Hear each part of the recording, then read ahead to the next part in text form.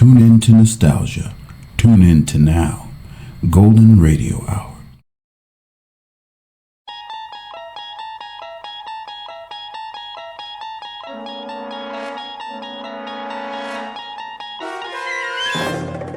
You unlock this door with the key of imagination.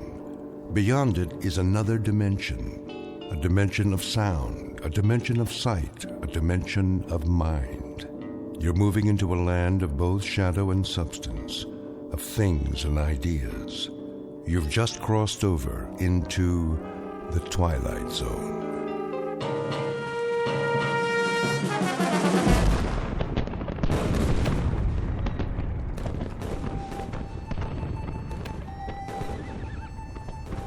The date is Tuesday, September 11th, 1864.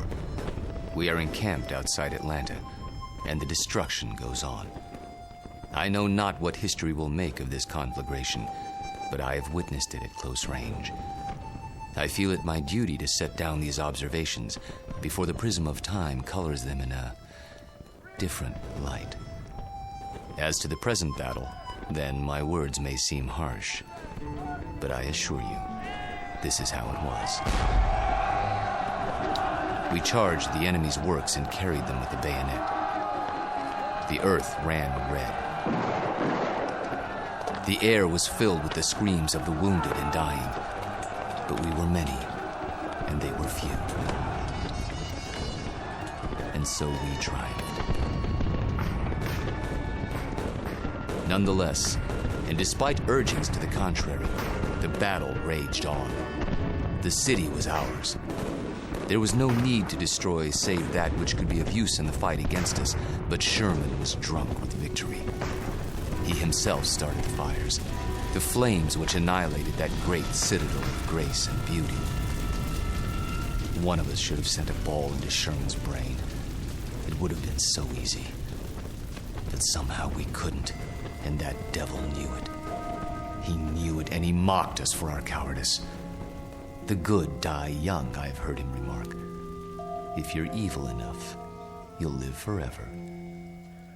And with that, the entry from Major Skelton's diary ends. So it was that the Union soldiers burned Atlanta. Questions? Professor Jameson? Yes. The books I've read don't describe the Battle of Atlanta that way. Oh, I know. Confusing, isn't it? But as someone once said, history is bunk. Who was it now? I should know that. Henry Ford. Yes, of course. That's it. Mr. Ford. Thank you, Professor Kittredge. Helps when a Nobel Prize winner sits in on your class. You should drop by more often, Sam. You seem to do quite well without me. I could always use a good teaching assistant. So, to sum up today's lecture, the Union soldiers did indeed burn Atlanta for no good reason after the battle was won. You may have seen a more pictorial version in the motion picture Gone with the Wind, but I assure you, the conquering troops took no pleasure in their work. They were forced to it by a man they hated more than they could ever hate the rebels. An ugly, sullen, appallingly brutal general named William Tecumseh Sherman. The history books have glorified this monster, attributing to him qualities of courage and integrity. Trust me, he had no such qualities. He was just a small, evil man with tiny red eyes and a dirty beard and a way of talking that made you quietly want to slit his throat. What a great lecture. I really like this class. Professor Jameson makes it so real. I forgot to take notes. Oh, you can borrow mine. When's the test? I don't know. I think it's next Tuesday.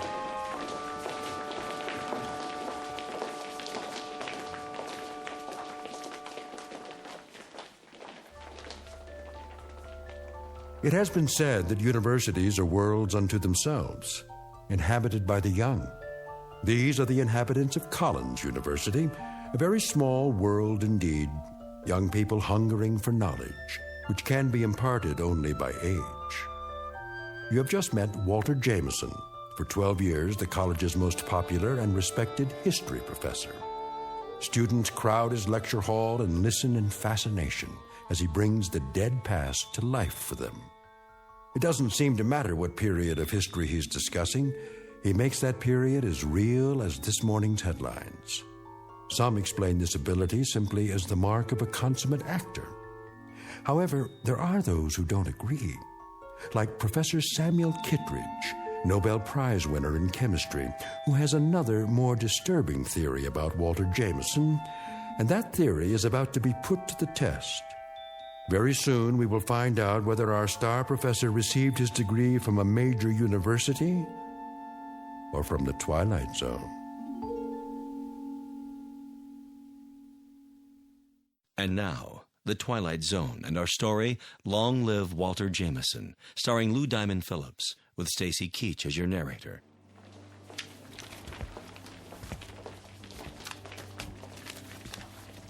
Very vivid, Walter. You had me on the edge of my chair. Thank you, Sam. Coming from you, that means a great deal.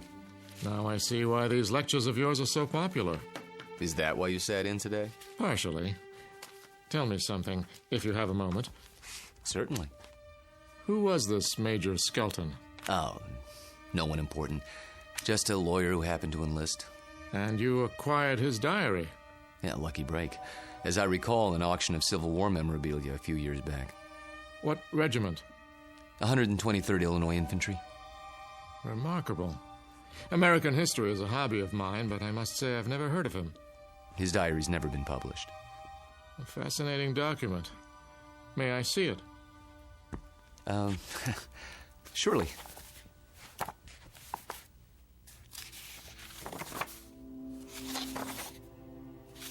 Well preserved. It was stored in someone's attic for 100 years. I don't think it had ever been read. You come across objects like this once in a while, put away in boxes. They didn't know what they had. You could resell it for a nice price, I imagine. Original source materials are hard to come by. Don't suppose I could borrow it? I never lend books to absent-minded professors. Remember the last time? Yes. I guess you're right. Time for some coffee? What? I'm going past the student union on the way to my office. Not today. I have a paper to work on for the conference. Oh, I almost forgot. Can you come by for dinner? Whose invitation? Yours or Susanna's? Mine, this time. Something on your mind? Nothing special, just your company. We have a chess game to finish, if I'm not mistaken. Say 7 o'clock? All right, 7 it is. Good. See you then.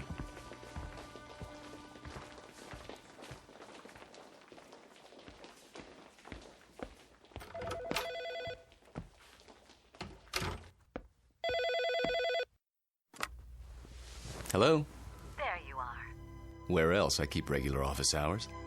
I know. A chance to counsel all those co-eds. Oh, please, Mr. Jameson. I just have to talk to you. It's about my term paper. It's Professor Jameson to you, young lady. Excuse me, Professor.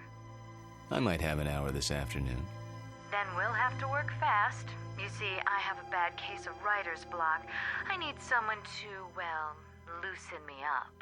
You don't need me. You need a cold shower and a massage. Speak for yourself. Daddy told me he invited you for dinner. He did. You mind? Not if you don't mind my getting some work done afterwards. My thesis is due in 10 days. How's it coming? Oh, it's coming. I'm just not sure I've said enough. Want me to look at it? Absolutely not. I have to know that I can do it on my own without help from you or Daddy. You will. Don't worry about it. I miss you. Me too. Only a few more days. Then we can spend more time together. We'll paint the town red. Oh, there's my 2 o'clock. I gotta go. Let me guess. Female, age 19, about 5'2", with eyes for her handsome professor. Be right there. Actually, this one's a little old lady. Wants to finish her degree before she kicks the bucket. I'll bet. See you in a few hours, darling. It's a date.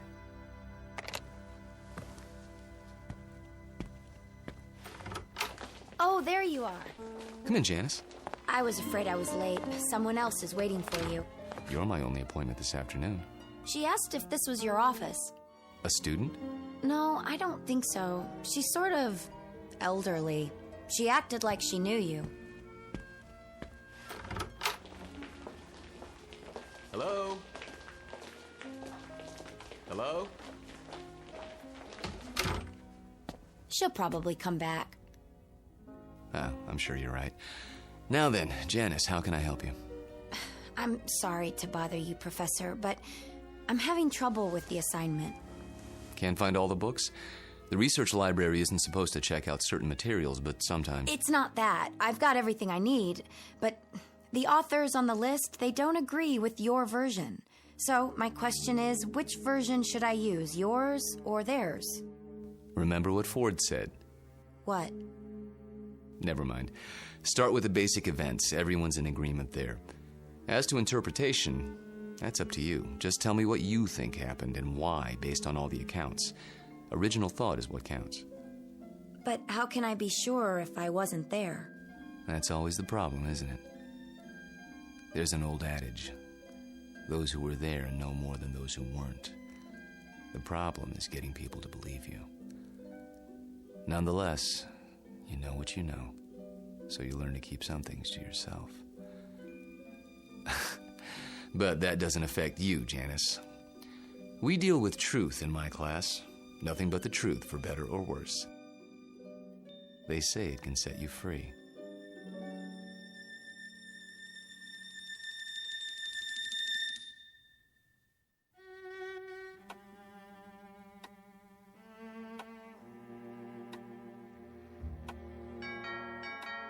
I'll get it, Father.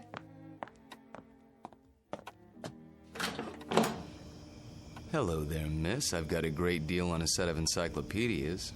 Sorry, we don't want any. Just let me get my foot in the door. Oh, really? You know what's wrong with you, Professor? What? You're always on time. Sort of takes the mystery out of things. Oh, so I'm not mysterious enough for you. That's just it. You're too mysterious. Except when it comes to keeping dates. Get in here. Mwah. What's that for? Because, like my new dress? Awful. Get rid of it right away. You mean here and now? Watch it. You're a PhD, not some sorority girl. And not yet, I'm not. There's a little matter of a thesis, remember? A mere technicality. Anyway, it doesn't matter. You're about to give it all up and become a housewife. The devil she is. Hello, Sam. I didn't see you there. I'm giving you my daughter's hand, not her brain. Which I inherited from you. She'll get that PhD if I have to... Spank her. I know. Well, I like that. Spare the rod and spoil the child. Pour yourself a drink, Walter. Dinner's almost ready. Don't tell me you're the cook again tonight. Indeed. And why not? Don't you think it's about time Susanna learned for herself? He won't let me. Force of habit, after her mother died. Let's go into the dining room, shall we? I'll serve. You sure there's not something on your mind, Sam? Nothing that a good meal won't cure.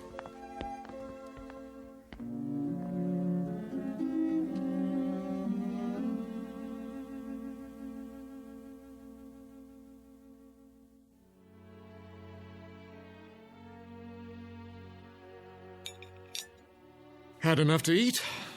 I take it all back, Sam. She'll never be the cook you are. I wouldn't even try. Well, you could try. Who knows? Maybe you've inherited your father's talents. What do you think you're doing in here? I'll do the dishes later, unless this is the men's hour. Cigars and brandy and all that. Not a cigar, a pipe. It's not the dishes I'm worried about. It's a little matter of a doctoral thesis. Upstairs with you. Walter and I have some talking to do. I don't believe this. It is the gentleman's club, right here in my own house. Just for a while, Susie. Then you can have Walter to yourself. You're not going to treat me this way, are you? Worse, you might have to support me. Then the wedding's off. Good night, Daddy. See you before you go? It's a requirement.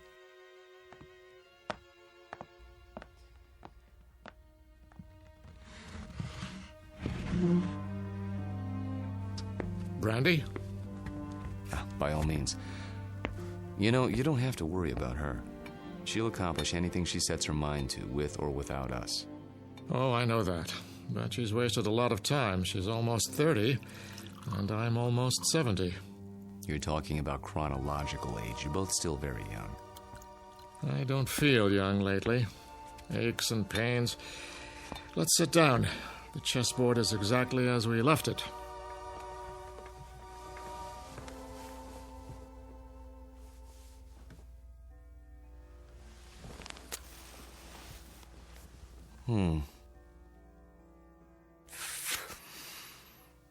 My move, isn't it?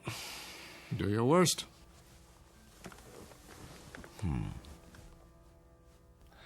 How about pawn to king's bishop 4? Look at that. You don't like it? Not the move. Your hands. What about them? Extraordinary, isn't it? They looked very much the same when we met, those two hands. Firm, smooth, not the slightest discoloration. Time marches on. For some of us. Walter, tell me something. Of course. How old are you? You know the answer. 44. My move. I seem to recall that when you applied for a position at the university, you listed your age as 39. That was, 12 years ago, which would make you 51 now. Come on, Sam. So I'm 51. Too old for Susanna, is that it? In a sense. What are you getting at? This is between the two of us. It won't go beyond this room. Really, Sam? Walter, when I met you, I was 58. I had most of my hair, all of my teeth, and hardly a wrinkle. Look at me now. In 12 short years, I've turned into an old man. But you haven't. It happens that way sometimes. I know. But why? Clean living? Don't ask me, Sam. You're the chemist. I'm just a history teacher. Yes, and you teach it very well. Do you know what your students say? They say it's almost as if you witnessed history firsthand. I try to make it interesting. Fake it, you mean? You could call it that. Yes, that's what I thought. But somehow it didn't seem like you. You're such an honest, precise man. Ah, here it is.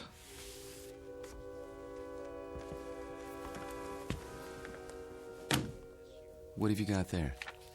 A book, a first edition. Photographs, mostly.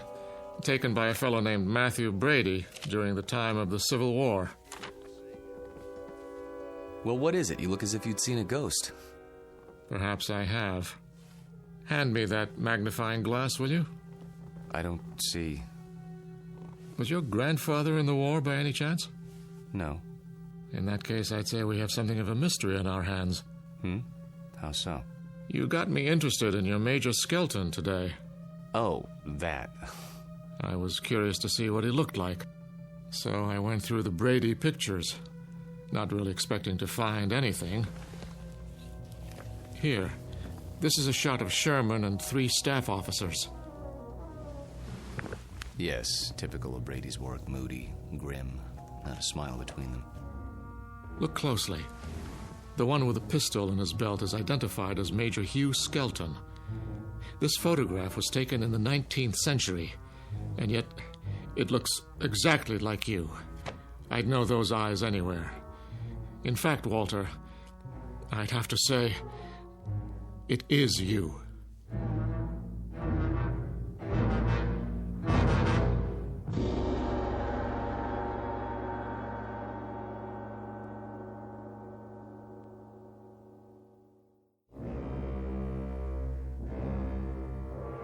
It is you, Walter, isn't it? Photographs can be deceptive. Poor lighting, grainy images. You shouldn't have kept the ring, you know. It's a dead giveaway. Ring? It is a bit like mine. Not like it. The same. Sam, really, you can't be saying what I think you're saying. That wouldn't make sense. It wouldn't be rational. It wouldn't... Come now, Walter. We're not children. You know exactly what I'm saying. I've been accused of many things in my time, but never of being inarticulate. Oh, you're joking. Just because a man in a picture happens to look like me... And happens to wear the same ring, and happens to have the same small mole on the left side of his face. Did you keep the pistol? Or is it in a Civil War museum somewhere? Oh, Sam. Tell me the truth. You know what the truth is, don't you? You are the man in the photograph, aren't you? Yes. I knew it. I've suspected for a long time. But, of course, it seemed so fantastic. It is. Yes. So, now we're on equal footing at last. The time for lies is over, Walter. Wouldn't you agree? Yes. So tell me, how old are you? You won't believe me. I can believe anything now.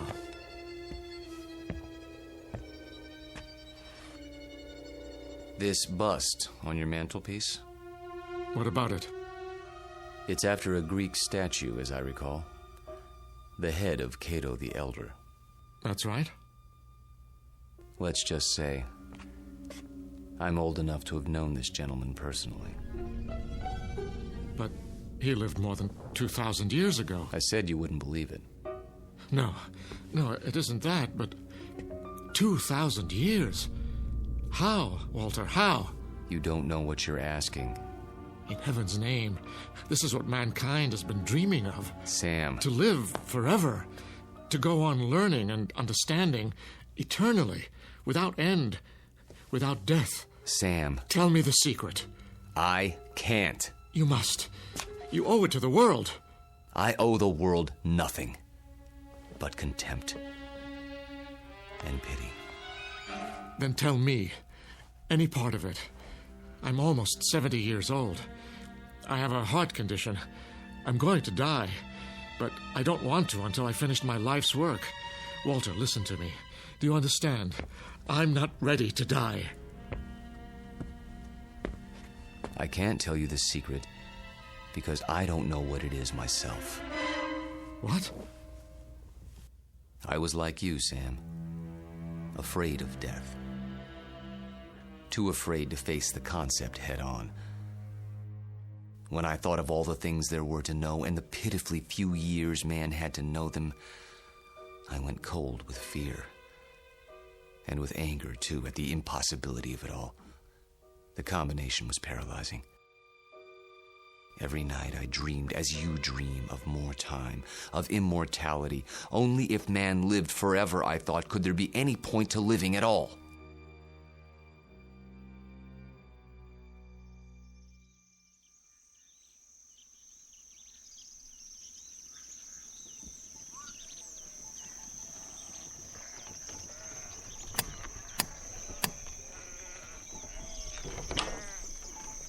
I'm thirsty.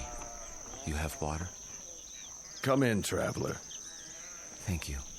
You're very kind.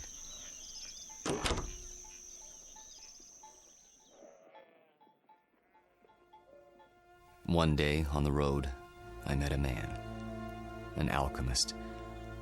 I told him these things and more as I rested with him. He said that he could grant my wish. Only it would cost money. A great deal of money. So I sold everything I had and paid him his money and submitted to his experiments. Drink this, young man. You may remain here until you recover.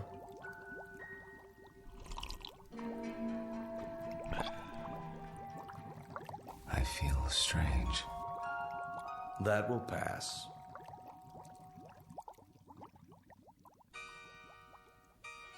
I remember very little of what followed, except that I was in a coma for many weeks. When I revived, I learned that the alchemist had been burned for blasphemy. You're not serious? An alchemist? The only legitimate one that I've ever known. You're asking me to believe something that goes against everything I know. Not without proof. But an alchemist? I'm a man of science. They knew nothing of chemistry. Lead into gold. Just as I thought. You won't believe it. Smoke and mirrors. Their methods were based on superstition, magic. What did he use? Bat's blood and eye of toad? And once upon a time, germs were unknown, and blood cells, and pasteurization, and human growth hormone, and... Sam, all those things and more would have been called magic once. It's a matter of knowing what to measure and how. Do you realize that most of today's medicines come from plants? Witch doctors discovered a long time ago that they worked, even if they couldn't explain the reason. Don't lecture me. All right. But you'll grant that certain phenomena exist before we know why. Science is like history in that respect. A detective story, working backwards from known facts until we understand the cause. And I'm the most undeniable of facts. Unless you can come up with another explanation. Go on. There isn't much more to tell, really. I thought the experiment had failed, of course, because I didn't feel any different. But then, when I saw my wife and my children and my friends aging and growing old, this was a problem I hadn't considered, you see. But surely there's a way to get around that paradox. Such as? There must be. Is there? Think about it. If I tell you that somehow I can stop you from aging, where do you want to be stopped? At 30? Then you watch everyone around you turning old. At 70? Would you want to live forever the way you are now? Sick and weak? It's better than dying. No, Sam.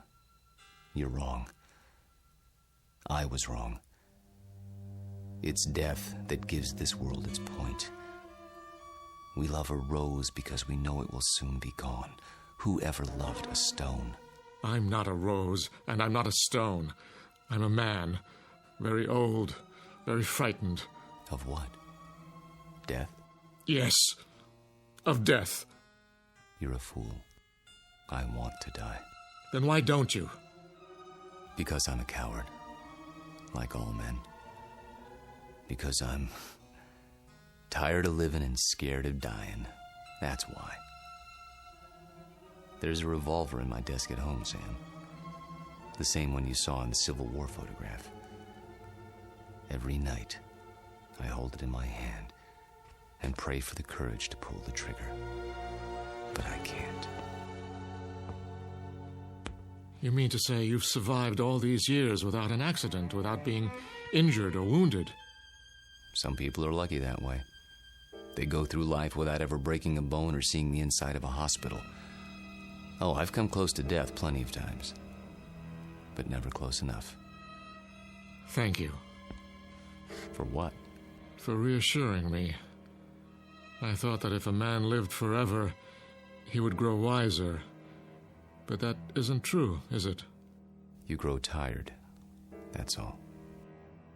It must be lonely. That's a word that comes to mind. You say it as if you think it's a word I don't know anything about.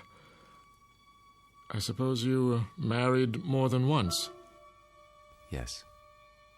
How long with each woman, Walter? 10 years? 15? I take your point. Now you know why I attended your lecture. Why I asked you here tonight. It wasn't idle curiosity. I suspected as much.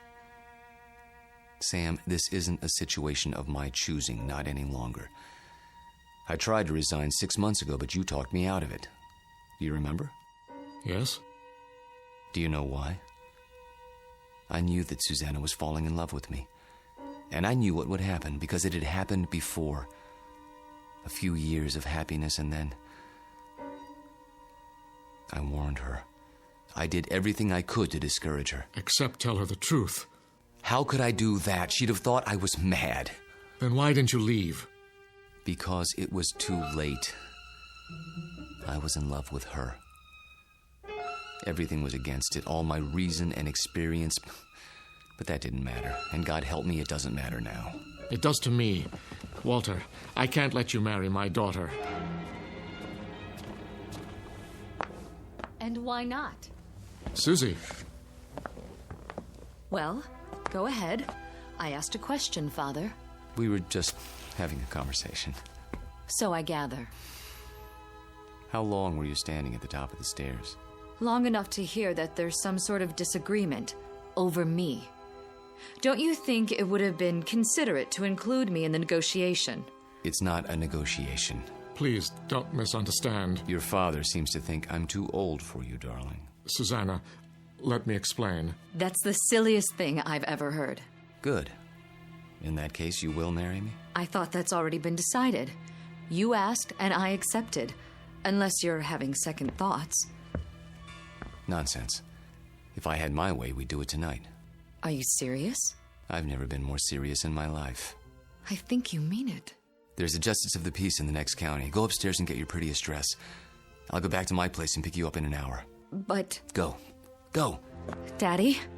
I can't very well ground you, can I? You're of legal age. Oh, Walter, I do love you. Though your timing is a bit of a surprise. Life is a surprise. If we're not ready now, when will we be? Next week? Next year? We have to seize happiness when it comes, and it's here now. 1 hour, darling.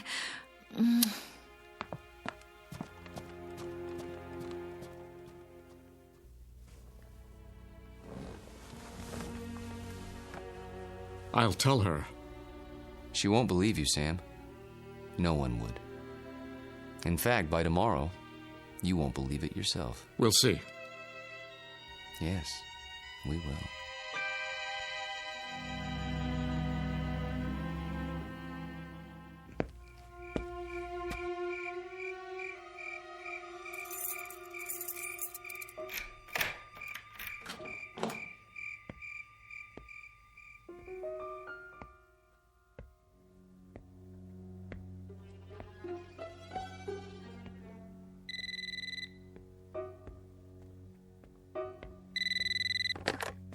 Yes? I'll give you one last chance, Walter, if that's your name. Sam, please. The irony is, I truly like you. We've been fine friends. But when it comes to my daughter... You deny her happiness? Is that what you call it? People who love each other don't have secrets. They share their lives. They grow old together. Susanna's entitled to the same thing. Not a mockery of it. You don't think this is easy for me. There's nothing ahead for her but a broken heart, as she sees herself age while you don't. How long do you think you can keep it from her? And if I go away, will that make her happy? She'll suffer, but she'll get over it. You don't belong here, any more than that antique pistol in the photograph. It's still here, in my desk drawer. And so am I. That's reality, Sam, for better or worse. She's upstairs now, packing. If you come back, I'll expose you. Not just to her, but to the university and the world, starting tonight. You mean it, don't you? You don't leave me much choice. Give me a few minutes. I need to think it through. Good. If you love her, you know what to do. Yes, I know what to do. Only, I don't know if I have the courage.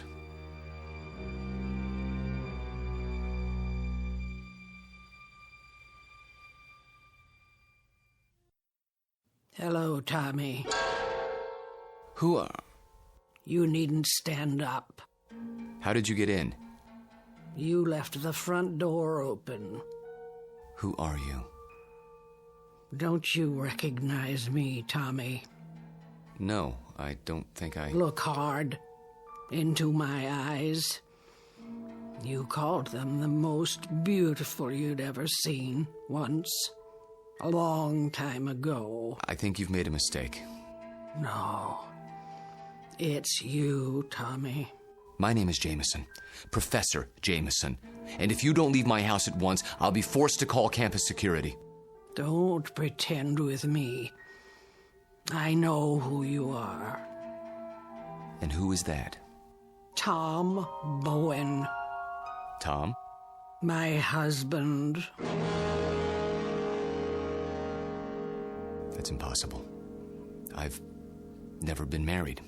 You mean you don't remember? How convenient for you. We married right after the Great Depression. We lost our farm to the drought. Crops died and blew away like dust. And you, still a strong, vital man.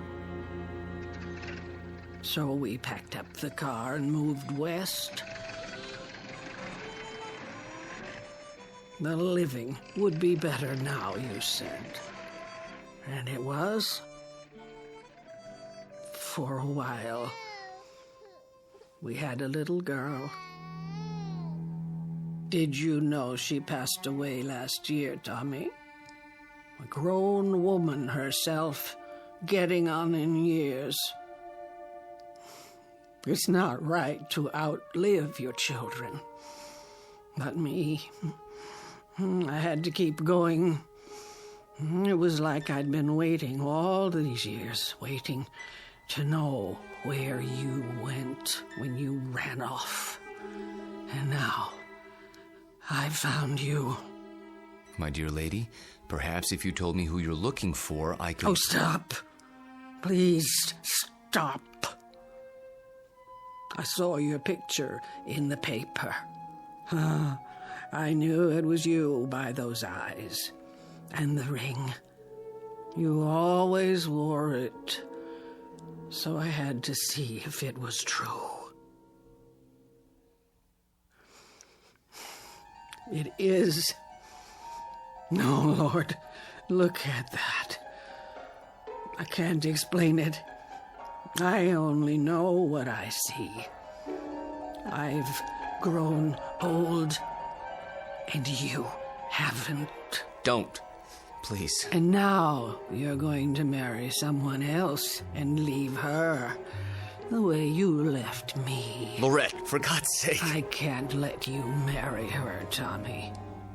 You're mine. Don't touch me. What's this? Put the pistol down. Oh, I remember that gun. You used to keep it locked away. Said it belonged to your great-grandfather. Take it out and oil it like you knew you were going to use it someday. Is it still loaded? I said put it down. Tommy, what you're doing, it's wrong. You can't go on hurting people the way you hurt me. I won't let you. Lorette, for the love of... What was that? I didn't hear anything. Are you sure? I thought... Thought what? I don't know. Susanna, dear, please wait. Don't try to stop me. I've made up my mind. I know. It's not like I'm going away. Walter and I will be married, and then we'll come back and I'll move my things into his house. It's only down the block. I'll still see you every day and... Shh. I did have some things to say to you. Very important things.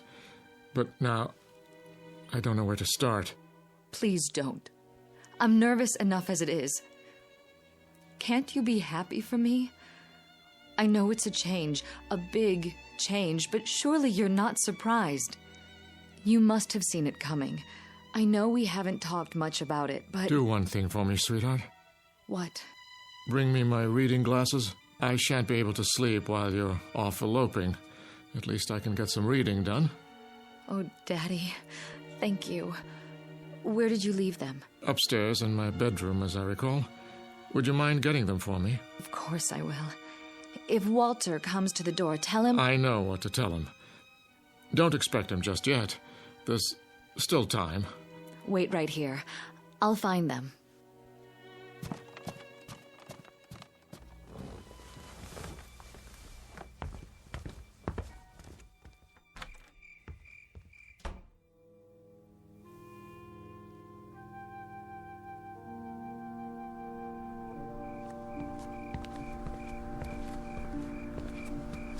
Oh, Excuse me, I didn't see you there. I saw my Tommy. He's resting now. Good evening to you, madam.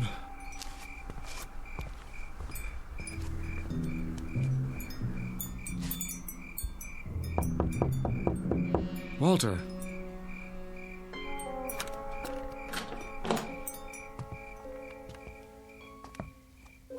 Walter, where the devil are you?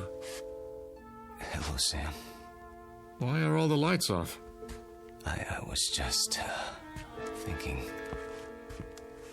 The window's open. I know. I'll close it. No. What's the matter? It's a strange feeling after all this time. What do you mean? I mean, I've come to my senses. Tell Susanna. Tell her if you would. You're hurt. Turn on the light. Stay away. I'll call a doctor. No. But your hand, there's blood on it. Hard to avoid that when you've been shot. It's dripping all over everything. I'm leaking, Sam. Everything that's been held inside for so long, it's running out. I feel light as a feather. Take my arm. Sit down. Quickly. A little late for that. I'm sinking, Sam. Right into the rug. It'll be quite a mess to clean up.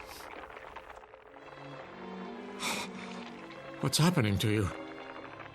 It's happening. At last. Your hair. Your skin. Sorry to fall apart on you. Oh. But nothing lasts forever. Thank God, Sam. Thank God in his wisdom. Oh, Walter. Walter. Tell her. I'll try to think of something. Don't let her see me cry.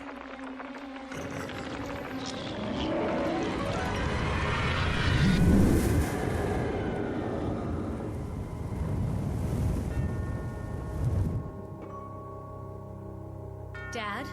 Walter? No, Susanna. Stay back. Daddy! Go home. Where's Walter? Susanna, please, go home, now. Walter? He's gone. Gone where? I wish I could tell you. But there are his clothes, his shoes. Daddy! Daddy, what else is on the floor? Dust, my dear. Only dust.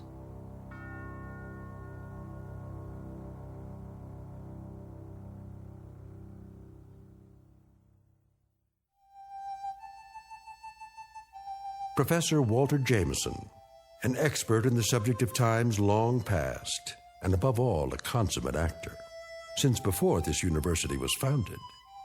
He's finally completed his life's work, a history of the world that begins in the cradle of civilization and ends in our time, because the future was not his specialty.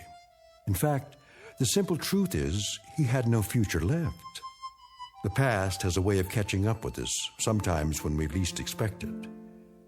They say that time heals all wounds, but it also wounds all heals. Rest in peace, Professor. You've just passed the ultimate final examination in the Twilight Zone.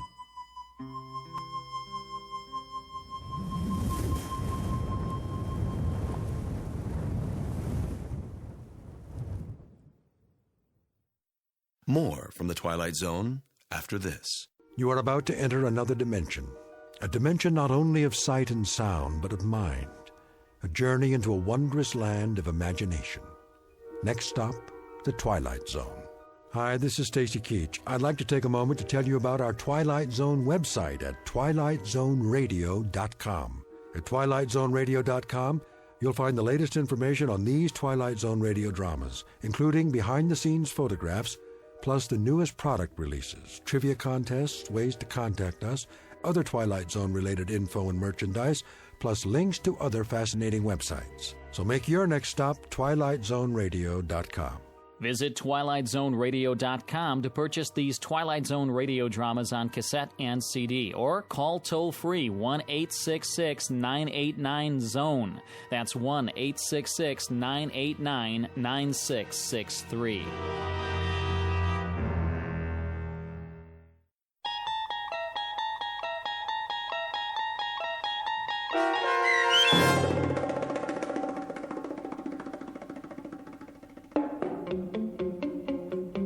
Long Live Walter Jameson, starring Lou Diamond Phillips with Stacy Keach as your narrator, was adapted for radio by Dennis Etchison and written for The Twilight Zone by Charles Beaumont. Heard in the cast were David Darlow, Alyssa Fraden, Elizabeth Lido, Ann Whitney, Jeff Lupetin, and Christian Stolte. To learn more about the Twilight Zone radio dramas and to obtain audio cassettes and CDs of these programs, visit our website at twilightzoneradio.com. The producers of The Twilight Zone wish to thank CBS Enterprises, Carol Serling, Dennis Etchison, Dick Brescia Associates, Claire Simon Casting, Terry Jennings, XM Satellite Radio, Sirius Satellite Radio, our sponsors and our radio affiliates for helping make this series possible. This copyrighted radio series is produced and directed by Carl Amari for Falcon Picture Group. Audio editing, sound design, Foley effects, and mix for the Twilight Zone radio dramas are by Cerny American creatives Craig Lee, Michael Slaybach, Bob Benson, and Jason Rizzo. To learn more about the Twilight Zone radio dramas and to contact us, visit our official website at twilightzoneradio.com. Doug James speaking.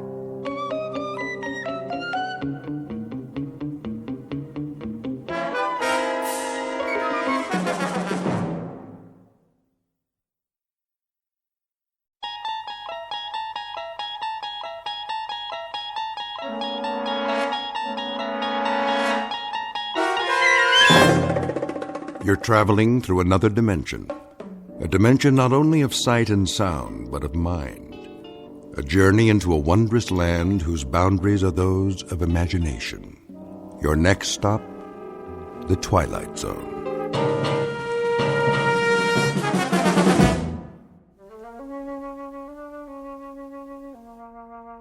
There. Nice and creamy. Anthony? Hi, Aunt Amy. I just knew that was you. What's that in your hand? My Jack-in-the-Box. Oh, yes. That's such a funny toy. Where's my mother? In the bedroom, lying down. She'll cook the rest of the dinner soon as I'm finished. But I wanted to get this done first. What you making? Well, what do you think? A cake, of course. For my favorite little boy. Is it a good one? Oh, yes. A very good one. Very, very good. I just took it out of the oven a while ago. Chocolate on the inside with little yellow swirls? What else? I know what my Anthony wants. See? Doesn't that smell good? Where's the frosting? Right here in the bowl. It's chocolate, too. I blended in a lot of butter to make sure it's smooth. 100 times. By hand. Milk chocolate? You bet. We don't like that dark chocolate, do we? Ugh. No. Hurry up, Aunt Amy. Don't you worry. It'll be ready in a jiffy. Put the frosting on. Plenty of time for that. Besides, we have to let the cake cool first. Put it on. Now. Oh, I know what you want. You want to lick the bowl. Well, you'll just have to wait. I don't want to wait. Be a good boy now. I am a good boy. I know you are. I know that. Of course I do. A very, very good boy. I'll just go ahead and frost it now. Why not? No problem, Anthony. None at all. I want lots on the top. Surely. Lots and lots. See how thick I'm putting it on? swirls of chocolate butter frosting, and all of it for my favorite nephew. There. Some more around the sides. We don't want to forget the sides, do we, Anthony? The sides are good, too. So good. Anthony, stop that. Get your finger out of the bowl. Ow! There'll be plenty left for you to lick when I'm finished.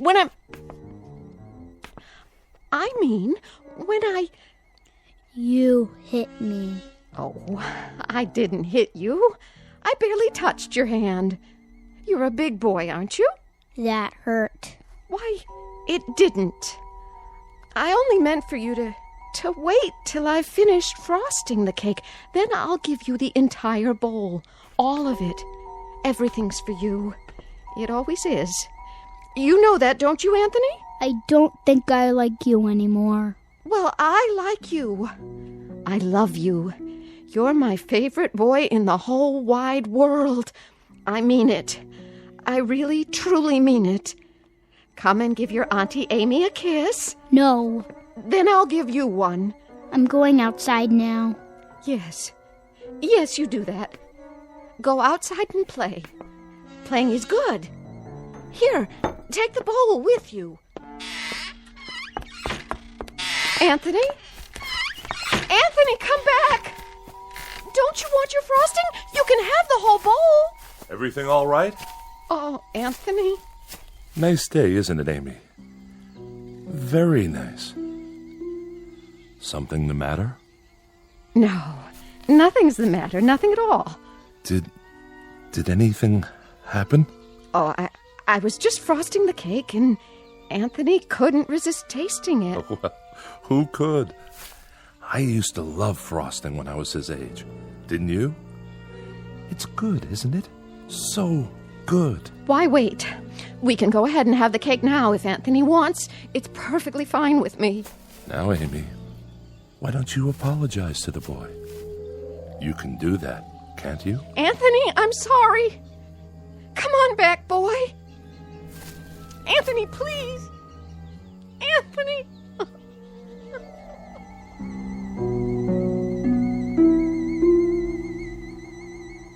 Welcome to Peaksville, Ohio on a hot July afternoon. At first glance, you'd think this is a farm like any other, and the little boy, Anthony by name, is like any other little boy. But Peaksville is a place not found on any map, and those fields of wheat and barley, they're not the only crop. Something else grows in Peaksville, and for want of a better term, we'd call it horror. One day, exactly 6 years ago, a boy was born. And as far as the people are concerned, that's all that matters. There isn't anything else. Because Anthony controls it all. In just a moment, we'll take a closer look at Anthony Fremont and the people in the village and the village itself.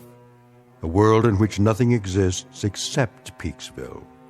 A world Anthony manufactured and which he now rules with absolute power. A nightmare of rare design, located dead center in the Twilight Zone. And now, The Twilight Zone and our story, It's a Good Life, starring Mike Starr, with Stacy Keach as your narrator.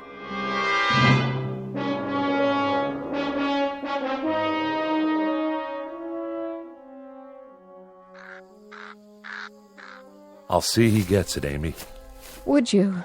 Don't you worry none. Look, boy. Look what Aunt Amy's got for you. Your own bowl of chocolate frosting. You like chocolate, don't you, Anthony? I know I do. Chocolate's good. I don't like her. Of course you do. She's your Aunt Amy, and she loves you. You know that. I hate her. Oh, that's a good joke. A very good joke. It's all for you, Anthony, all of it. And after you've finished, I'll make some more if you like. As much as you want. Get away. Oh, now, darling. Don't look at me. What? I don't like you to look at me. Hear that, Amy? Anthony's got a point. Why don't you go back in the house for now, so you can help Agnes cook dinner? Yes. Yes, I'll do that. It's going to be a good dinner, isn't it? I believe it will be, yes. You know, just the way he likes it. Don't you? It'll be delicious, Anthony. You'll see. I told you, don't look at me. She's not... I'll make it so she can't look at me. So she can't look at anything ever again. Watch your step there, Amy. I can't see. What do you mean? Sure you can. That would be some joke. Just go on inside. The light. That's all I can see. The sun. It's so bright. The sun blazing in the sky. Like white fire all around. Amy? Help me. Please. I can't see. I can't see. Help me. It's nothing, Amy. I'll help you up. Sit here in your chair. There you go. That's right. Sit and rock. You'll feel better real soon, I'm sure. It's good to rock, isn't it? Yes, it's good to sit on the porch and rock. There now.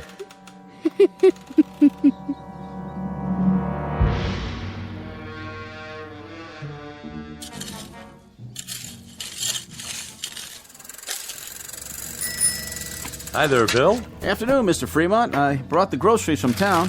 Gee, that was fast. Thank you, Bill. Very thoughtful of you. My pleasure. Howdy, Anthony. Hi, Mr. Soames. Mighty good to see you today. Mighty good. It's such a good day. A real good day, isn't it, Anthony? It's terrible hot, though. Terrible hot. Oh, I wouldn't say that. No, ma'am. I wouldn't say that at all. It's fine. Just fine. A real good day all around.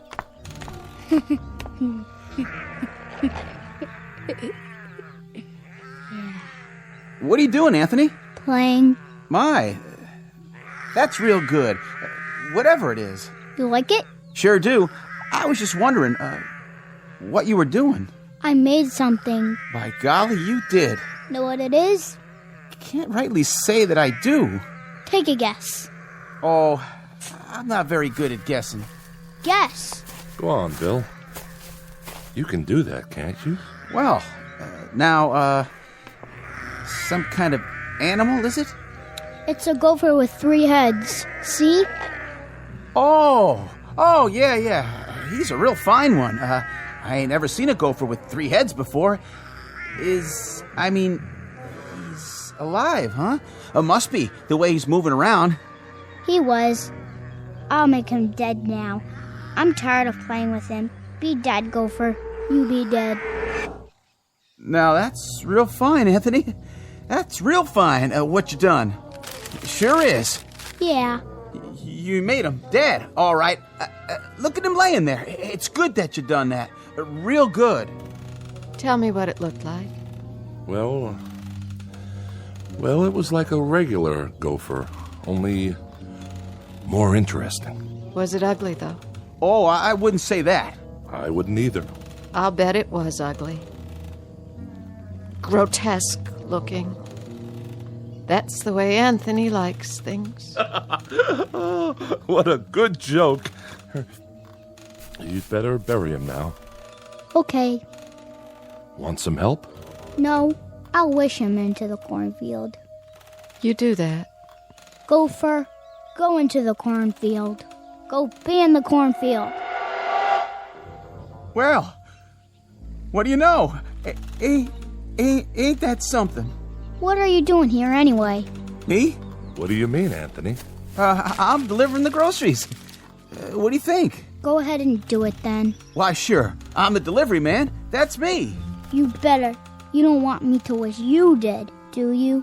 Why, no, Anthony. No, I don't. But what? But I just wanted to say, you do some real fine things. Real fine. You're a good boy. We all love you.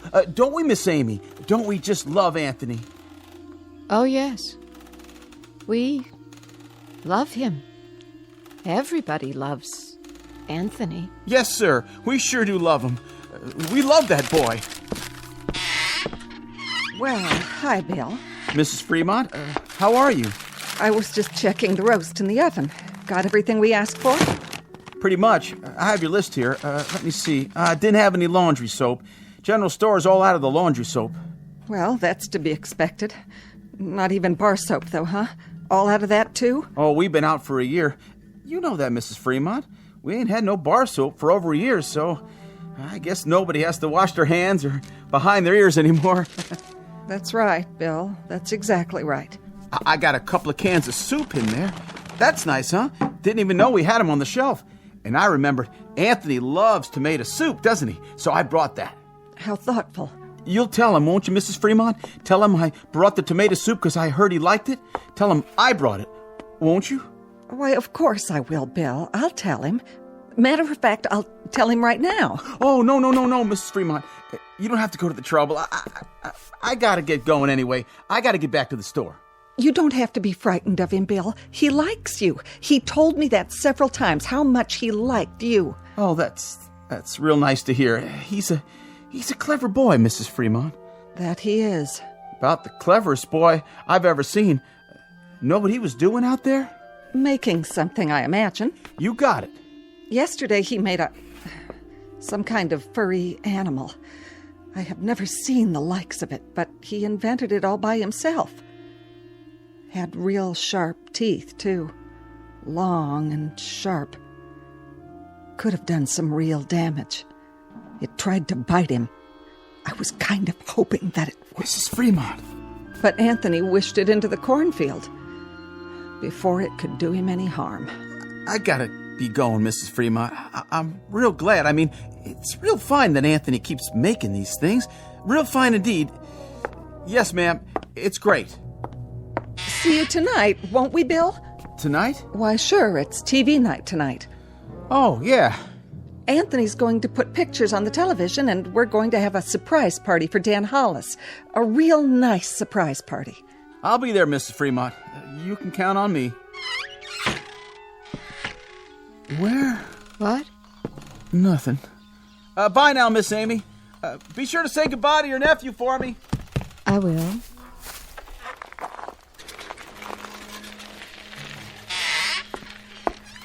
Where's Anthony? I think he went into the barn. Oh. Leastways, I heard the door open. I keep telling him he shouldn't go in there, but... Amy, why, it's real nice that Anthony goes into the barn. A real good thing. But Agnes, he isn't even around now. You don't have to say that. But even so, Amy, even so, it's nice that he goes into the barn when he wants to. It's real nice. We mustn't even think anything bad about him, Amy. Do you understand? But he isn't around. Amy, dear, you know as well as I do. Sometimes he can hear what we're thinking, no matter where he is. He doesn't even have to hear it with his ears. It's like when you lost your temper. That was only for a second. 1 second. I know, but look what he did to your eyes. Now you can't even see. So you just think nice things, Amy. Real nice things about how good it is that Anthony's going into the barn to do whatever he does in there. And tonight we'll have Dan Hollis's birthday party, and we'll have a nice time. A very nice time. But it's such a hot day. I hope it cools off tonight. Oh, I wouldn't say it was hot, Amy. It's just right. It's a good day. Don't you think so, too? A real good day.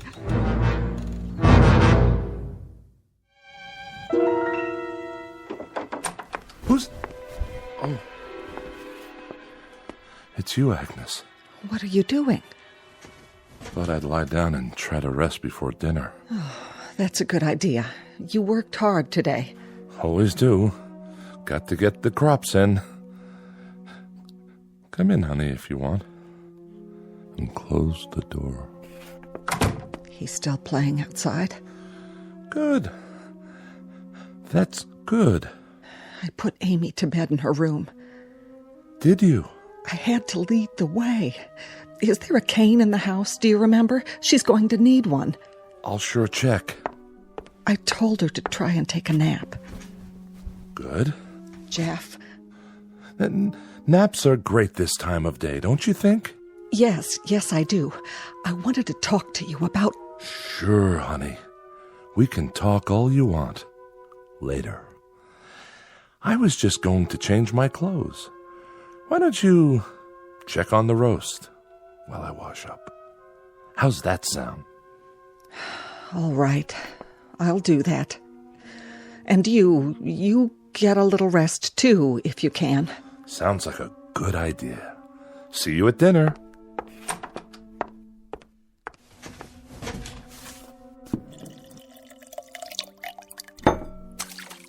Oh. Well, howdy, son. You crept up on me. You look funny. Do I? You need a towel. Well, by gosh, I sure do. I was just about to dry my face. I was looking for you a while ago. What for? Your mama said you was out in the barn. Yep. Did you have fun? I was looking at the cow. Oh, that's good. That's real good, Anthony, that you were looking at the cow. Now, you wouldn't be playing any tricks on your dad, would you? Tricks? I mean, well, you remember a year ago when we had the pigs? Oh, yeah. And what happened to the pigs? You remember that, too? I turned them into monsters. Oh, doggone if you didn't. Real odd-looking things. They were funny. That's it. Real funny looking. But good things, Anthony. Real good things. And it's good that you did that. It's real good. Like tonight. Yeah? It's television night. I'm gonna make television for everybody. It'll be real funny. It sure will be. Everybody's looking forward to it, too, just like they do every week. And then we're going to have the surprise party for Dan Hollis. It'll be so much fun. Yeah. I can hardly wait. So, are you looking for something? Can I get anything for you now, son? No. Don't you want to play some more? I don't like playing alone all the time. Well, I can understand that. No kids came over to play with me today. Is that right? Not a single one. I wanted someone to play with.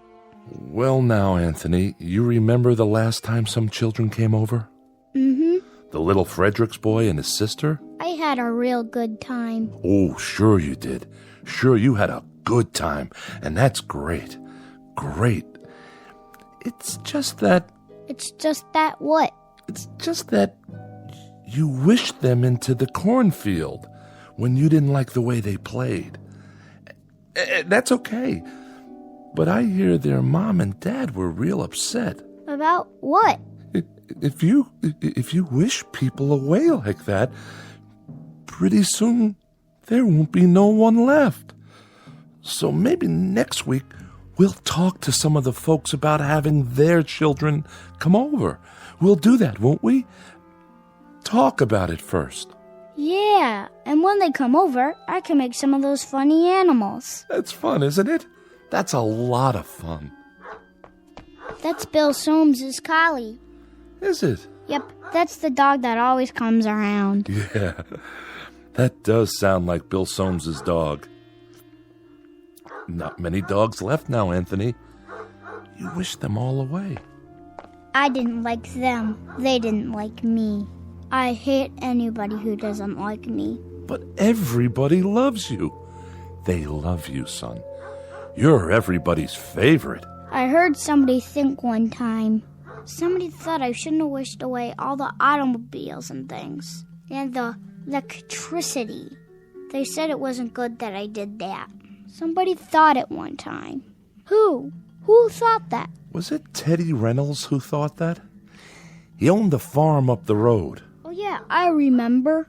He shouldn't have thought those bad thoughts. That's why I made him go on fire. Sure, that was why... That dog, that collie, he doesn't like me. Oh, I don't know about that. He's a bad dog. Well, now, Anthony, did you do something to Bill Soames's dog? Guess you must have. He isn't outside anymore. I put him in the cornfield. I'm gonna go out in the yard now. Bye. No. Bill Soames's collie was out by the tree just now. I heard him barking, and then he just... Well, why Anthony done that? It was a good thing that Anthony done that, wasn't it, honey? Wasn't it a real good thing? Oh, yes, indeed. It was a real good thing that Anthony did it. Well, I've got to get back and get supper ready. Stay a minute. Ethel's bringing over the candles for Dan's cake. Amy already made it. She got the last box of cane sugar there was to be found. Agnes? The very last box. And Dan hasn't got one single inkling that there's a surprise party for him. Not one. Glad to hear it. And you know how much Dan likes music? Well, last week, Thelma Dunn found a record in her attic. That a fact? Yes, and she's going to give it to him tonight. Isn't that a wonderful surprise? It sure is. A record. Imagine. That's a real nice thing to find. What record is it? Perry Como singing You Are My Sunshine. Well, what do you know? I always liked that tune. How did Thelma happen to find it? Oh, you know, just looking around for new things. Or old things. The ones that are still left. Say, who has that picture we found a while back? I kind of liked it.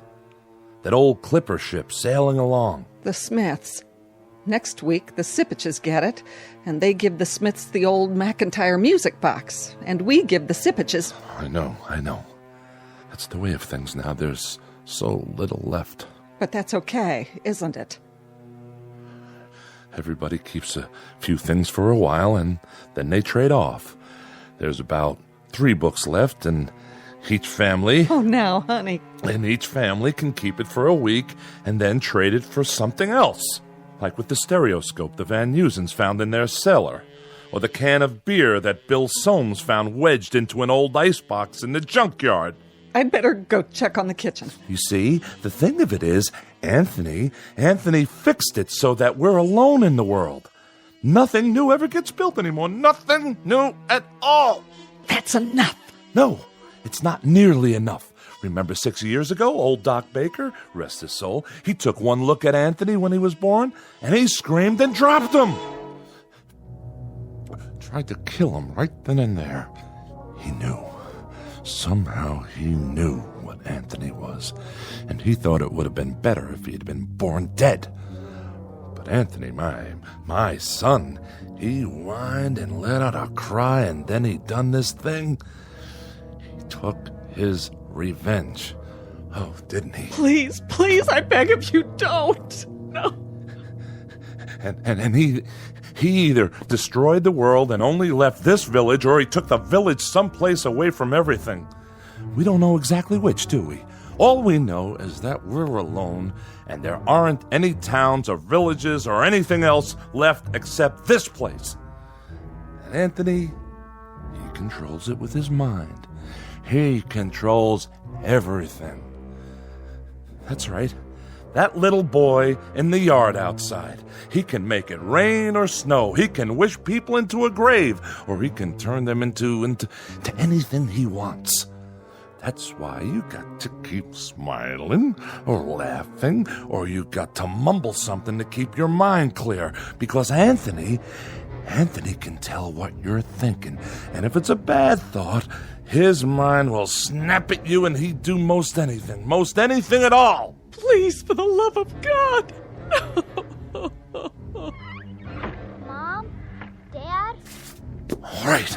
All right. But it's good. It's good that it turned out this way, isn't it? It's real good. That's what it is. Really, really, really good.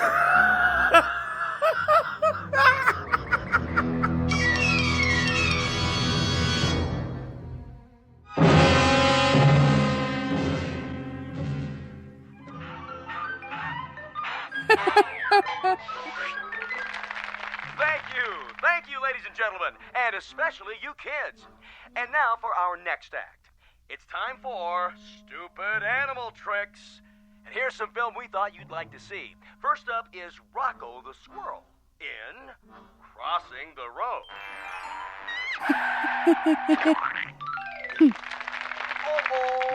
Oh, poor Rocco. And now, the bird and the BB gun. Oh, my. Will you look at that? What, Ethel? It's just like cartoons, only better. And last but not least, the turtle crossing the street. Well, that's all, folks. And now, time for our next program. Welcome, horror fans, to tonight's episode of Scary Nightmares. This one's a real killer of a story. It's called Pleasant Dreams. Let's watch, shall we? Think I'll go get some fresh air. Shh. Not now, Dan.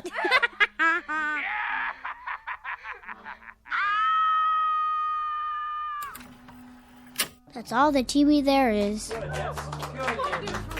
Oh, that was wonderful, Anthony. Wasn't it, everyone?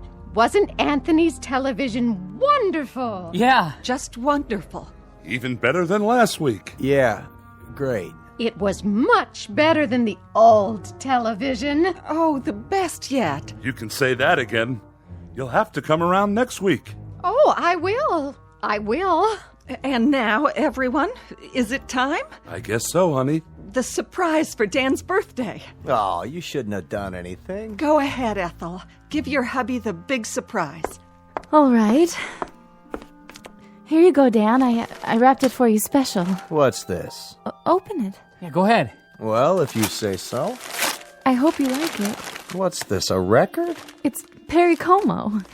A real collector's item, you might say. No kidding. I haven't heard Perry Como in years and years. Such a great crooner. You know what a crooner is, don't you, son? No. It's a singer. Someone who sings the old songs. What a great voice he had. Oh, didn't he? Happy birthday, darling. Happy birthday. Hey, you better not hug me too hard. I'm holding a priceless object here. You certainly are. Wow. Do you think we could play it? You mean right now? I'd love to hear some new music. Well, what I'd like to hear is the first part, just the orchestra part, before Como sings. Would that be all right? I don't like singing. I don't think we'd better, Dan. After all, we don't know where the singing comes in. It would be taking too much of a chance. Better wait till you get home. Put it on the table for now. But we don't have a Victrola at home. That's all right. Better to keep it safe. These old records break so easily. I guess you're right. Of course I am. There. It's good that I can't play it here. And now, I think it's time for Pat Riley to play some piano for us. How about it, Pat? Would you? That's a great idea. Well, then, it'd be my pleasure. Move right in, Anthony, so you can watch him. It's great what he can do with those fingers of his.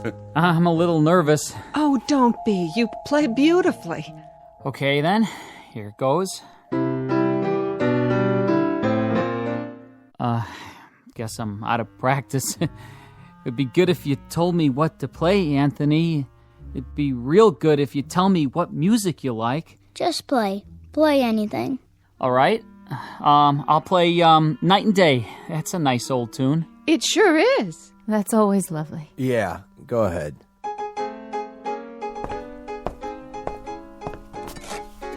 What are you doing?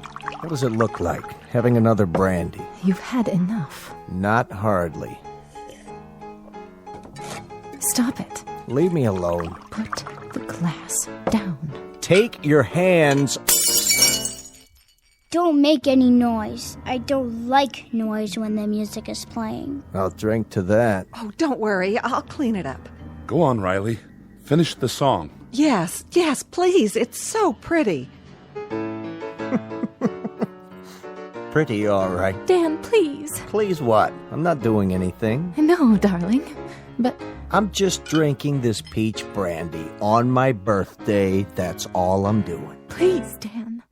For the love of heaven, please don't say anything else. Who's saying anything? I'm not saying anything. I'm listening. Shh. Play, Pat. This is real good brandy. Real good. You people know something? There's only 5 bottles of real liquor in the whole village. 5. 1 rye, 2 scotch, 1 after-dinner cordial, and this here. And when that's gone, there won't be any left at all. None. Keep playing. Nuts. Nuts! Can't even play my record. Can't even play Perry Como.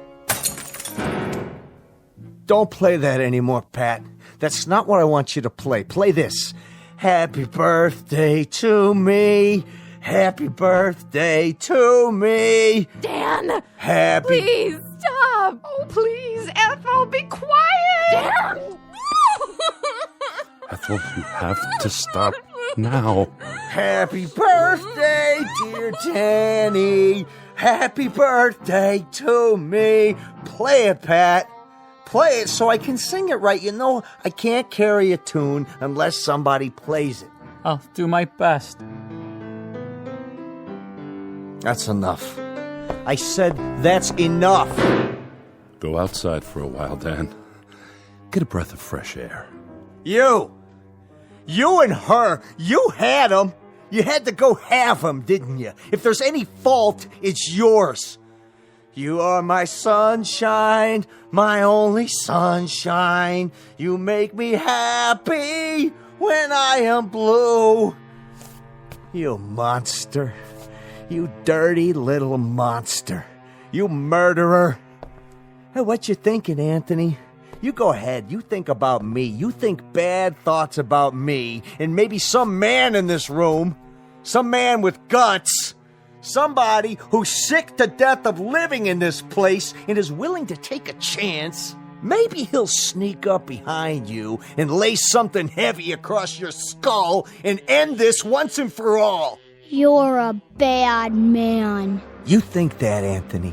You go ahead. I'm a bad man. Keep thinking that. Somebody get behind him. That's all it takes. Somebody end this now. Pick up a bottle or a stick or something, anything, and... You're a very bad man, and you keep thinking bad thoughts about me. But now you can't anymore. You can't even see me. My eyes? Your eyes aren't real. They're like a toy. That's all you are now. A toy Jack-in-the-Box.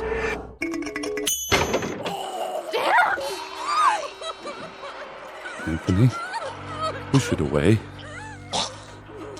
Wish it into the cornfield. We've all looked at it enough.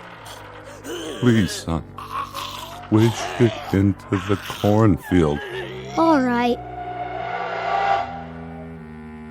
That's better. He was a bad man, so I turned him into a clown Jack-in-the-Box. A clown that still had his face. You shouldn't think bad thoughts either, lady, or I'll do the same thing to you. It's a good thing you did that to Dan. It's a very good thing. Play some more music, Mr. Riley. Oh, yeah, it was swell. Just swell. A real good thing. I like that song. Come on, Anthony, I'll lift you up so you can sit on the piano. Would you like that? You know something? What's that, Amy? Careful, watch your step. Why don't you sit down again? I kind of liked it a little bit better when there were cities outside. And we could get real television and radio and things like that. Didn't you? Why, Amy, it's good for you to say such a thing. Very good, but you must be making a joke. Anthony's television is much better than anything we ever used to get. Oh, yes. It's fine. It's fine. Anthony's are the best shows we've ever had. Yeah. Very best. Look at that, will you? It's snowing outside. Anthony, are you making it snow? Yeah, I'm making it snow. I like snow. So do I. We all do. But that'll kill off half the crops. That's what it'll do, Anthony. And then we won't have anything to harvest or eat. Did you know that? Mm-hmm. But I guess it's good that you're making it snow. It's real good. And tomorrow will be a good day. No matter what. A very, very good day. No profound comment here. No clever words about the human mind and the power of thought or the need to survive. We only wanted to introduce you to one of our favorite citizens, and we do mean favorite, little Anthony Fremont, age 6, who lives in a village called Peaksville, in a place that used to be Ohio. And if by some strange chance you should ever run across him, you'd best think only good thoughts, because anything less than that is attempted at your own risk. In the Twilight Zone.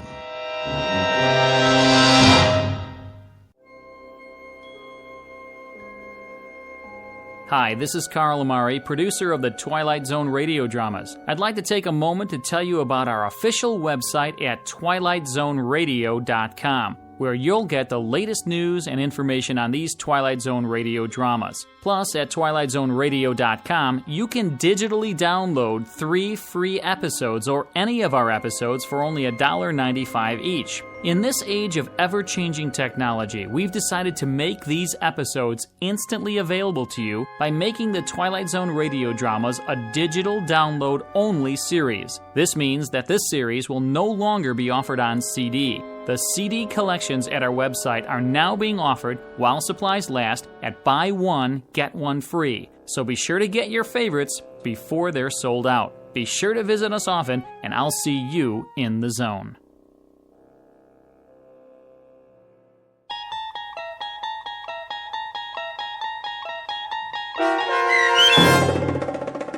It's a Good Life, starring Mike Starr with Stacy Keach as your narrator, was adapted for radio by Dennis Etchison and written for The Twilight Zone by Rod Serling from a story by Jerome Bixby. Heard in the cast were Meg Thalken, Frenette Lebo, Christian Stolte, Jeff Lupetin, Doug James, Brooke Sanford, Carl Amari, piano stylings by Daniel Choka, and introducing Zachary Leipzig as Anthony.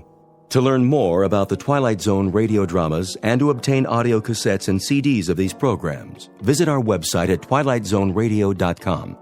The producers of The Twilight Zone wish to thank CBS Enterprises, Carol Serling, Dennis Etchison, Dick Brescia Associates, Claire Simon Casting, Terry Jennings, XM Satellite Radio, Sirius Satellite Radio, our sponsors, and our radio affiliates for helping make this series possible. This copyrighted radio series is produced and directed by Carl Amari and Roger Wolski for Falcon Picture Group. Doug James speaking.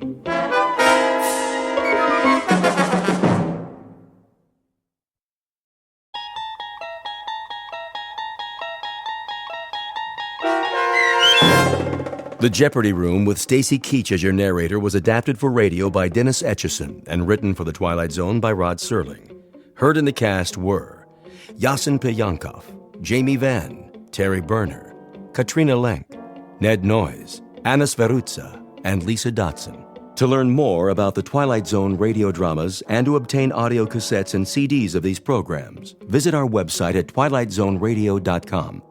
The producers of The Twilight Zone wish to thank CBS Enterprises, Carol Serling, Dennis Etchison, Dick Brescia Associates, Claire Simon Casting, Terry Jennings, XM Satellite Radio, Sirius Satellite Radio, our sponsors, and our radio affiliates for helping make this series possible. This copyrighted radio series is produced and directed by Carl Amari and Roger Wolski for Falcon Picture Group.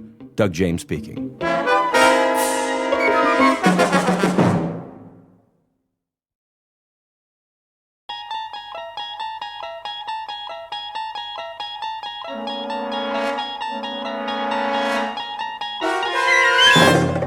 You unlock this door with the key of imagination. Beyond it is another dimension, a dimension of sound, a dimension of sight, a dimension of mind. You're moving into a land of both shadow and substance, of things and ideas. You've just crossed over into the Twilight Zone.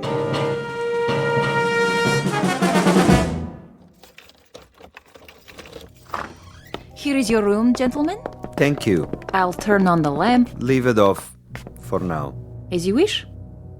I am sorry it's so small, sir. It suits our purposes. Where is the bath? Down the hall. The hall? I can give you one with a private bath if you prefer. No. I said this will do.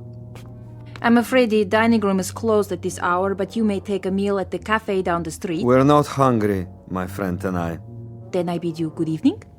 Good night. Check the window, Boris. You chose the right room. Of course. There is Kuchenko, in his room, across the alley. Binoculars? Right here, Commissar. Yes. See? The Major lies on his bed, but he does not sleep. He will sleep very soon. Give me one shot with this rifle. Not yet, Boris. That would be too easy. Easy? A clean kill. I have something more challenging in mind. Something along the lines of a game, perhaps. I don't like games. Not even a game of cat and mouse? What for? To make him squirm a bit before the hammer falls? We waste time, Commissar. Patience, my friend. Hand me the phone. Who are you calling? Hickory Dickory Dock. Front desk. Yes. Excuse me, but do you have a Mr. Kuchenko in your hotel? One moment. Sorry, no one by that name. Ah, but I happen to know that my friend is staying there. Perhaps he's registered under another name? Andreev? I'll check. Yes, Mr. Andreev, room 963. Very good. Will you connect me, please? Yes, sir. Look, he hears it. Of course he does. He rises from the bed to answer.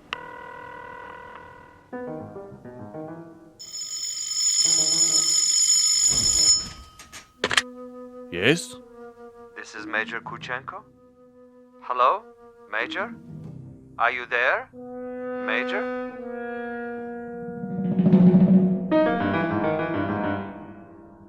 The cast of characters in our drama: a cat, a cat's assistant, and a mouse. This is the latter, the intended victim, who does not know but may have already guessed that he is to die. His name is Major Ivan Kuchenko, and he was lately an officer in the former Soviet Union. At this point, he has, if events go according to certain predetermined plans, perhaps 3 or 4 more hours of living.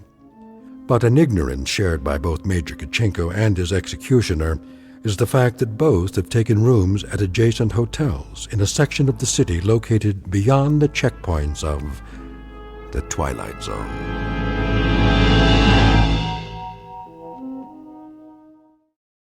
And now, The Twilight Zone and our story, The Jeopardy Room, with Stacy Keach as your narrator. This is Major Kuchenko? Who is calling? Major Kuchenko, you don't know me. Who is this? But I have heard of your recent arrival here. You have the wrong number. And I wanted you to know that you have friends in this city. Friends, you say? And they would be... Good friends, Major. Staunch friends. I know no one in this city. May I impose upon you to remain in your room for a little bit? Your friends will make themselves known. And who is this speaking? Is this a friend also? A good friend, Major. Not known to you yet, perhaps, but soon to become acquainted. And why must I stay in my room? We'll be making contact with you very shortly. For what purpose? Your welfare. Your well-being is our deepest concern, Major. Now, Commissar. Not yet, Boris. May I count on you to show some sense, Major? For your own safety, I urge you to remain in your room. You'll be seeing your friends before long. The mouse is in the trap. He stands at the window. Now, Commissar? Patience. But I have him in the crosshairs. I could make his head leave his shoulders at this range. That would give you pleasure, wouldn't it? A great deal of pleasure, Commissar. Just say the word. Even when he lies down, I can still see his head. I believe it, Boris. I know of your prowess, but put the gun away. Put it away? Lay it aside for a bit. We're not going to kill him. Ah, the eagerness of the young. They do not sip wine. They gulp it down like a soft drink. They do not fondle women. They devour them. They do not sniff at the essence of a perfume. They try to jam it into their nostrils. But now, consider the window across the way. The gentleman will die without question. But I want him to die, Boris, with finesse, with subtlety, with a degree of thought and care. A killing is a killing. And if a man is to die, what does it matter how he dies? Ever been to a bullfight, Boris? A bullfight?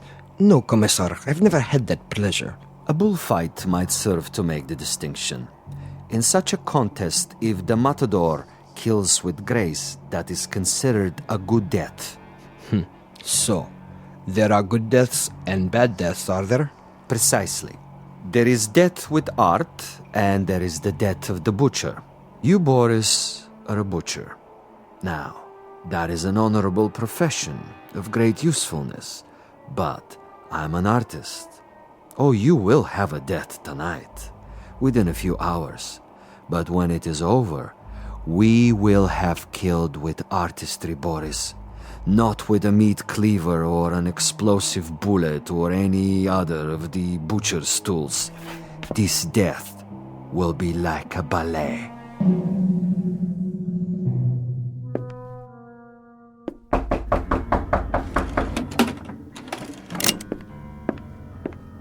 Yes? Major Kuchenko? Who is it? A friend, Major. If you prefer, you can turn off the lights and find a hiding place. I'll come in with my hands up, palms open. Major Kuchenko? And you are? I am a friend. May I? For a moment. I would prefer that you put the gun away. Not a chance. Were you the one on the telephone? We had a brief chat earlier. Quite a place you have here.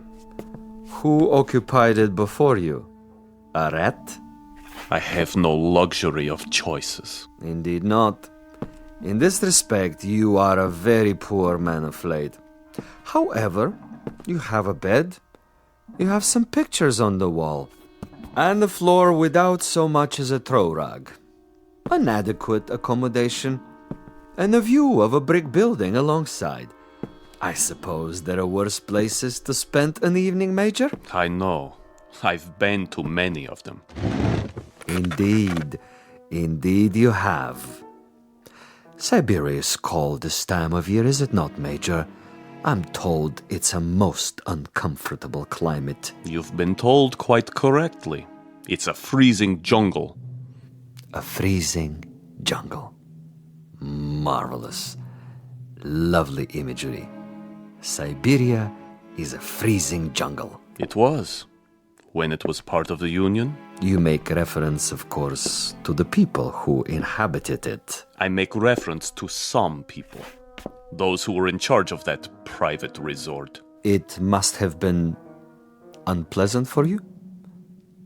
At least sufficiently unpleasant to motivate you to renounce your native land and try to seek asylum elsewhere? For a time. Asylum is no longer necessary under the new regime. But of course the old ways die hard. Some of the same people remain in charge, and they might be concerned about their public perception in this new world. To the victors go the spoils, and that includes access to certain, let us say, sensitive information? I don't know what you're talking about. Really? But I think you do. You were a political prisoner. You served a term of 12 years. You escaped and you moved quickly when the borders were opened. To bring us up to date, you have made your way to a neutral country, somehow avoiding an official debriefing. You have made contact with certain foreign agencies, and now you're desperately trying to get on an airplane that will take you to a Western nation. But for some reason, you feel that you're still under surveillance? Oh, it's more than a feeling. I know I'm under surveillance. Do you know by whom? I know very well. Can you tell me who they are?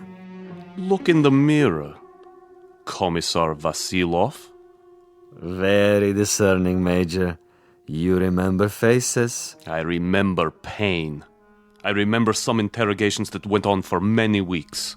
I had no calendar, but I made marks on the wall of my cell. How resourceful. I remember one particular man who smoked Balkan cigarettes in a long holder and stood in the corner of the room, smiling and nodding, making jokes, while I went from agony to agony. So, Major, now we may dispense with the amenities. The masquerade, the little give and take of two strangers feeling each other out. Agreed. Now we get to the point. Do you honestly think that we would permit you to book passage on an aircraft out of here? That would be quite impossible.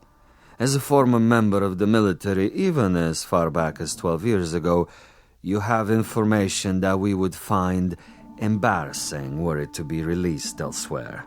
Why, if the government we worked for no longer exists? Because the new government contains many of the same players reshuffled into different positions, and they have their new careers to consider.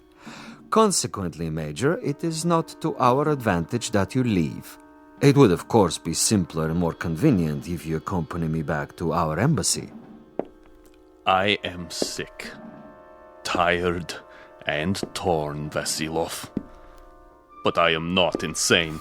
I would sooner cut my wrists over a sink and bleed to death. That would be my choice in the matter.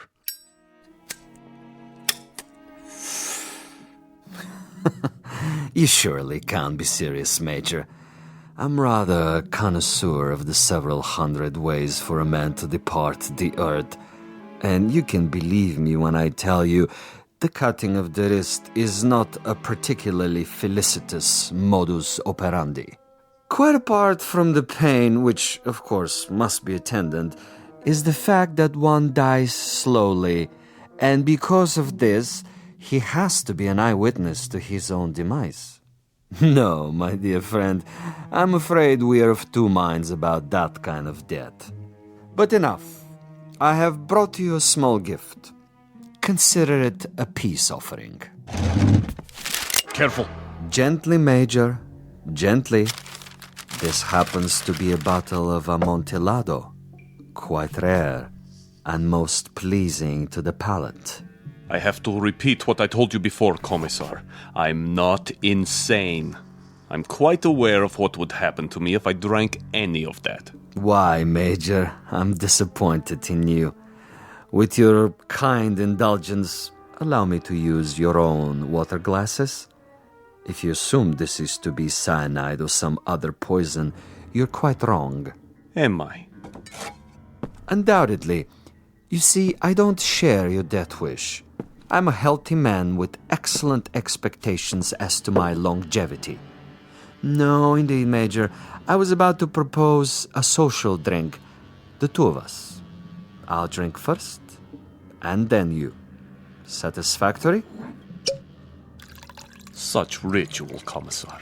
Such tribal rites. Yet you have only one purpose with me. Why don't you get it over with? If you're trying to disarm me and make me get rid of this pistol, it'll take more than a social wine. Indeed, Major. Now, as to my business with you, we both know what that is. Go ahead and say it. Very well. I'm to see that you're dead by tomorrow morning. Is that plain enough? Quite plain. And you shall be, Major. With a degree of immodesty, I can say that I've killed 800 times you. But I've done it, Major, with subtlety, with originality, with ingenuity. I'm the last of the imaginative assassins, An artist of the profession, as it were. Excellent. Flavor. Bouquet, just the proper dryness. Really quite an exceptional wine. Join me, Major? And now? And now I will tell you something else. I will tell you something about you and me. Please. You, Major, are a malcontent, a genuine curiosity, a rebel with no cause to speak of. You have to go to prison camps, to interrogation centers, or hide in filthy little rooms. You can never accept that which is ordained. And you? I, on the other hand, am a survivor. I adapt to my situation.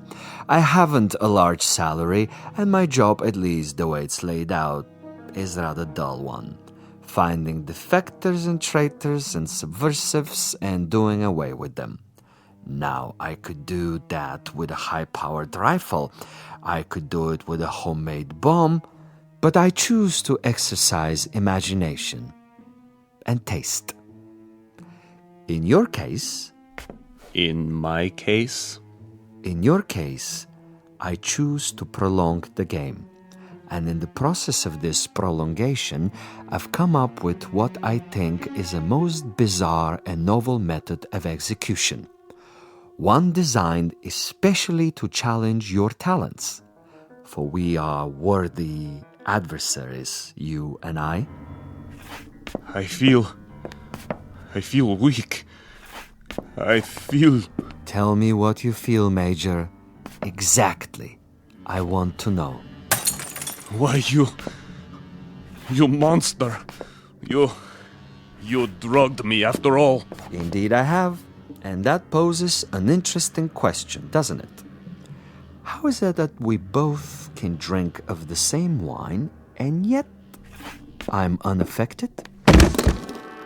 Isn't that an interesting question, Major? Major?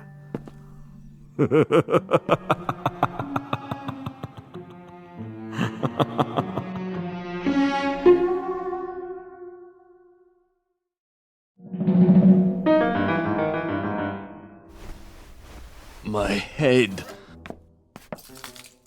He's gone. But I'm still alive. So he wants to play a game. And he has left something behind. What is this? Greetings, Major Kuchenko. I'm an exceptionally good judge of men. Are you? And in my judgment of you, I made an assumption that you are sufficiently observant to see the tape recorder on top of your dresser and curious enough to play it. How could you resist? This will also suggest to what complicated ends I'm willing to go to make a simple execution different and imaginative. First of all, to clear up one point. You may remember our discussion. Before I left you, I proposed a question.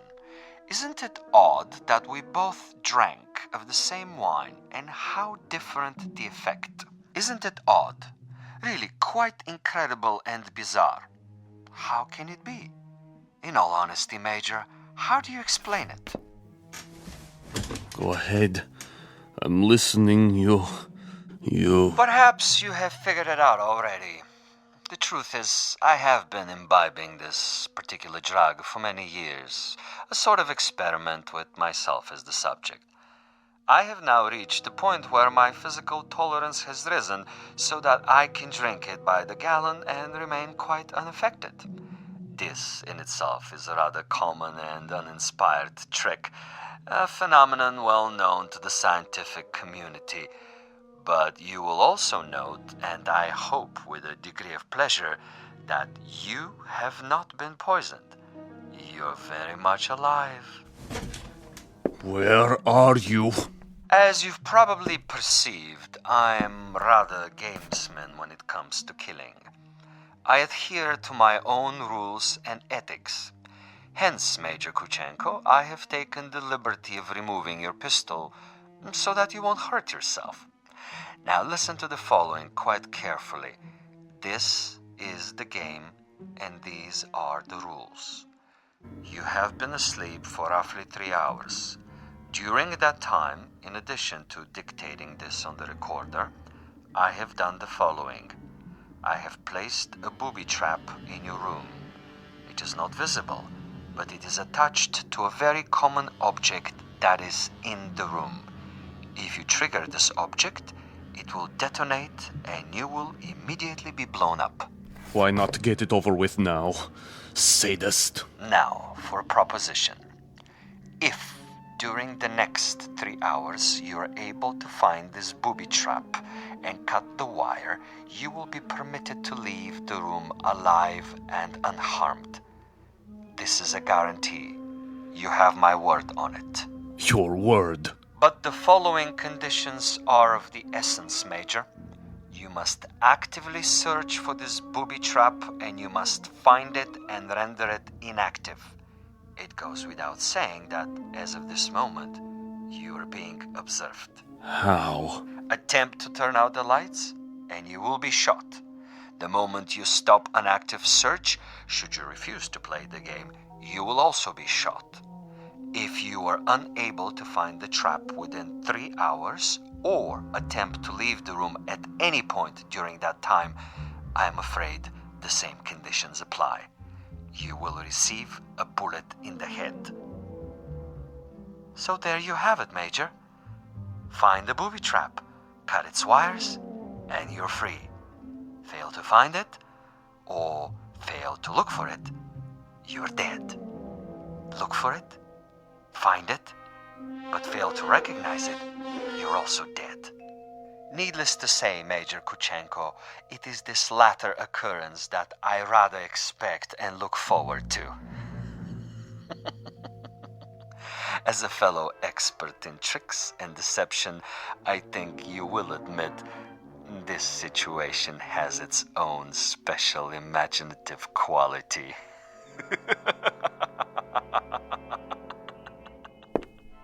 Where are you? Where are you?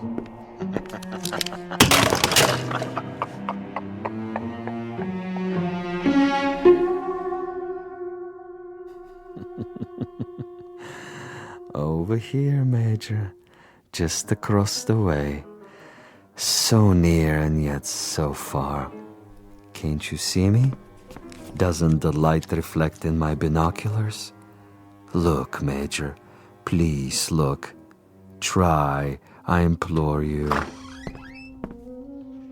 Where have you been, Boris?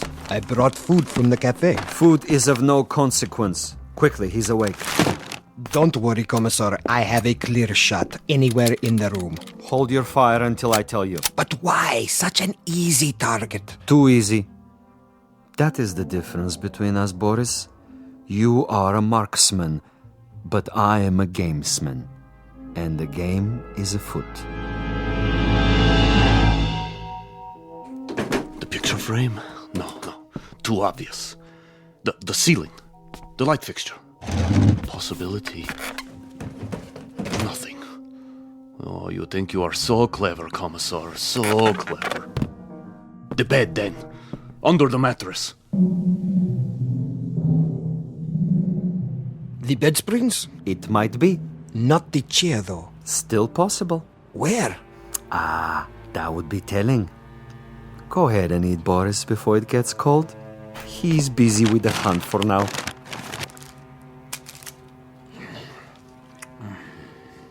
What did you bring?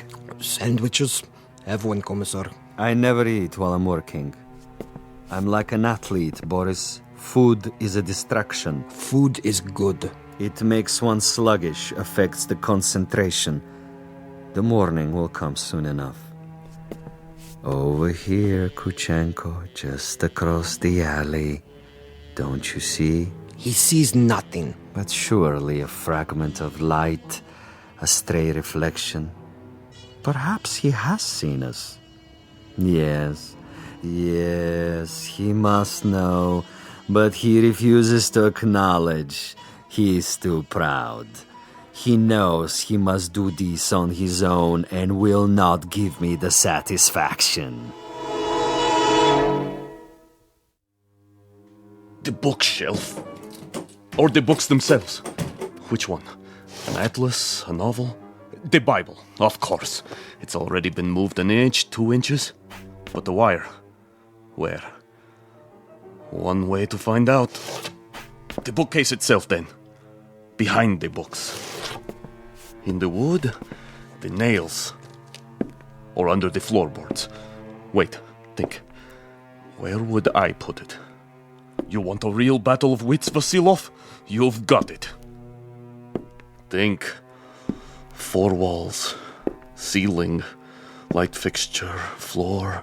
A picture. Bed with frame. Box springs. Mattress. Headboard. A night table. Bookshelf. Dresser. Window. Desk. First the drawers. The top one. Slowly. Slowly.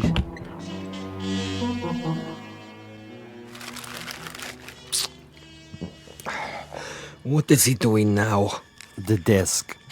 He's down on his hands and knees removing the 2 bottom drawers so he can see what's under the top one. Bravo, Major. Good thinking. Is that where you put it? The possibility exists. Look at him, glistening like a mackerel. He stops to wipe the sweat from his eyes. And? And now he looks under the top drawer, crawling on his back. Yes! I think he's got it.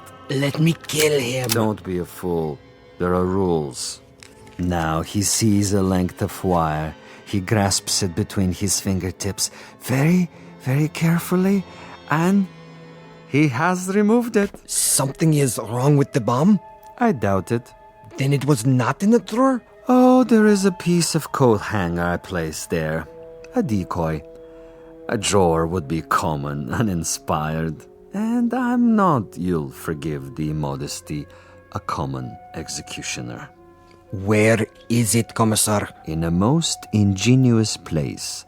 Really, quite an ingenious place. Not in the books, the desk, the mattress. Think of another common object in that room, Boris. I have it. Yes? The doorknob. Interesting idea. Then where? I'd rather not tell you at the moment, Boris. I think you'll enjoy the next few minutes more if you share the Major's ignorance. You seem very sure. Sure? That he'll find the trap. You take a risk. Not at all. That's not what I'm sure of. That is to say, I'm reasonably sure he'll find it, given his mental capacity, but he'll find it too late. He's looking toward us. But he can't see us. It's quite dark in here, and it wouldn't matter if he did see us. Now he's returning to the table. You're getting warm, my young friend. The ashtray. Extremely warm, but not hot. Where then? Please, Commissar, please tell me. Take the glasses. What do you see? He stands over the telephone. He is reaching out. Hot now, Boris. Extremely hot. Oh, he has picked it up. I thought for a minute there. You thought what? The telephone. Precisely. The telephone. But he just lifted the receiver. Indeed. He lifted the receiver to call out. If, on the other hand, the Major's telephone were to ring and he were to answer it... That's it, isn't it? If he picks up the phone after it rings... You have it now, my friend. When the Major's phone rings and he answers it, I have placed a tiny bottle of nitroglycerin inside the mechanism. The explosion will only occur after the ring and the lifting of the receiver, at which point the electrical contact will be made, and Major Kuchenko will not even have time to say hello. But what if no one calls? Oh, someone will. I promise you, someone will.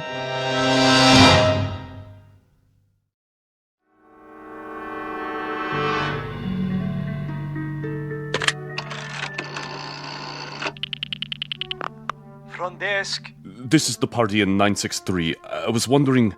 Yes, sir? I was wondering if you might have the number of another hotel. Another hotel? The one next door, across the alley. That would be the Grand. You can find it in the directory, in the table by your bed. Dial 9 first, then the number. I see. Thank you. Vasilov? I know you're there, Vasilov. The game is not over yet. Do you have the time, Boris? What? The time. 10 minutes to 5. Almost done, Commissar. He's tried almost everything. He has 10 more minutes. Hadn't I best go over there now and finish it? No, my young friend. That would be impetuous. It would also be a bit embarrassing if someone were to see you. At this hour, the streets are empty. Quite apart from the fact that I wanted this to be imaginative, I also wanted subtlety. I should like our quarry to die in his room without our being there. Opportunity is running out. Then I do believe that it's time to, shall we say, accelerate the process?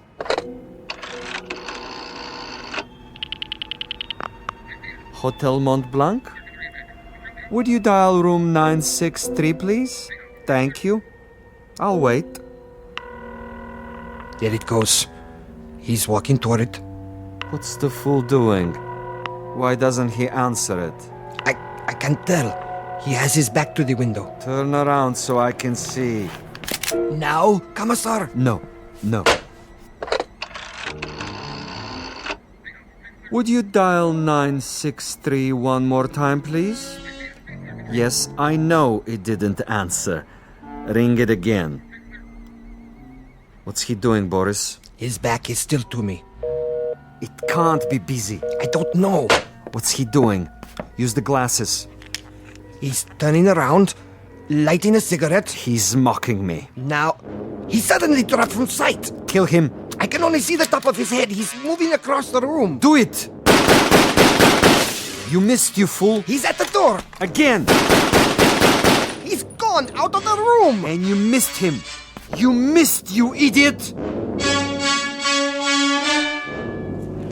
Flight 17 to Rome, Paris, and New York, now pre-boarding. Ticket, sir. Ticket? Oh, yes. Mr. Andreev. Passport? Right here. I see. Is anything wrong? No, sir. Everything seems to be in order. How many bags? No luggage. Not even a carry-on? I'm traveling light. Then here's your seat assignment. Please go to gate 17. How much time do I have? Boarding for coach class begins in 5 minutes. Good. Sir? Thank you. I'll be there.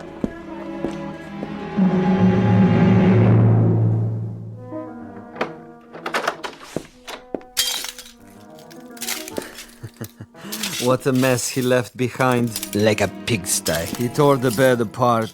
And the furniture. Oh, just look. Oh, even my poor little tape recorder. Commissar? Yes, Boris? It would have been better, wouldn't it? What would? If I had taken his head off in the first place. You mean if we had slaughtered him like an animal?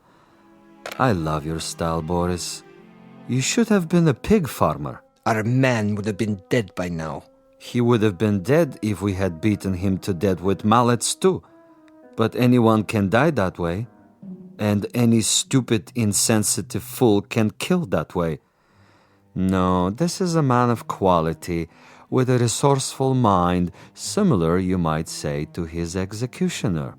He deserves a better ending, as do I. But that's all right. I have time.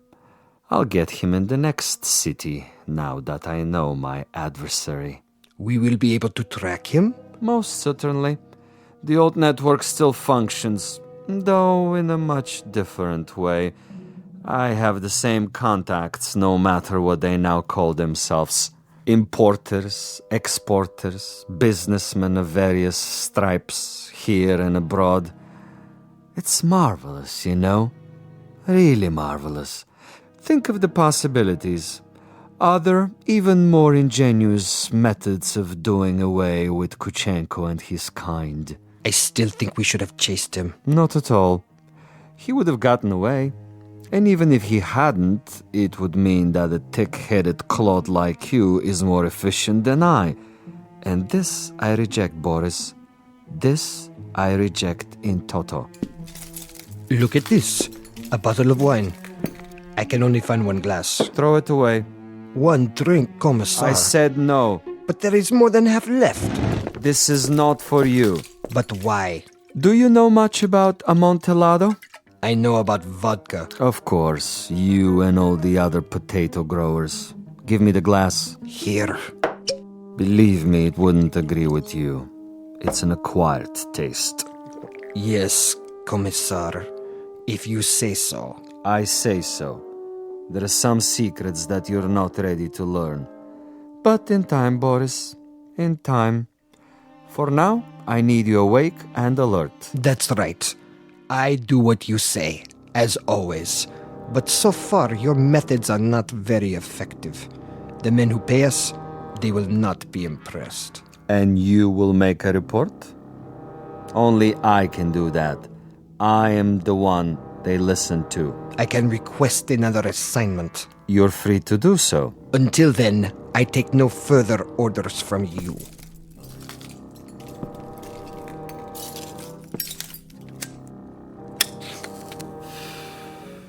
As you wish. You might want to reconsider, though. The resort in Siberia may be closed, but there are others. We have allies. All it would take is a single phone call.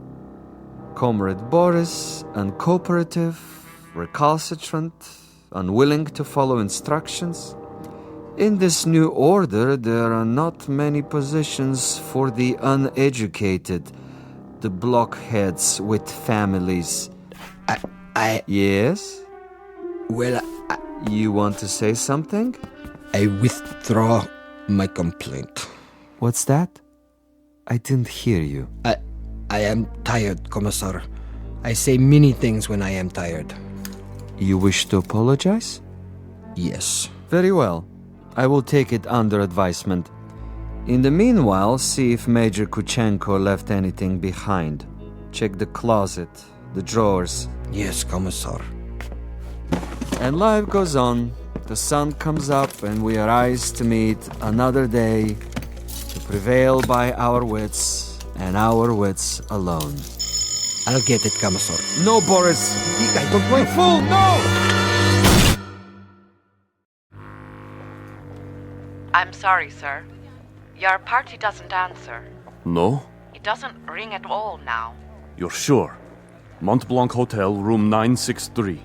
Strange. The line is suddenly dead. Thank you, operator. That means my message got through. Flight 17 Transocean Airways now departing for New York City via Belgrade, Paris, Rome, London, final call.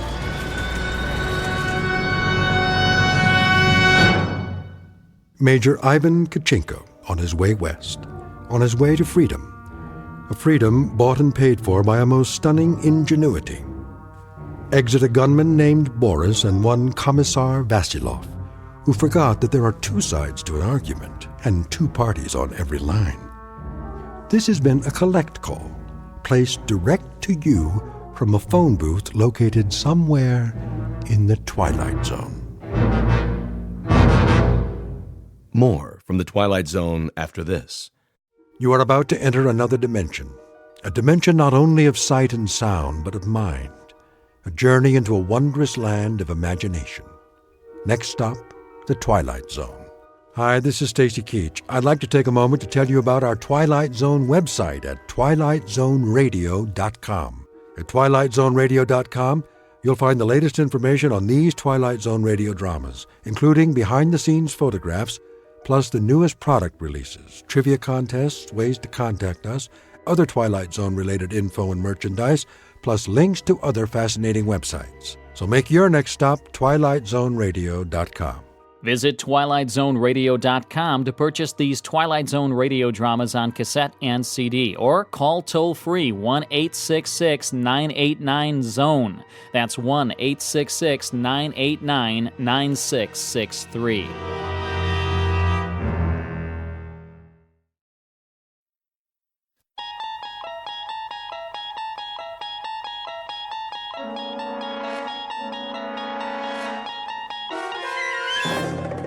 You unlock this door with the key of imagination. Beyond it is another dimension, a dimension of sound, a dimension of sight, a dimension of mind. You're moving into a land of both shadow and substance, of things and ideas. You've just crossed over into the Twilight Zone.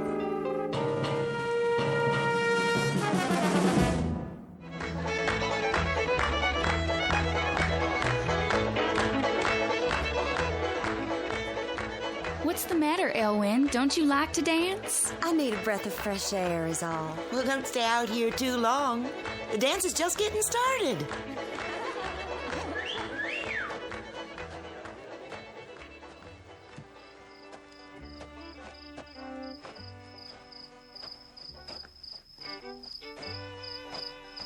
Billy Ben, that you? Who were you expecting? You're late. Sure, I'm late, pretty thing. I've been to town today. Why didn't you take me with you? I did the next best thing. Thought of you every step of the way. You've got a sweet and lying tongue. And you are a fair young thing. What did you do in town? Stop trying to kiss me. What will folks say? There's nobody here. Just you and me and the man in the moon. You're a right high-spirited man to have walked to town and back. I was there for a right high-spirited reason. Looking at all the pretty girls, I'll bet, in their fancy clothes and high-heeled shoes. None as pretty as you. Close your eyes. What are you putting on my finger? You can open them now. Why, that's the prettiest ring I ever did see. It sparkles even in the light of the moon. It's a genuine zircon. Oh, Billy, I'm proud enough to cry. I love you with all my enduring life. And I the same for you. Can I show it to everybody? If that would pleasure you. Oh, how the girls will envy me. Come on, let's go in the barn.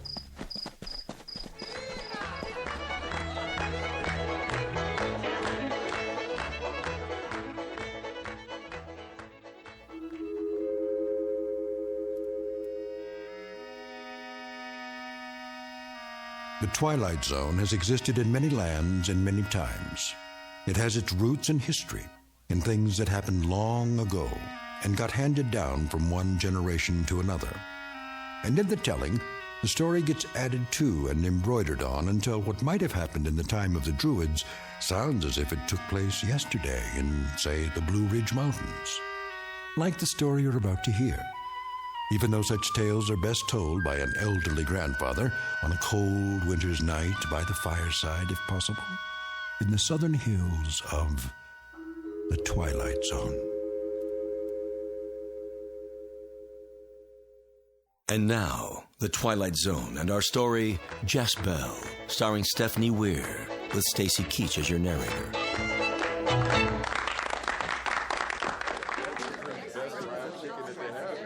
Friends, now that everybody's here, I am proud to bid you welcome. I want everybody to dance till you wear out the fiddler and eat till you let your belt out to the last notch. My land was good to me this year. The good Lord blessed it with rain when rain was needed and a kindly sun to follow. And this barn is heavy with the yield of it. But that's just one reason to celebrate here tonight. A decent, good, and true man came to me and asked for the hand of my daughter, Elwyn. She has my enduring love. And now I've given her my blessing to marry Billy Ben Turner.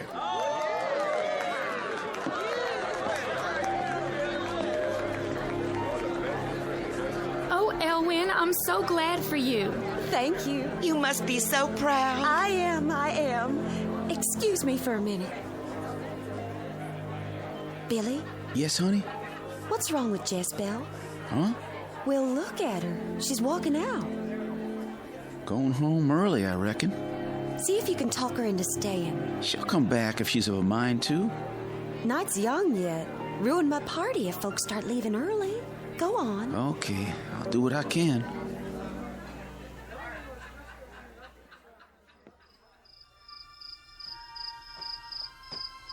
Jess? Jess Belle? Don't you come near me. I was hoping you'd wish us well. You'll have nothing from me but my curses. No need for you to take on so, Jess Belle. Do you want me to go in there and throw my arms around her? Tell her I'm glad? Jess, I'm sorry. You weren't sorry the first night you came whistling up Eagle Rock Trail. I was washing supper dishes and heard you call my name, remember?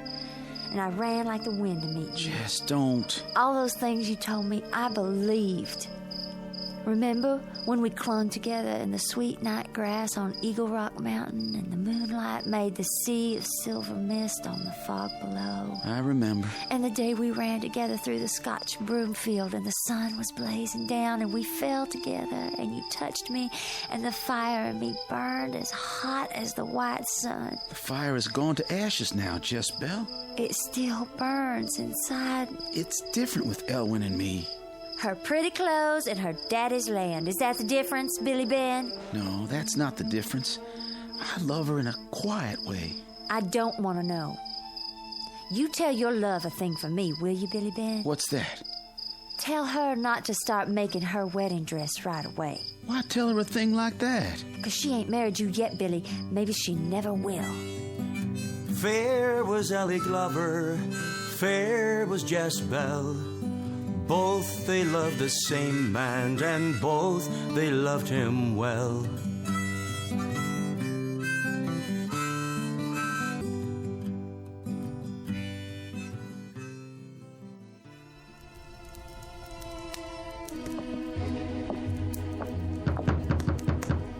Go away. I've got to see you. If you come to my house, just walk right in. I don't ask nobody here.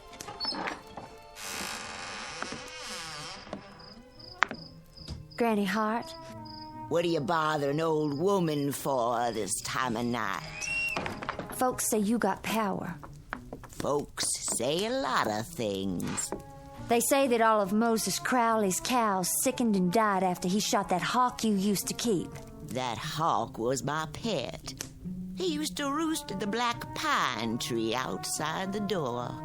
And when Molly Unger's baby was dying of fever, Molly went somewhere and got a potion for him.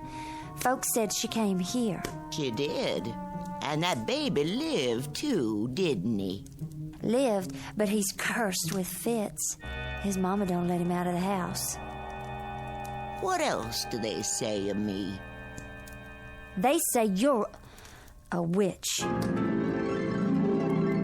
Sugar, if I was a witch, I'd be flying around on my broom instead of sitting here at home minding my own business. Whatever you are, will you help me? Depends, sugar. I want to win a man's love.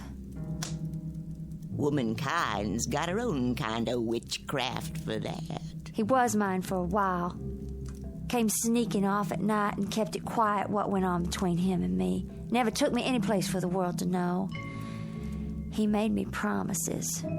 Made them when his face was hot as blood and forgot them just as soon as he was 10 feet from my door. Don't know much about men, do you, sugar? Only him. What man? Billy Ben Turner. Ooh, a pretty one he is, with strong, round arms to hold a girl. And a fickle heart like the whole race of men. How you want him to love you, gal? There's lots of ways of loving. Tell me some kinds. As many as there are people. Could you make him love me like he did? When he couldn't let a night pass without seeing me. When he'd fight if any other man so much as looked at me. How much money did you bring me? I don't have any money. Then how do you expect to pay me? I'll give you my pearl hairpin. The pearl is real, brought back from across the seas by my daddy in one of the wars, and the stick is made of silver. Ah, silver! Put it out of my sight. That all you got to offer me? That's everything on earth I own, save the clothes on my back. You better go home, gal. Live your life without Billy Ben Turner.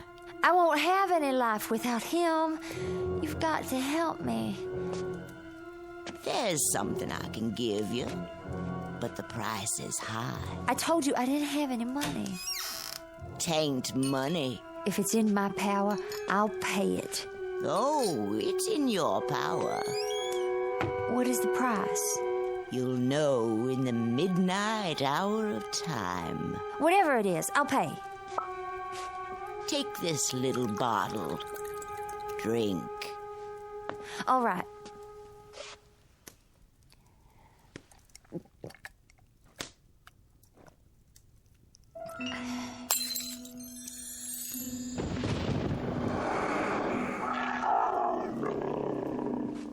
What was that? The first sign of your new self. Does he love me now? After his eyes fall next on your face, they'll never look at another woman as long as they can look on you.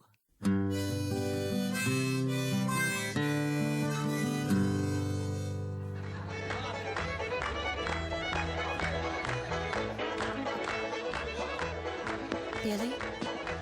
Honey, what's wrong? I feel faint. Well, let's go in the corner. You're trembling.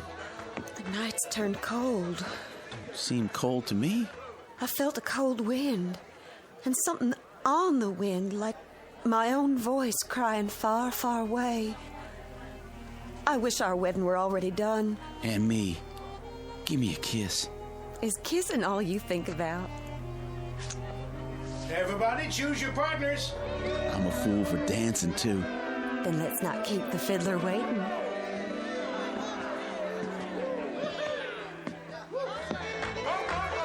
Hey, there's Jess Belle. She come back. Come on, Jess Belle. Be my partner. Why, thank you, John. Now change partners and circle round. First man in the circle, choose your girl. Go on round, Billy. I'll be waiting.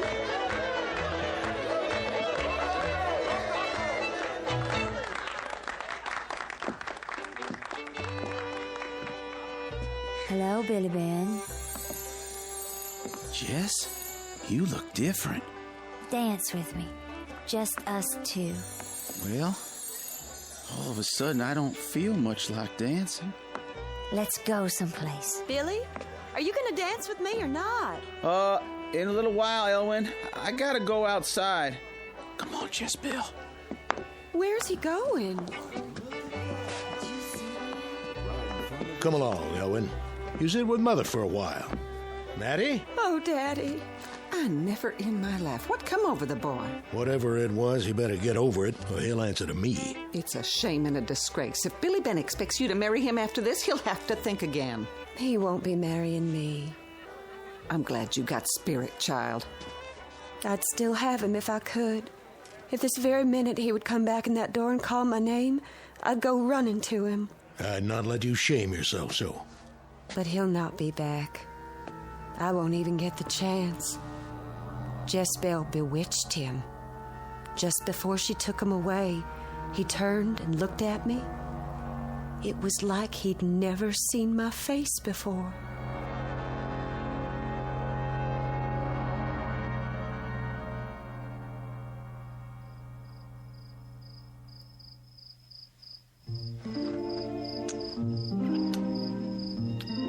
The scent of your hair is enough to drive a man crazy. You're a master hand with sweet words, Billy Ben Turner. When we're married, it'll be hateful to leave you of a morning. I won't let you leave. I'll lock the door and keep you home all day. And how will we live if I don't work my land? When you go into the fields, I'll hide behind a juniper tree and sing songs to tease you home again. And where will the money come from for the pretties I'll buy you? What will you buy me? Dresses of silk and combs for your hair, rings for your fingers, and... There's only one ring I want. If it's in my power, I'll get it for you. Oh, you can get it all right, Billy Ben. All you gotta do is ask Elwyn to give it back. I reckon she's gonna hate me now. She can't hate any more than she can love. What'd you ever see in that girl, anyhow? I forget. You're a right fickle man, Billy Ben. Maybe you'll forget me, too, one day. Hang me for a fool if I ever leave your side. Looks like the moon is going down. I better go. I won't let you. I'm gonna keep you here all night. I can't. Why not? Mama's home by herself. She'll worry about me. You never worried about your mama before. Let me go. I don't want you away from me. Billy Ben, let go of my arm. What'd you do that for? I told you, it's late. I can't be here anymore. All right, then. It don't matter, Jess Belle. Can nothing change the love I hold for you? I have to go home. Hold up. Just leave me be. I'll walk you, sure enough.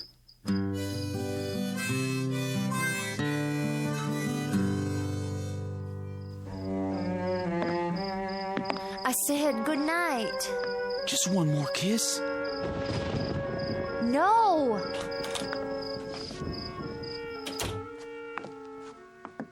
Who was that brought you home?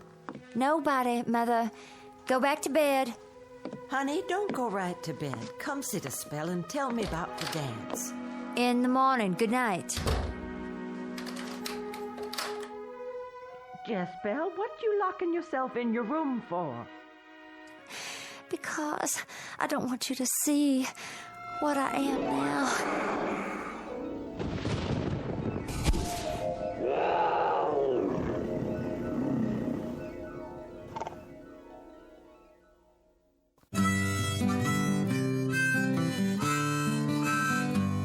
By day she knew a woman's form, by night a witch's spell. For love of Billy Turner, accursed was Jess Belle.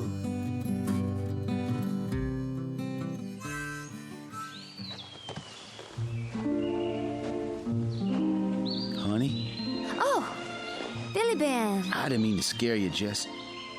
What are you sitting out here in the woods for? I was just thinking. I got something for you. Hold out your hand. Ellie's ring. Jess's ring now. It belongs to the one I love, and the one I love is you. Every minute I'm away from you is a suffering and a torment. What do you know about suffering and torment? I know it's finding a girl who's your heart's craving and having her keep putting the wedding day off. There's all kinds of torment in the world. Like the one that comes from buying something and finding out that the price is dear. What did you buy that cost so dear, Jess? Something I love. Do you love it still? Better than life. Better than me? Nothing I love better than you. I've been to see the preacher today, Jess. What did you want with him? You've been taking so long to set the day. I said it myself. He's gonna marry us next Sunday. I can't be ready by then. I spoke to your mama. Your wedding dress will be all sewed. My house is clean. Everything new and waiting for you. Oh, Billy. Jess, have you changed your mind? No. Then why keep putting the wedding day off? I just can't tell you, Billy. There's no room for secrets between you and me. Wait, where are you going? I have to be gone from you for a while. Stay now, Jess. I got a craving to be with you every minute. Let me go, Billy. Never knew a man could have such love as I hold for you. There's no peace from it, Jess. It burns in my brain night and day. I tell you... Let me go. Ow! What'd you scratch me for? Billy Ben Turner. Have you gone and fallen in love with a hellcat?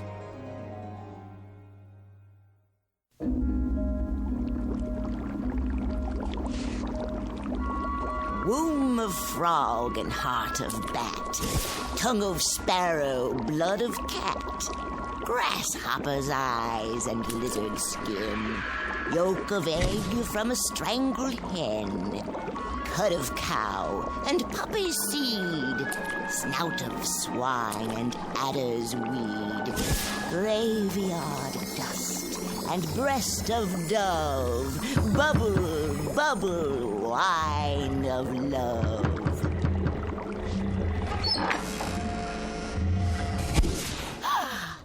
Didn't you hear me knocking? Never let trouble in the door if I can help it.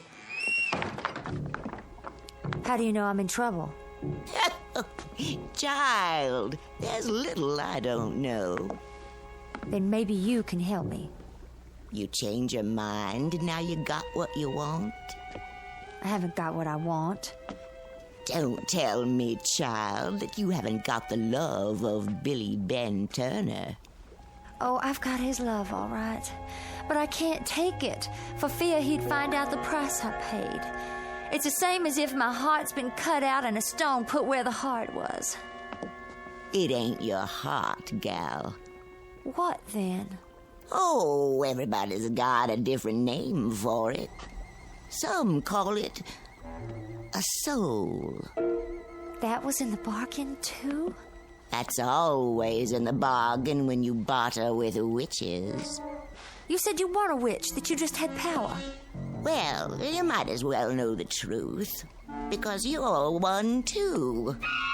I changed you, sugar. Then change me back. Gal, you can't ever change. What you are is what you're going to be till you die. Then I hope I die soon.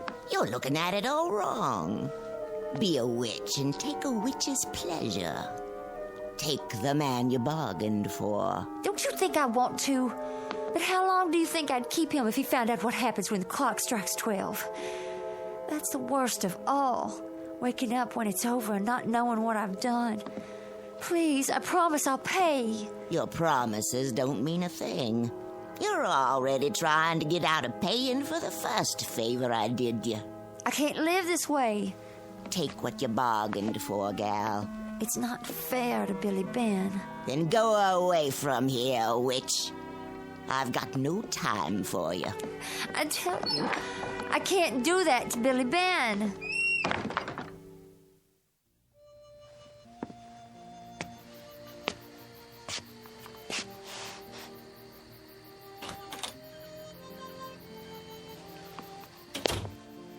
Billy Ben? Jess, I've been out of my mind. I've searched the county over for you, cursing myself every step of the way. Jess, where you been? I went off by myself. Did you think about me? You were all I thought about. And did you think about me with love? Yes, Billy. I won't try to talk you into a quick wedding anymore. Whatever it is that's on your mind, you don't even have to tell me. You set your own day for the wedding. There will be no wedding, Billy Ben. Oh, don't say a thing like that. Not between you and me. I'd as soon hear my death bell is what you're saying. I'd as soon hear my own death bell as say it. To forget it was said. I love you, Jess Belle. I want you for my wife. You wouldn't want me long. One night and you'd turn away from me. Curse me for a fool if ever that day should come. Your flesh would crawl and you would hide your face from me. I set you free, Billy. Take this ring back. It belongs here, on your finger. Hear that? A night bird calling his mate. But his mate won't come. I saw her on the trail tonight, winging up against the sky, but then a nighthawk swooped up out of the pines and tore her breast open. She fell at my feet and ran off into the bushes to die. A night bird calling to a mate that's dead is the lonesomest sound in the world. It would grieve me too much to do that to you. Jess, it wasn't an omen. It don't mean you're gonna die. Billy Ben, if I saw old man Death come walking down Eagle Rock Trail, I'd run to meet him and I'd beg him on my knees to take me with him. Jess, what is it that's cursing you? I got a right to know. It's late. I've got to go. Not yet. Billy Ben, if you love me, stand aside. It's my time. Jess!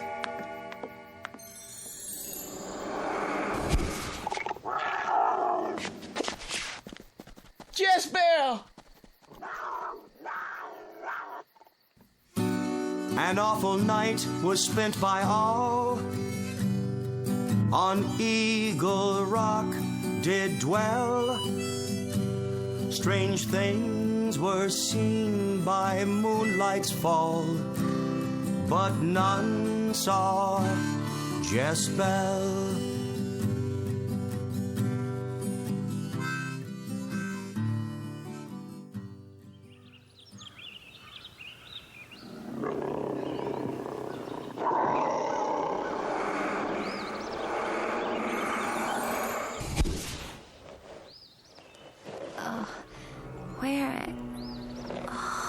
This is Billy Ben's place. But how? Take the man you bargained for. Give him a witch's love. No. Nothing can change your sugar. Witch you are and witch you'll always be. No. You've paid the price. Take what you've paid for. Take what you've paid for. Take what you've paid for. Billy Ben! What? Jess Belle. Morning. You all right? Of course I am. Sorry about last night. Me too. I never saw such a night. Fell asleep at the kitchen table. The animals in the barn kept crying out. The cow got fractious and nearly kicked the stall down. Sheep bleating like they were seeing wolves. I had to go out 2 or 3 times to quiet them. Let me fix you some breakfast. Now there's my girl. I'll start the fire. I'll fix it for you every morning, and your dinner and your supper too. Then go up on the hill and pick wildflowers to make the place nice. Honey, ain't I been begging you to do just that? I made up my mind. Next Sunday, come what may, I'll be your wife. Oh, Jess.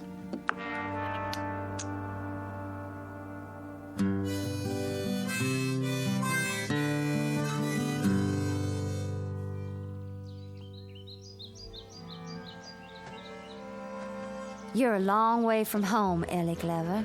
Oh, hello, Jess. What are you doing up here on Eagle Rock? I came to pick some flowers. Same as me. Lots of wild ones around. There's a patch of old maid's fern farther up the mountain. I notice a lot of vixenwort around myself. I just come from seeing Billy Ben. Fixed his breakfast for him. I reckon that's no concern of mine. He's going to marry me when the circuit preacher comes next Sunday. I wish you happiness for his sake. You still love him, Ellie? Still dream about his strong arms and his sweet talk? I'll love no other man. How come you never tried to get him back? The last time I saw his face, he was under a magic spell. Even the love I hold for him couldn't break it. Oh, there's ways, but such ways end bad. What ways you talking about? I think you know. Jealous, ain't you? No. Heartsick. To see wrong done to a good man. I hear there's a wildcat loose in the county. Ain't you scared to be out here? I'll be home by dark. It won't venture out till nightfall. No telling what a wildcat'll do. I reckon we don't have much to fear. My daddy says that killer cat will be dead by morning. Since when can your daddy look in the future and tell what's gonna be? He's going hunting for that cat tonight. Him and Obed Miller and Billy Ben. All the men in the county. Billy Ben didn't say nothing to me. My daddy's gone over to ask him right now. If that cat's smart, it'll stay home tonight. Maybe.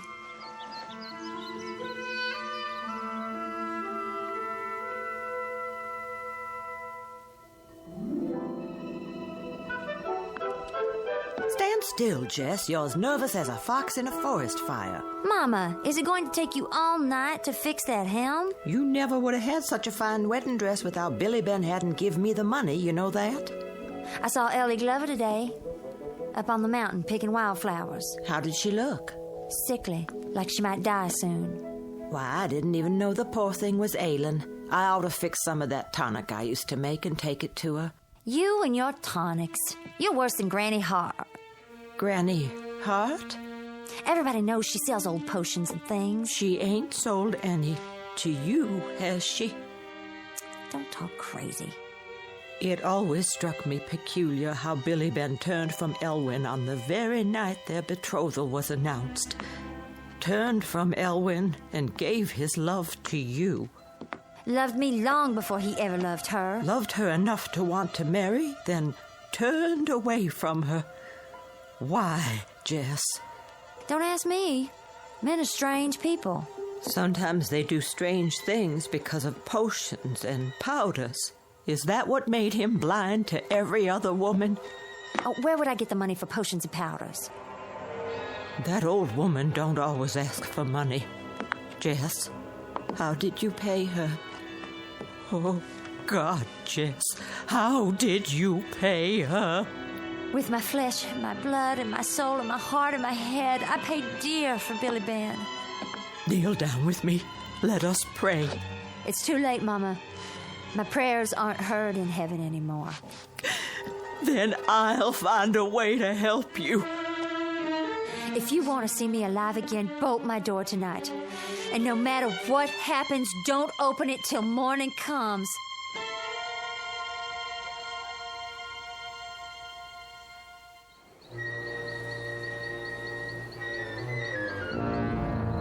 Okay, man, you know what to do. Kind of late in the year for a big cat to be roaming these parts. By this time, they usually ranging farther south. Luther? Billy Ben? I brought my shotgun. Howdy, fellas. Got a full moon. That cat'll be out tonight for sure, hungry or not. This ain't a hungry cat. Kills for the pleasure of it. Hunger or pleasure, a full moon will fetch him out. Howdy, Obed. Howdy, Luther. Howdy, man. Brought my gun and my hound dog. Nothing gets past old Daisy. Good, good. Well, I reckon everybody's here that's coming. Let's pull out.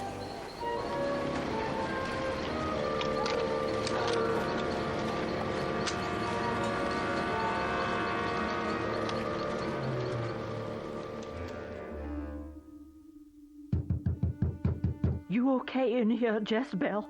It's late, Mama. Go to sleep and let me be. But it's almost 12 o'clock.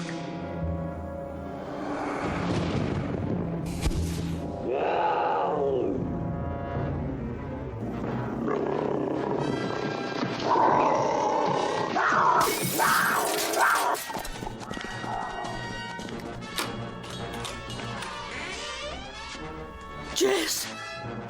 How'd you break the window?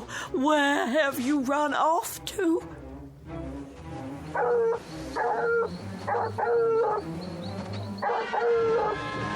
Hold on, man. I think old Daisy found something. Which way? Over there, through the trees. She struck a trail. That's my land. We come full circle.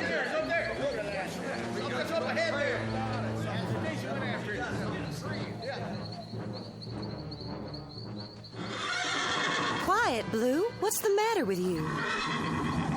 What's the matter, Blue? Having a bad dream? Nothing's gonna hurt you.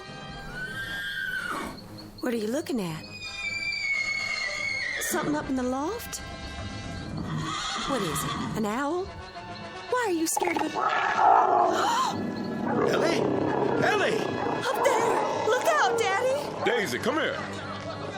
Raise the lantern. Never seen no cat like that. Black as night it is.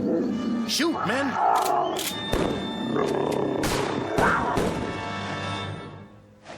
I think we got it.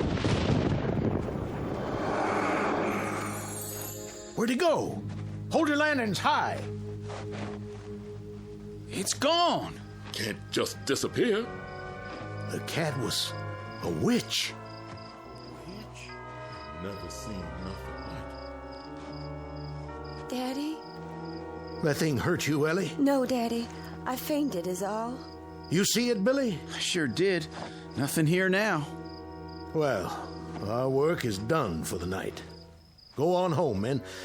Whatever it was ain't here no more. Can you stand up, Ellie? I think so. I'll help her, sir. You do that while I tell her mother she's all right. I'm fine, Daddy. I'll just be a minute. Here, take my arm.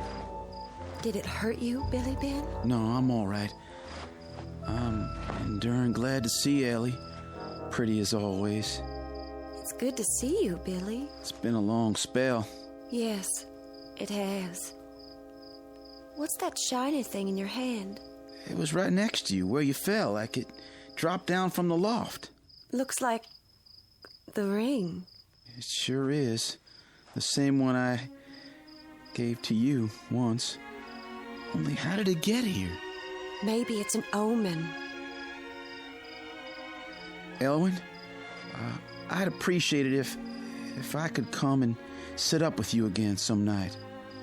That would pleasure me right fine, Billy. Come whenever you feel like it, and make it soon.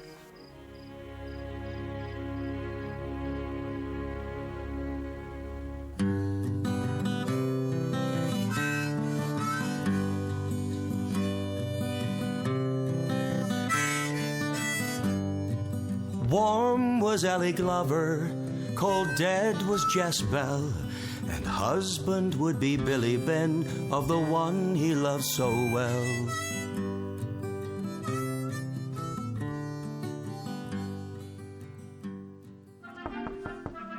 Come on in. Hello, Billy. Miss Ossie, what are you doing here? I won't stay but a minute, Billy Ben. Just wanted to wish you all the happiness in the world on your wedding day. I appreciate it, Miss Ossie, but won't you be at the wedding? I wouldn't spoil the day for Elwyn.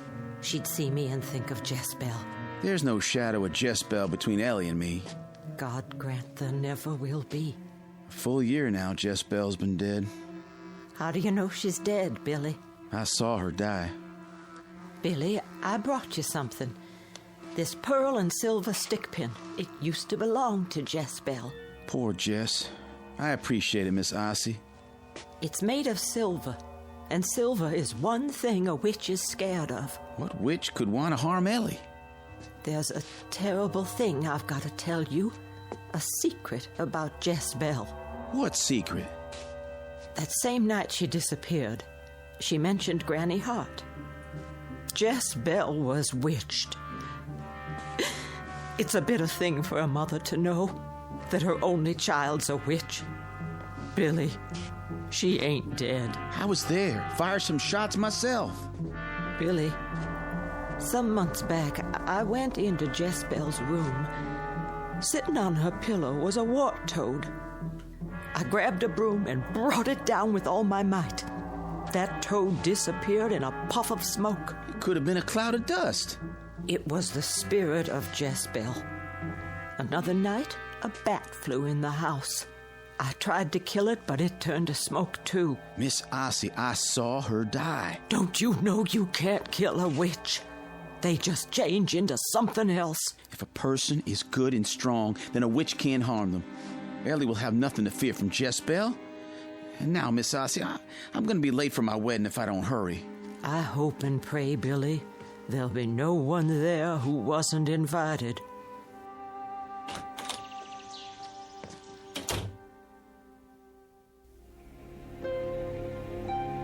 To love and to cherish till death do us part.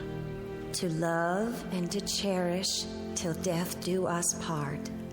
According to God's holy ordinance, and thereto I plight thee my troth. According to God's holy ordinance, and thereto I plight thee my troth. Those whom God hath joined together, let no man put asunder. I now pronounce you man and wife.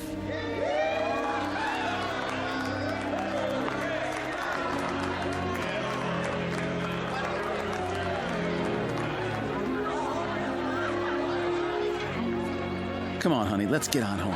Yes. Billy Ben looked a mite nervous, like he was going to pass out. Well, I remember feeling the same way when I married you. Oh, you get along now.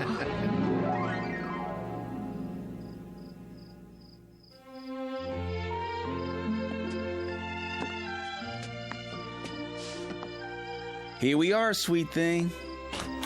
Billy Ben, are you going to let your bride walk across your threshold? Never. Now put me down if I'm going to get changed out of this pretty dress. Billy! What's the matter? Something has hold of my arm. It ain't me. But I can feel it. What are you doing? I don't know. What'd you do that for? It wasn't me. It sure was your hand. Oh, Billy, I drew blood. I never did that of my own will. Something took hold of me and moved my hand. I didn't see nothing, Ellie. There's something in this room. Something we can't see nor hear. Something evil. Can't you feel it? Not sure. Look, a mouse on your grandfather clock. Ellie, careful! Oh, Billy, it could have killed me. I've got you, honey. It was a mouse, as black as night. Take me home. This is your home now. But something doesn't want me here. I know what it is that's trying to chase you out. Sit down. Hold on to this Bible. I gotta be gone from you a short time. Do you trust in the Lord? Yes. Then His word will keep you safe. If the devil himself comes in this room, don't leave that chair.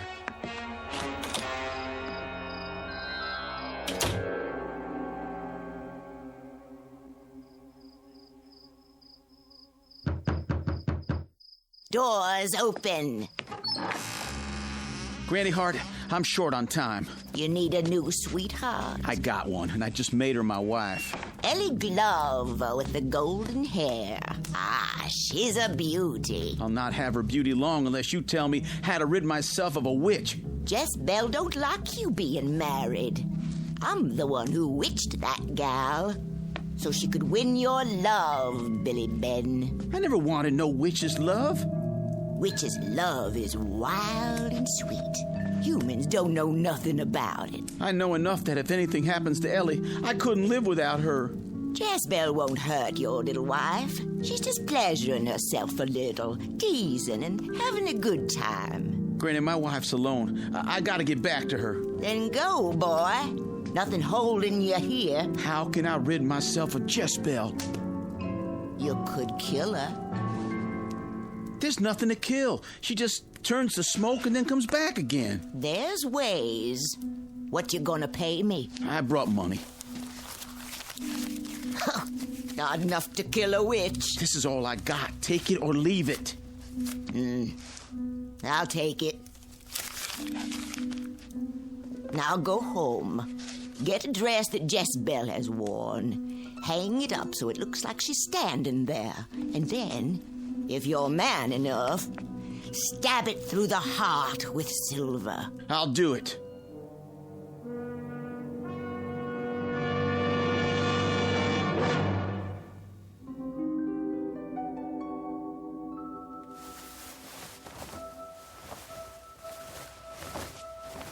It's gotta be one she wore. This was to be her wedding dress. She put it on once when I was making it. Thank you, Ossie. For me and my bride. And Billy, if your hand fails you, remember there was a good part to Jess Belle, too, and that part of her would bless you for ending her torment.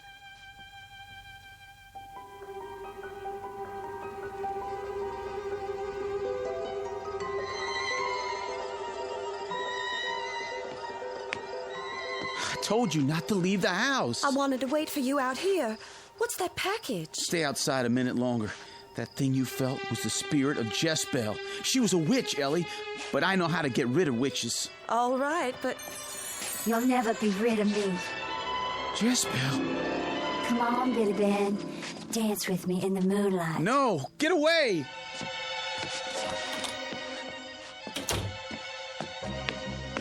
Let me in. Take the dress. Hang it up like she's standing here. Okay? Now, the stick pin.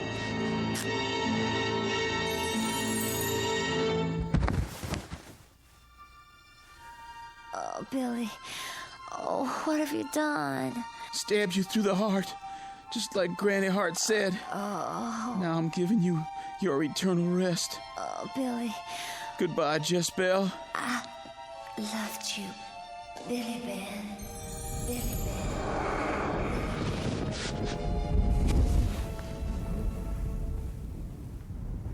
nothing left but the dress.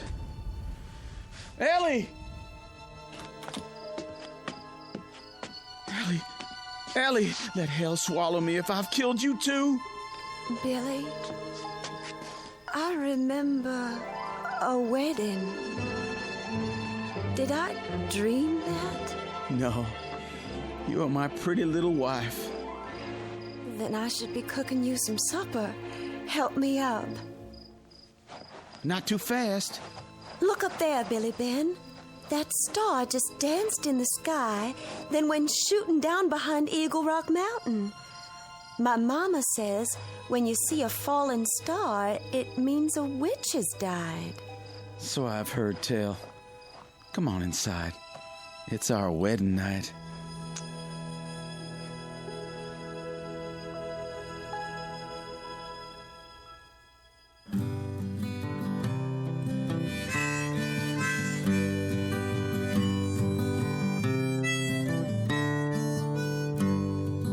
Fair was Ellie Glover, dark was Jess Belle.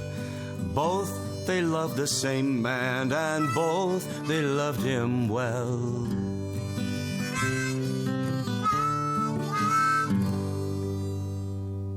A tale told in one form or another, as long as there have been people to tell it. And if you're thinking it's just a fairy story, here's a piece of advice. The next time the moon is up, put another stick on the campfire. And if you see a falling star, be sure to make a wish. It just might keep you safe from the great darkness out there. A darkness that extends all the way from the Blue Ridge Mountains to the Twilight Zone.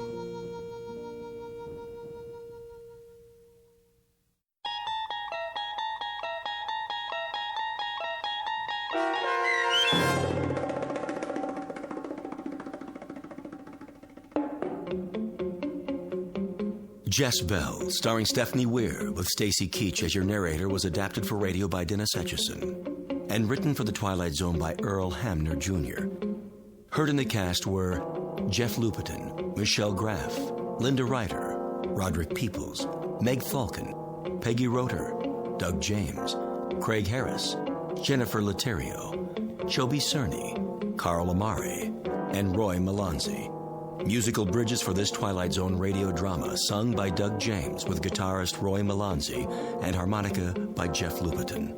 The producers of The Twilight Zone wish to thank CBS Enterprises and the Rod Serling Estate for making this series possible. This copyrighted radio series is produced and directed by Carl Amari for Falcon Picture Group. Sound design and custom Foley effects for The Twilight Zone by Cerny American Creatives Bob Benson, Craig Lee, Michael Slaybach, and Matt Sorrow. To learn more about the Twilight Zone radio dramas and to contact us, visit our official website at twilightzoneradio.com. Doug James speaking.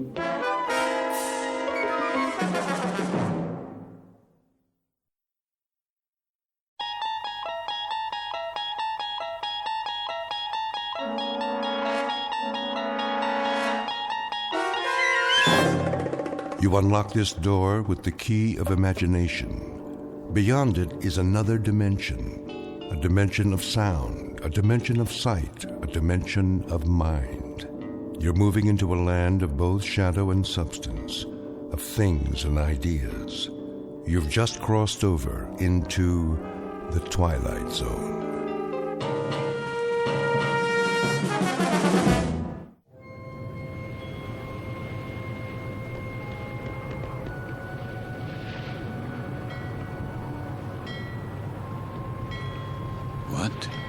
What is this place? The time. It must be late. Very late. Light in the salon. Let's black out down there. Who?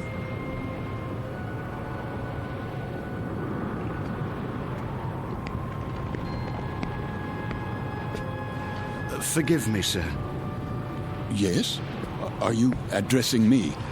Begging your pardon, but they'll be finished serving dinner soon. They? The galley crew, sir. Why do you tell me this? Well, I only meant... What? What did you mean? Well, all I mean to say is, you'd best go in now, sir, if you want your evening meal. My My meal. The salon will be closing in a few more minutes. Oh, yes, of course. In the salon. Is that what you call it? Yes, sir. It's very dark out here. Would you like to follow me? Follow? The lights, you see. From now on, I'll have to switch them off when we open the door to the deck, and then on again. You understand, sir? Because of the blackout. The blackout? Yes. This way, sir. Are you all right? Why wouldn't I be? Is something wrong with my appearance? Why, no, sir. It's only that... Is this your first time? My what? Your first passage. It can take a bit of getting used to. Sea legs and all that. I'm quite used to being at sea. Thank you. I was just... Yes, sir? Listening. To the engines? Don't worry, sir. The diesels were checked thoroughly before we left port, and Captain Willoughby's top drawer. He'll get us there safe and sound, you can be sure of that. No, not the engines. What then? I was listening to the water. The cold ocean water out there. And the night.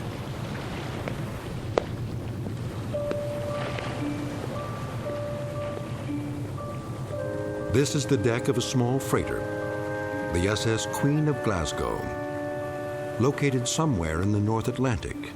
Her registry, British. Gross tonnage, 5,000. Age, indeterminate. At this moment, she is 1 day out of Liverpool. Her destination, New York.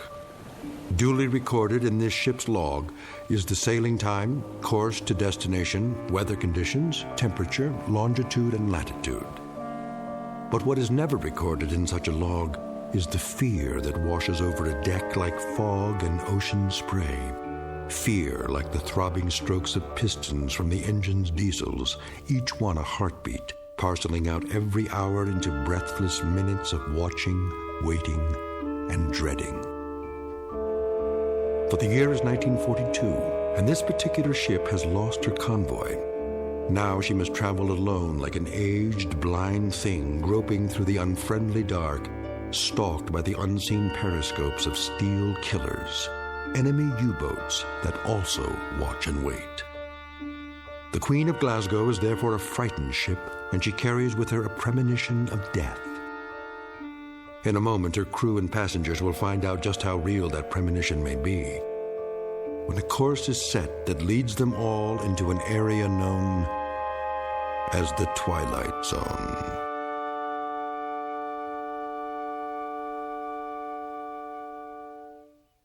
And now, The Twilight Zone and our story, Judgement Night, starring Chelsea Ross, with Stacy Keach as your narrator.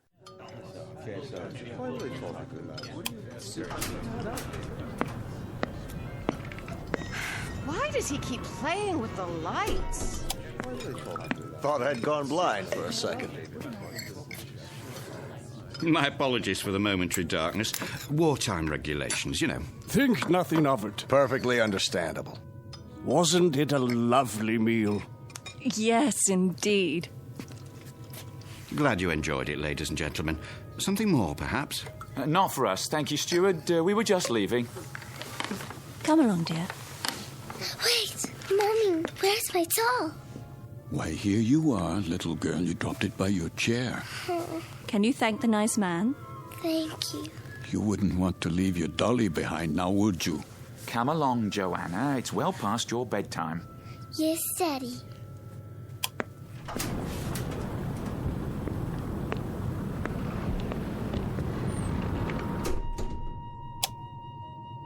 Who's this? Mr... Oh, I'm afraid I didn't get the gentleman's name. You are... Forgive me, I'm... Lancer. What's that? Aren't you Lancer? Oh, yes. I'm Jerry Potter. We looked for you at dinner. I was detained. I... Saw your name on the purser's list. We were wondering where you were. You were. Will you join us? Oh, no, that's not necessary. There are 3 other tables. 3 empty tables? I'm really not very hungry. Well, the captain wasn't able to join us tonight, so there's plenty of room. Come on over, I insist. Very well. Coffee, sir? Yes. Thank you. I believe I would like some coffee. Here's your seat, Mr. Lancer. The more the merrier, I always say. The coiner of phrases. We could do with a bit of merriment. Let me help you, sir. I'll get the coffee. Wait. Do I know you from somewhere? I don't think so, sir. But your face, I'm sure. It might well be. I've travelled this line for a number of years. Perhaps it was on another ship before the war. Before the war? Seems like a long time ago, doesn't it, sir? Are you quite certain about the food? What? The cook can still prepare something. No, I don't have much of an appetite. Not even with all this salt air? Makes me hungry enough to eat a horse. Jerry! Would that be a seahorse, Mr. Potter? How about it, Lancer? Have some chow. Not tonight. Something happened tonight? Nothing unpleasant, I trust? Why, I don't know. I honestly don't know. Mr. Lancer, are you ill? As a matter of fact... You do look pale. A bit of the old mal de mer, perhaps. You might do well to take the meal in your cabin. My cabin? Your quarters, Mr. Lancer. This is all rather disorienting, isn't it? But a good night's sleep can do wonders. I could prepare a tray, sir. No. I'd recommend a cup of hot broth at the very least. I'm fine, I tell you. It was just a temporary dizziness. You're all very kind. I shouldn't intrude. Nonsense. Then let me do the honors. This is my wife. Madame. Hello. And across the table are our dinner companions, Major Devereaux. How do you do? And his secretary, Miss Stanley. Are you going home, Mr. Lancer? Home? Or away from home? Why, I'm heading away from home. We are as well, I'm afraid. The Major is heading up a military mission in Washington. Now, Barbara, loose lips. Oh, sorry. I was just telling them that I took this trip once before, when my wife was alive. Spring of 38. How different it was. The Queen Mary, most elegant. Where do you suppose they dredged up this one? She looks to be 300 years old. The Queen of Glasgow. Long live the Queen. Oh, hear. What do you do, Lancer? Me? When I saw your name on the list, I tried to figure out what you'd look like. It's a game I play. Try to connect a face with a name. I thought you were probably an old language professor from Oxford or something. A regular barrel of laughs. Well, I'm... There goes the light again. Well, good evening, Captain Willoughby. No, please. Remain seated. I don't have much time. I thought I'd just stop for a cup of tea and say hello to those who are still here. Don't worry on our account. I'll get you tea, sir. Thank you, steward. We did miss you, though, Captain. I must apologize. We have a miserable fog out there. No kidding. And I thought I'd best take my meal on the bridge. And the rest of the convoy, Captain, are they in sight? They'd have to be 3 feet off the bow to be in sight, Major. That fog is quite thick. Oh, dear. However, we do hope to have some sort of contact by tomorrow. But I wouldn't worry. She's a good stout ship, and this isn't her maiden voyage. She's made this passage often. I suppose misery loves company, though, doesn't it? I'd feel a lot safer if we were in a convoy.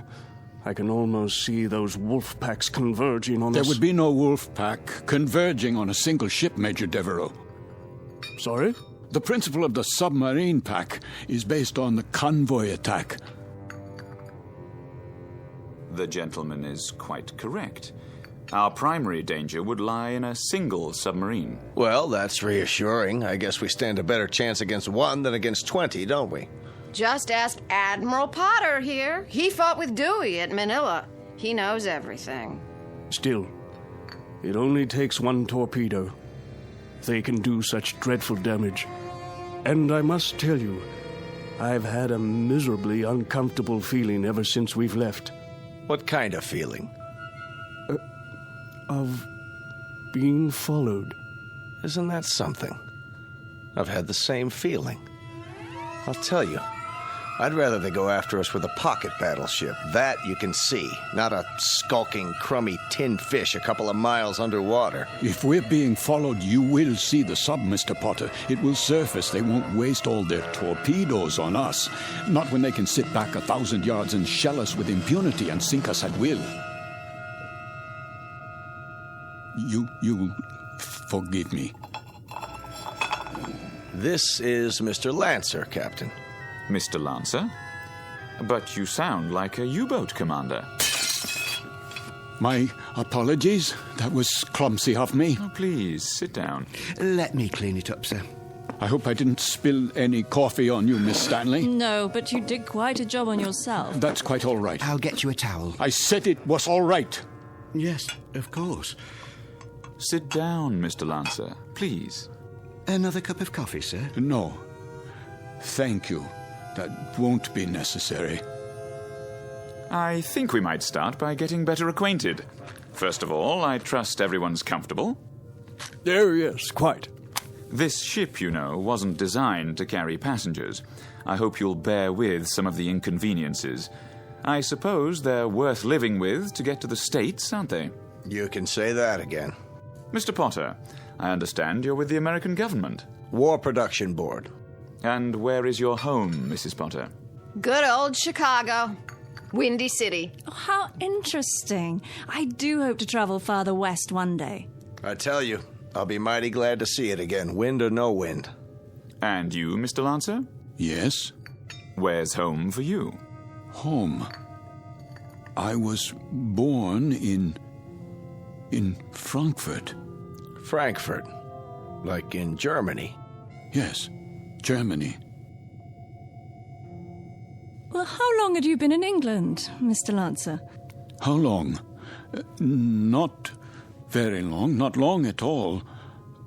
Please accept my apologies. I think I'll go to my quarters now. Too bad. I was hoping we'd get a poker game going. Whoop-de-doo. Perhaps another time. Good night. Well, there goes an odd one, huh?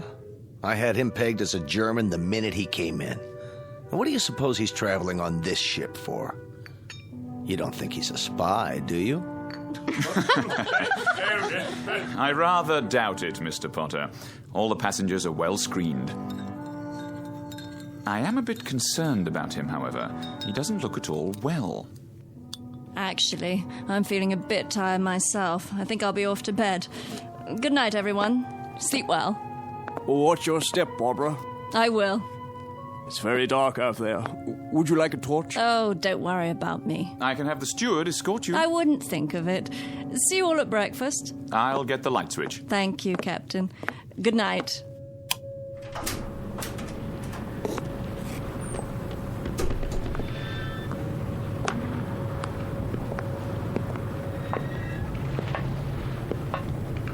Hello? Is someone there?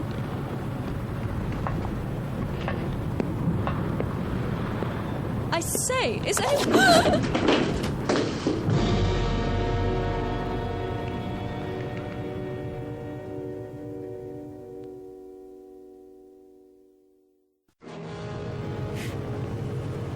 Who's there?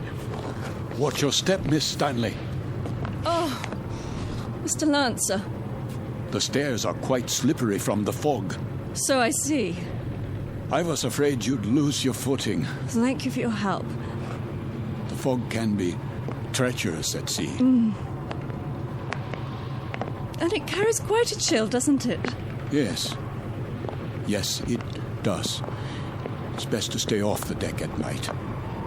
Why are you here, Mr. Lancer? What? I thought you'd be in your cabin. I'm still a bit unsettled. Not quite ready to sleep yet. Miss Stanley? Yes. May I ask a question? Please. Have we met before? I don't think so. Why? You'll forgive me, but you looked so familiar. They all did, for that matter. Are you sure you're well, Mr. Lancer? Yes, I seem to be. It's just this feeling. What sort of feeling? Oh, it will sound crazy to you. Go on, please. Just that I'm doing things, saying things. That you've done before. How do you know that? I know the feeling. I've had it occasionally. Have you? Walking into a room and being able to swear that you've been there before. Even the conversations.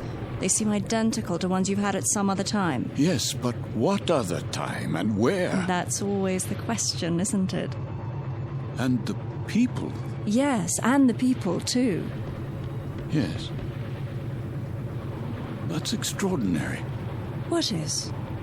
I don't recall. I don't seem to recall boarding this ship. Don't you? Or anything else, for that matter. How I got here, or why I'm here. There was a film about that. Pardon? In the cinema, a few years ago. With Leslie Howard. Or was it that American? What's his name? Garfield. John Garfield. I believe the title was Outward Bound, something like that. I don't have time to see many films. I don't either. But in this one, the people all found themselves on an ocean liner. Of course, it was a cruise ship, not a freighter. But none of them could remember anything. There was a man and a woman, and they met and began talking, much as we are right now, I suppose. And it turned out they were... Go on. Well, they were all dead, you see, and on their way to the other side. Isn't that absolute rubbish? It is indeed. You don't suppose we're dead, do you? And about to cross the River Styx or some such? No, that's ridiculous. I, for one, remember everything. The cab to the docks, and carrying my bags, and my passport, the security clearance. My passport? Of course. It must be in my cabin. If we were dead, I'm sure the meal would have been followed by a lovely dessert. Mr. Lancer, may I make a suggestion? Why don't you see the ship's doctor? I'm sure they must have one, even on a freighter. For what purpose? It has to be some form of temporary disorientation. I was standing on deck, and it was as if I suddenly woke from a deep sleep. I heard your voices from the salon. Amnesia? Not really. I know who I am. I'm Karl Lancer. I was born in Frankfurt, Germany. I'm in the... In the what? In the... You were going to tell me. You were in the something or other. Was I? I don't remember now. Mr. Lancer, perhaps if you got some sleep, that might be all it takes. It wouldn't help. I don't think I could get to sleep. I feel as if this were a nightmare. I feel strange. I feel as if there were a disaster waiting out there, some doom that's about to happen. As if we were being stalked. I know we are. It's stalking us. Yes, there's a sub out there, a U-boat. I know it. I know it's out there. I know. Who's there? Mr. Lancer? Yes, I'm Lancer. Would you come with me, please? Where? The captain's compliments, sir. He wonders if you could join him in his quarters. For what purpose? He'd like a few words with you. Go on, Mr. Lancer. I'll see myself to my cabin. Sir, this way.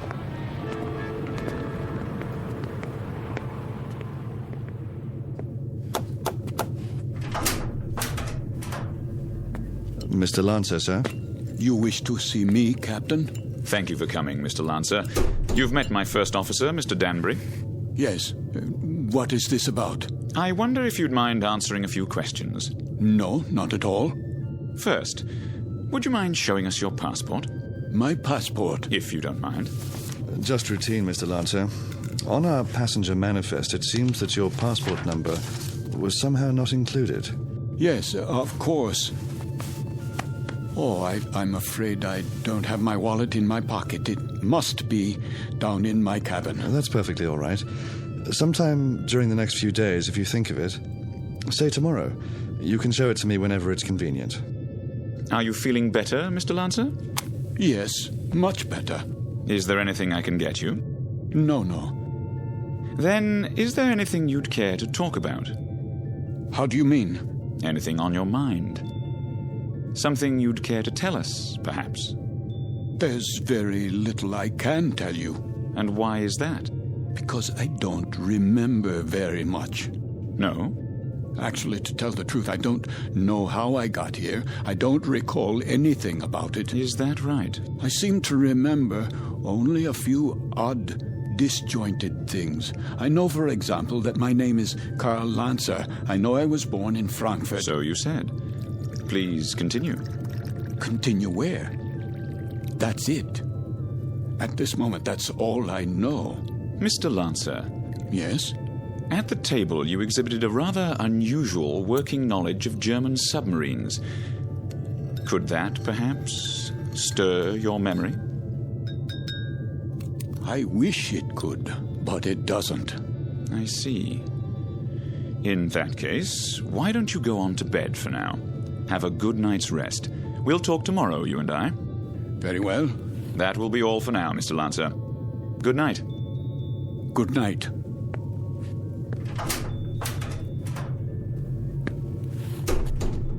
Most peculiar. I'd agree, sir. I'd say he bears watching. Then watching is what he'll get. I told you what he said at the table. What do you make of it? That's hard to say. But as I was going to get him on deck, he was talking to one of the passengers, Miss Stanley. And? He was speaking quite excitedly, in a very loud voice. I couldn't help but overhear. He was saying something about how he knew there was a U-boat out there. It's stalking us. That's what he said. You heard him say that? Those were his exact words. Thank you, Danbury. I thought you'd want to know, sir. Danbury. Sir? Let's keep this between ourselves for the time being, shall we? Yes, sir. And see that a steward is sent down to his room. I want to have a look at that passport as soon as possible. Right away, sir.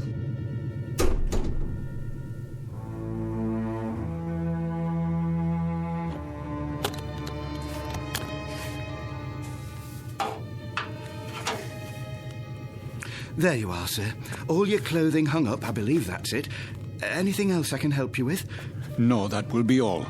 Ah, your shoes. I'll just put them in the closet.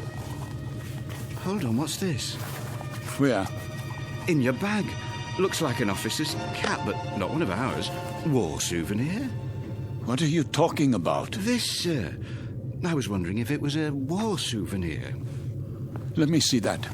Yes, sir. It's a naval officer's cap. Foreign by the style of it. Don't touch things that don't concern you. I only thought I'd put it away for you. That won't be necessary. I'll put it away myself. Yes, sir. That will be all.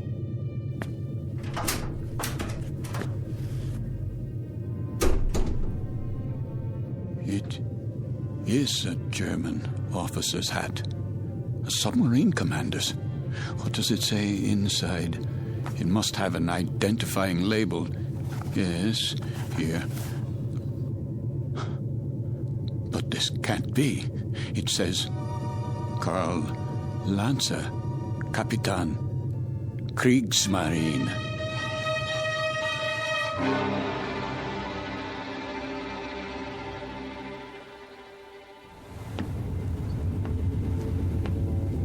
Mr. Danbury? Yes, sir? We've slowed down again.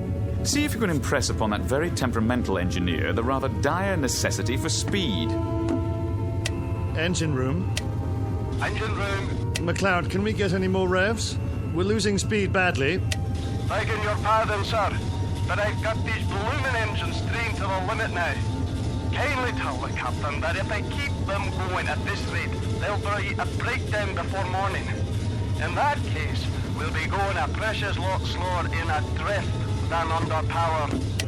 McLeod, we simply have no more revs. If you can give me maximum speed for another 12 hours... Captain! These engines needed to be overhauled a month ago, and instead of an overhaul, they're getting worked to death. Well, Do what you can, man. Aye, aye, sir.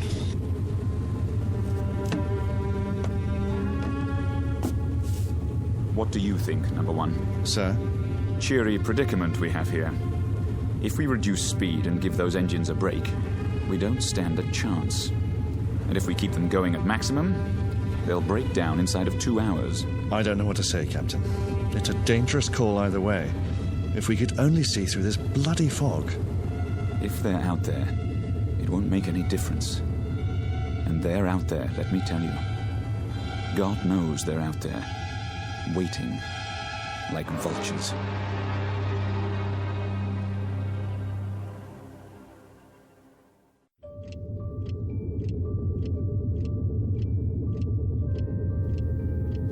Another drink, please. Begging your pardon, sir, but it's very late. Don't beg my pardon. Just put the bottle on the bar. Go to bed if you're tired, but leave the bottle.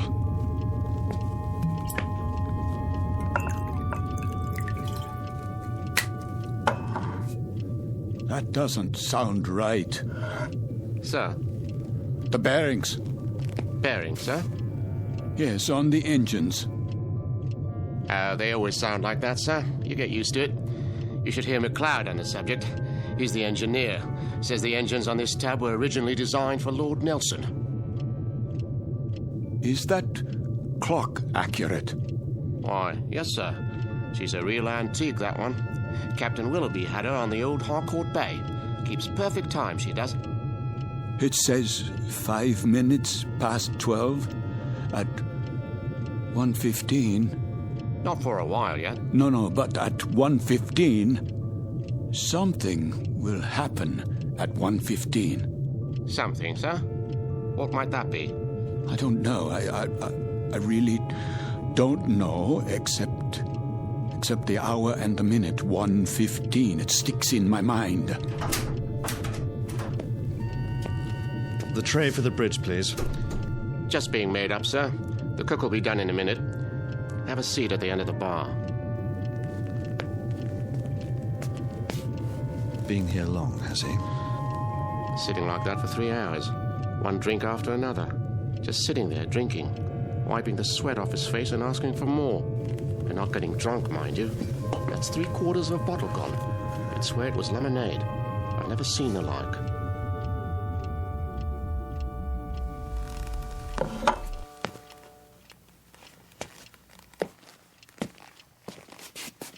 Why have the engines stopped? Probably just routine maintenance, sir. Don't give me that. They've broken down. I don't think it's serious, sir.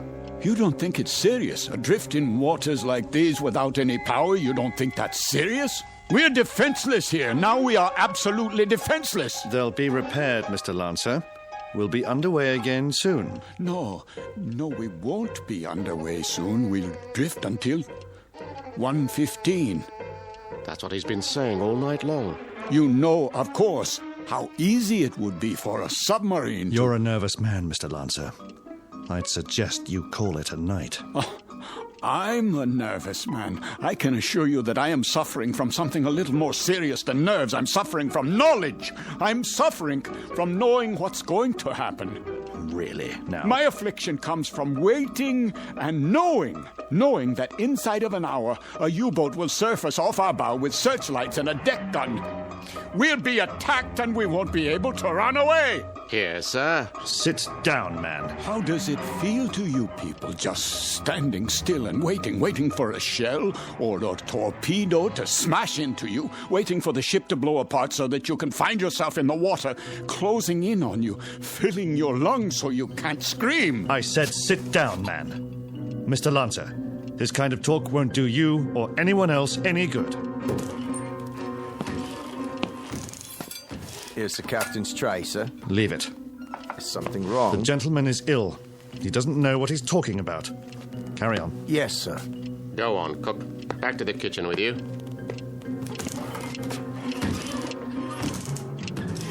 The U-boat's coming. We must get the engine started or abandon ship. That's what we must do. Yes, we must abandon ship. Do you hear me? Why has the clock stopped? Where did you go? Where have you all gone? Why have you left me alone like this?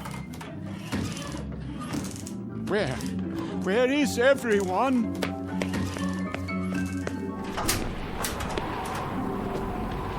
What is that? The searchlight. It's here. That's the U-boat. The U-boat is here.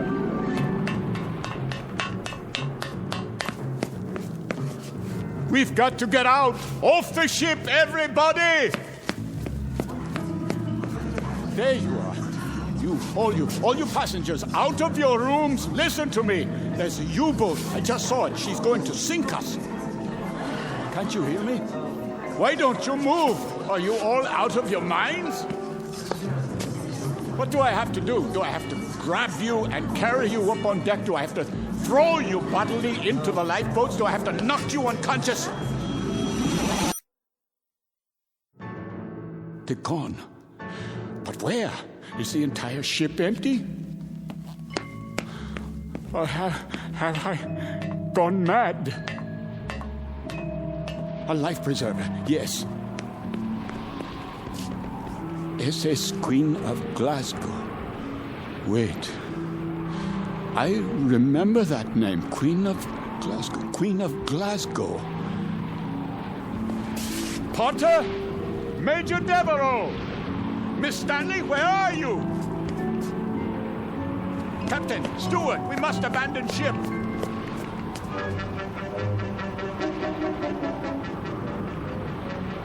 Feuer frei!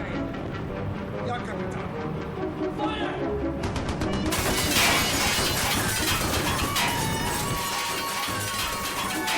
They are shelling us. We're hit, I tell you. Miss Stanley, we must get out. The lifeboat. I can, Mr. Lancer. The roof's collapsed. The door won't open. Climb through the porthole, quickly. I'll try. Where are the lifeboats? Over here, Mr. Devereaux. We'll have to climb down. Help us, please, my wife. I'm coming, Mr. Potter.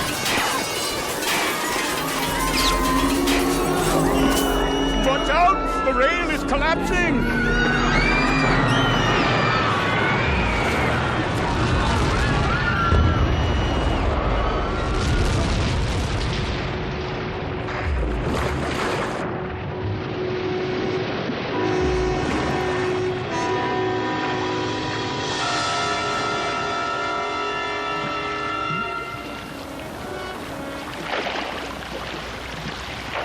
Family, the little girl.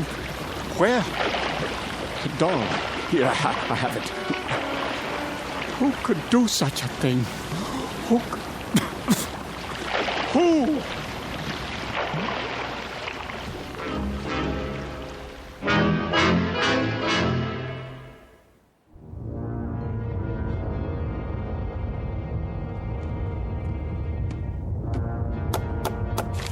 Ja? Not much to show, Captain Lancer.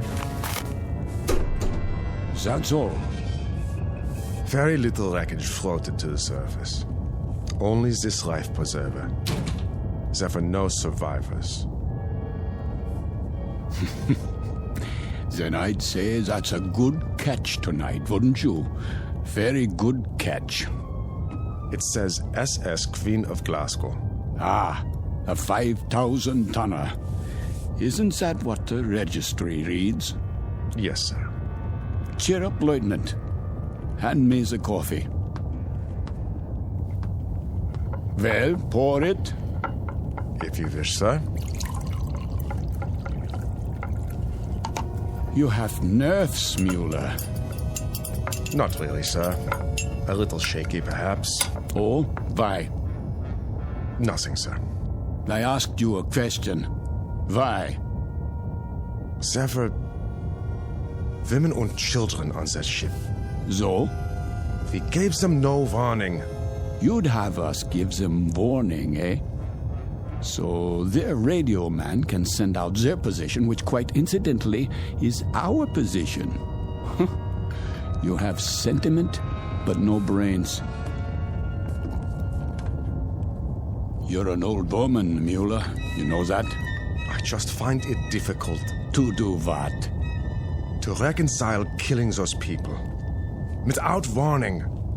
It makes me wonder if we're not damned now. In the eyes of the British Admiralty, we most certainly are. I mean in the eyes of God. You're not just a fool, Lieutenant. You're also a religious fool. Perhaps a mystic, too. And if we are damned, what will happen? I've had dreams about it. Maybe people like us have a special kind of hell waiting. Maybe to be damned is to have a fate like the people on that ship. To have to suffer as they suffered and die as they died. You are a mystic, Lieutenant. We'd ride the ghost of that ship every night for eternity. Every night, Herr Capitan. For eternity. What are you talking about? They could die only once. Just once. But we can die 100 million times. Every night. Ride the ghost of that ship. Every night. Every night.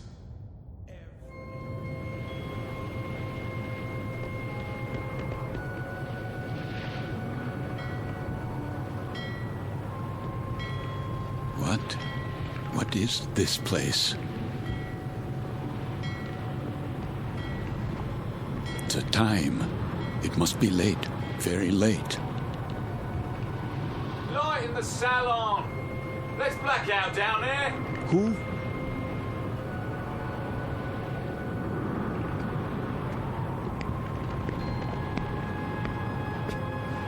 Forgive me, sir. Yes? Are you addressing me? Begging your pardon, but they'll be finished serving dinner soon. They? The galley crew, sir. Why do you tell me this? I only meant... What? What did you mean? All I mean to say is, you'd best go in now, sir, if you want your evening meal. My meal? The salon will be closing in a few more minutes. Oh, yes, of course. In the salon. Is that what you call it? Yes, sir. It's very dark out here. Would you like to follow me? Follow? The lights, you see. From now on, I'll have to switch them off when we open the door, to the deck and then on again. You understand, sir? Because of the blackout. The blackout, yes. This way, sir. Are you all right? Why wouldn't I be? Is something wrong with my appearance? Why, no, sir. It's only that... Is this your first time? My what? Your first passage. It can take a bit of getting used to. Sea legs and all that. I'm quite used to being at sea. Thank you. I was just... A special kind of hell waiting. Maybe to be damned is to have a fate like the people on that ship. To have to suffer as they suffered and die as they died. We'd ride the ghost of that ship every night for eternity. For eternity. For eternity. For eternity.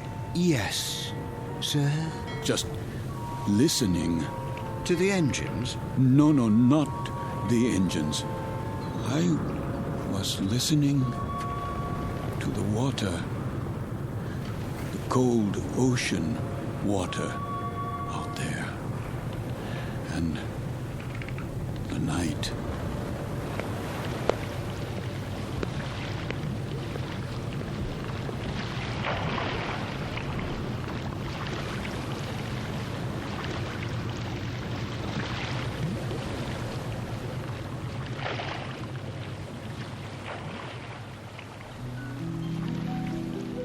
You've heard talk about paying the fiddler, the comeuppance awaiting every man when the ledger of his life is opened and examined.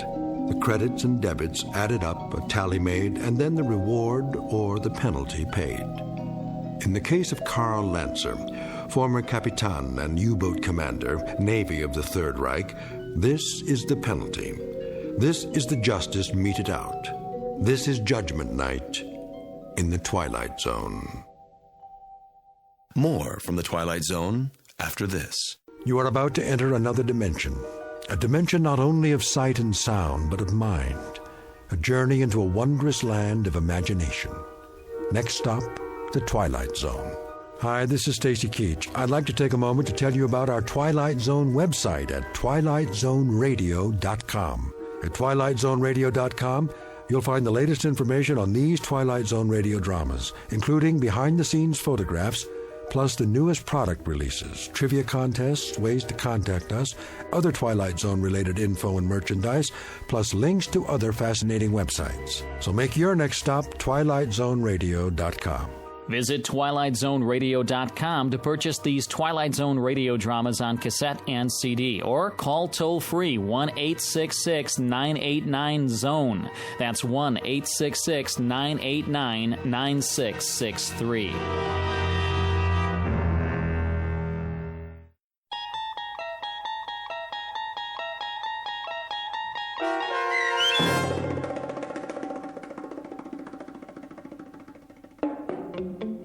Judgement Night, starring Chelsea Ross with Stacy Keach as your narrator, was adapted for radio by Dennis Etchison and written for The Twilight Zone by Rod Serling. Heard in the cast were Nick Sands, Damian Arnold, Richard Shavson, James Houghton, Sarah Wellington, Christian Stolte, Fernette Lebo, Doug James, Martin Astrop, Anna Rose Benson, and David Darlow.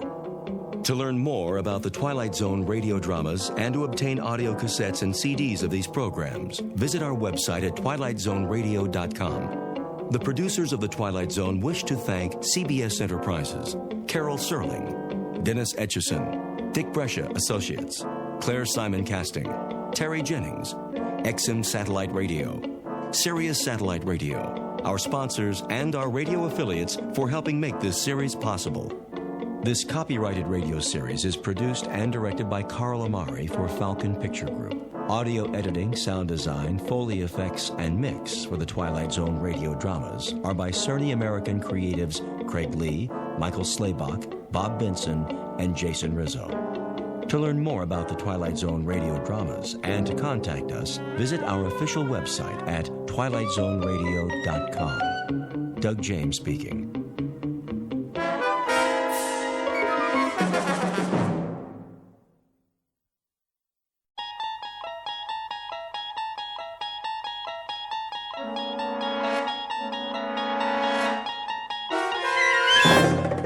You unlock this door with the key of imagination. Beyond it is another dimension, a dimension of sound, a dimension of sight, a dimension of mind. You're moving into a land of both shadow and substance, of things and ideas. You've just crossed over into the Twilight Zone.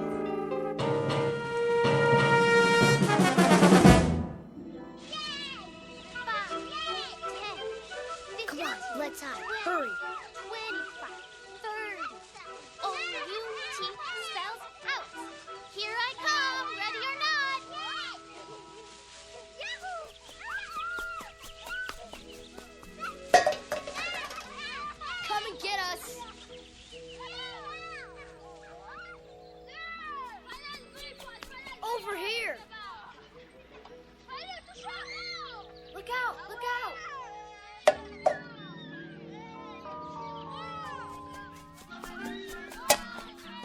Ollie, ollie, oxen, free, free, free! Get away, you kids! I've told you not to play here. Go on now.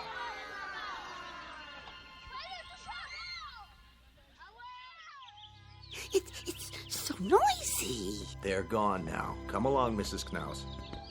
This way, everyone. Oh, but Doctor, I have my knitting to do. Another time. Out onto the porch. I didn't finish my crossword puzzle. It will wait, Mr. A.G.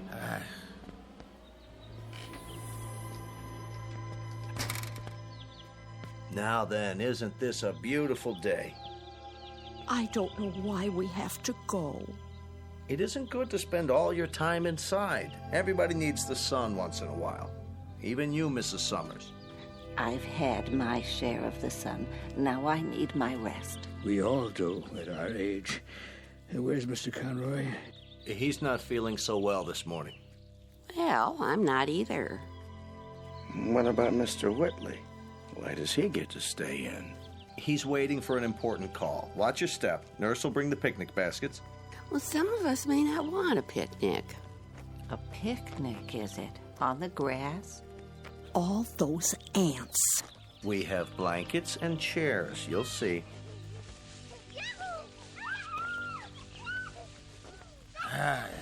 aren't those kids anyway? Hey, quit running! Stop it! Like wild Indians. They won't bother us. This way, there's a nice place under the trees.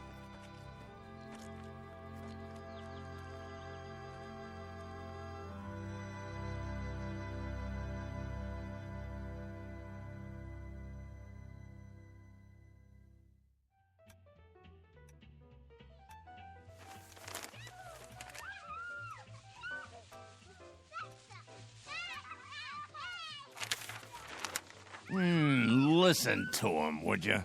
They're only children. They know they aren't supposed to play on the grounds. How can a body think?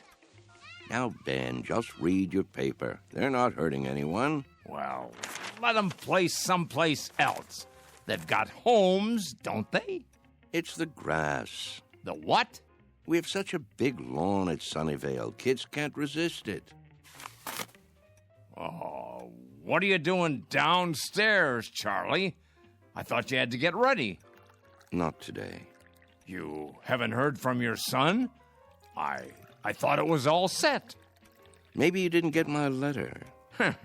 Oh, he got it all right.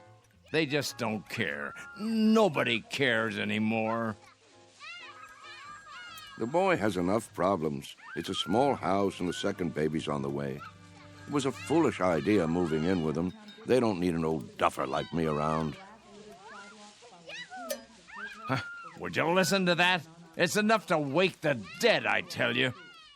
Don't be so hard on them, Ben. They're only kids. A fine state of affairs when your own son turns against you. Stay out of the over-the-Rhine neighborhood. Technology stocks extended Mr. their Whitley? gains Wednesday. Mid positive views on the sector from There you are. Yes, nurse? You have a phone call. I do? I believe it's your son. Well, what do you know? Be right there. I'll tell him. Isn't that something? Guess he got my letter after all. I never get any letters. Or phone calls. Nope. You will, Ben, you will. Excuse me, I'd better get it before he hangs up.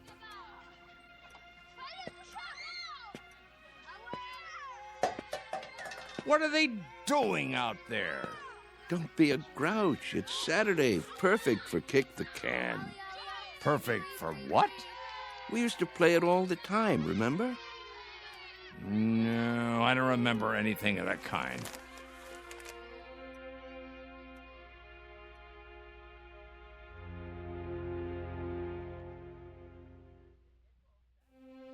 Sunnyvale Rest Home, a place for the aged. The address is 1275 Tranquility Lane, on the outskirts of town. It offers room and board, nursing care, and a kind of refuge from the world. Outside, a common game called Kick the Can. Very shortly, a man will have a choice to make. He can either die in this world or escape to another kind of refuge in the Twilight Zone. And now, The Twilight Zone, and our story, Kick the Can, starring Shelley Berman and Stan Freberg, with Stacy Keach as your narrator. Some picnic. Plastic spoons and forks. Well, the potato salad was good. What do you mean? It was spoiled. No, it wasn't, Emma. They made it in the kitchen just for us. You must admit, it's better when it's fresh. I think I hurt my back sitting down. Oh. The ground was damp. It was. Bad for my arthritis. Will you people please hold it down? I'm trying to read. Oh, you shush, Ben Conroy. No one's bothering you. Easy for you to say. Where is Mr. Whitley? Still in his room, probably, taking a nap. Oh, that's what I'd like to do. And why, may I ask, on such a lovely day? There he is. Going somewhere, Charles? Yes. Why are you all dressed up? It's my son. He's coming to get me. You don't say. He called a little while ago. He did. He's on his way. At least someone gets calls. What's he carrying? Is that your suitcase, Mr. Whitley? Indeed it is. You're going to stay overnight, then? A bit longer than that, I should say. That is, if they have the room fixed up. Room? At my son's house. You mean you're moving in with them? That's the plan. If they'll have me. Well, what about the rest of your things, Charlie? You can't just leave your things behind. No hurry. It all can be packed up and sent over later. Well, we'll certainly miss you. Will you come back to visit us? Of course I will. Meanwhile, I'll call and see how everyone's doing. May we write you? Please, I'd appreciate it. Mr. Cox has the address. Nobody writes. They say they will, but they never do. There he is now. Hey, aren't you going to say goodbye? I hate goodbyes, Mr. A.G., don't you? Take care, all. Here, let me carry that for you. I've got it.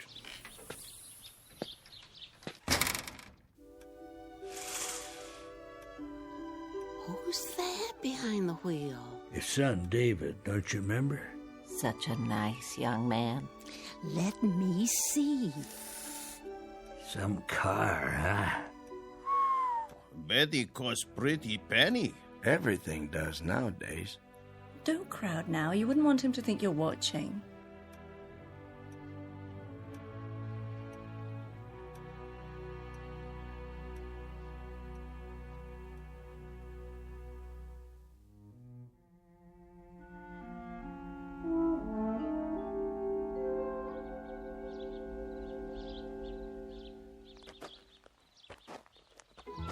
Hi, Dad.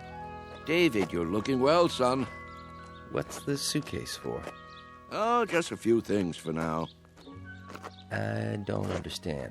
Wouldn't want to push you out of the house and home. What? Of course, I don't have that much anymore, but I suppose it could go into storage Whoa. I think there's been a misunderstanding. There has? Get in. We need to talk. If it isn't convenient today, we can make it another time.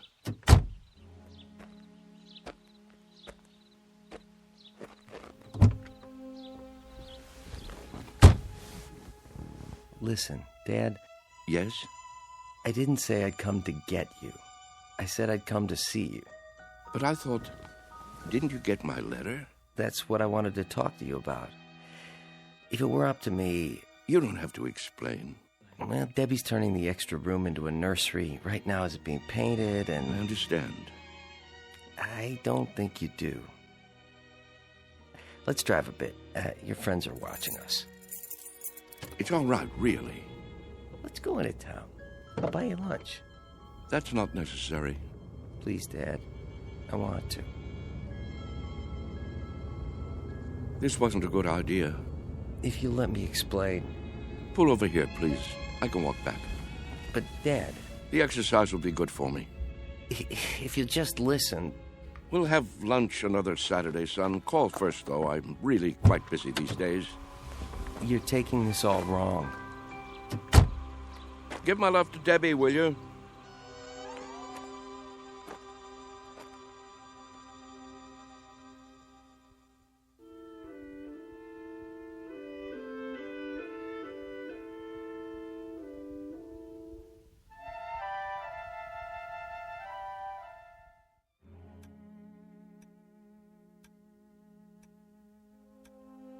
What's he doing? What does it look like? He's coming back. I thought he said... Don't stare. It's not polite. Yeah, you're it. Gotcha. Hey, where'd our can go? That old man's got it. Hey, mister. What's this? Our can. Your can? Can we have it back? Could you have... Yeah, we need it. Oh, you do, huh? Yeah, we're playing a game. Yes. Yes, I remember. This is a good can. Nice and sturdy. It will take a lot of kicks. It will? You'll have to play by the rules, though. What rules? You know the rules, don't you? Hey, give it back. Please, mister? I'd say this can is just about the perfect size. Is he gonna keep it? Hey, mister, can we have our can back? You can get another. Any one will do. Tomatoes, beans, doesn't matter. You'll see.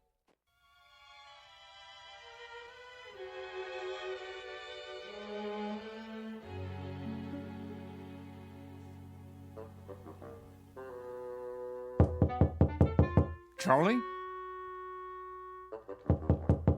You in there? It's going to be a beautiful sunny day today. And we Yes? expect much more of the same over the next couple of Just wondered days. what happened to you. Not a thing, Ben, not a thing. Las Vegas, 68. Los Angeles. Thought I'd lie down for a minute. Come on in if you'd like. Sorry about that son of yours. Are you? I'm not. This is a good enough place for me. I don't know what I was thinking. Here, I'll close the window for you. Why? It's a beautiful day, don't you think? Oh, so much noise. Yes. What a great running and shouting. That's what you call it? Such a grouch.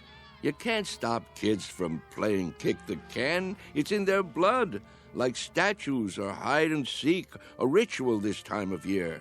You surprise me sometimes, Charles. And why do you say that? You actually brought that tin can up to your room? Must be filthy. No, it's not. It's been emptied out and washed clean and baked by the sun till it's shiny as the day it was made, tempered by the wind and the grass and the warm summer air. Sure you're feeling all right? Admit it, Ben. Admit what? Don't you ever think about it? You must. I don't know what you're talking about. All kids play those games, the same as we did, and the moment they stop, they begin to grow old. Oh, come on. It's almost as though playing kick the can keeps them young. So that's what this is for. Magic. I'm not sure. Charlie, I'm worried about you. You're not yourself. Aren't I? You don't believe in magic anymore, do you, Ben? What are you talking about? But there was a time when you did believe in it. Never. We've known each other since I can't remember. Since we were tow-headed kids. You believed in magic then. Not me. Yes, you did. When we walked on different sides of the street lamp, you'd say bread and butter. When your baby teeth came out, you put them under your pillow for the tooth fairy. And when you went down the sidewalk, you were careful because you knew that if you stepped on a crack, you'd break your mother's back. Oh, you believed in magic all right. What is wrong with you, Charles? Would you like me to get the nurse? What happened, Ben? Where did the robbery take place? Robbery? A thief stole everything away when we weren't looking. Who was it, Ben? Was it time or something else? We grew up, that's all. Everybody gets older. Do they? Think, Ben. How can we be sure? Maybe there are people who stay young, only we don't know it. Maybe they have a secret that they keep from the rest of us.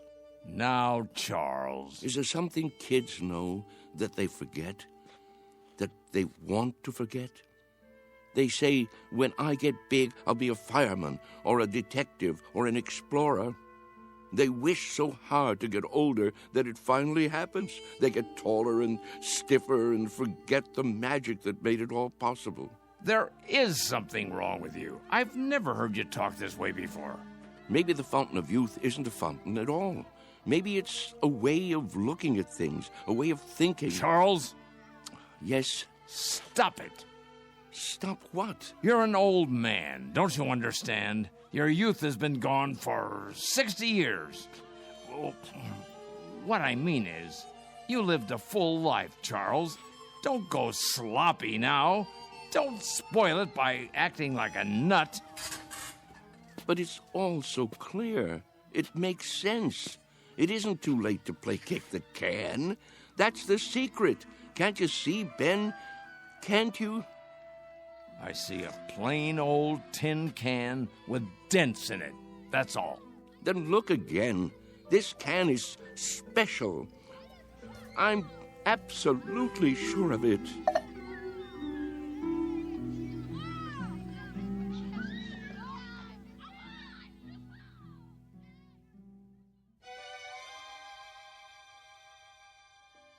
And so, that's why I thought I should tell you. I'm glad you did. It's just that I can't stand to see him make a fool of himself. Of course not. And if there is something wrong with him, something in the head, then you can get him the right medication. You understand, don't you, Mr. Cox? I do, Mr. Conroy. You were right to come to me. When he acts that way, I feel I don't know him at all. It's foolish talk, I agree. So what are you going to do? Nothing. Beg pardon? At least not for the time being. If I got excited every time someone indulged in foolish talk around here, I'd be upset every minute of the day. Let him go on about kick the can if he wants. He isn't doing any harm. But I'm worried, I tell you. It isn't like him. He's getting on in years. It's common for folks of a certain age to behave like children once in a while. Oh, nonsense. He's no older than I am. In some ways, maybe, but in other ways, when some people get old, truly old, in their minds, they may act strangely, out of character. Take Mr. Agee, for instance. He's as sane as they come, but do you remember that ruckus out on the porch the other day? Somehow he got hold of some firecrackers. The nurse found him trying to set one off. It must have been those kids. Well, wherever he got them, he could have hurt himself, and that's something that concerns me.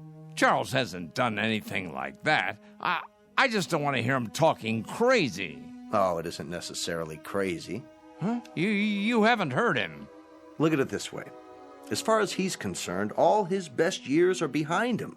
He can't even look forward to spending time with his son and daughter-in-law. A fine thing.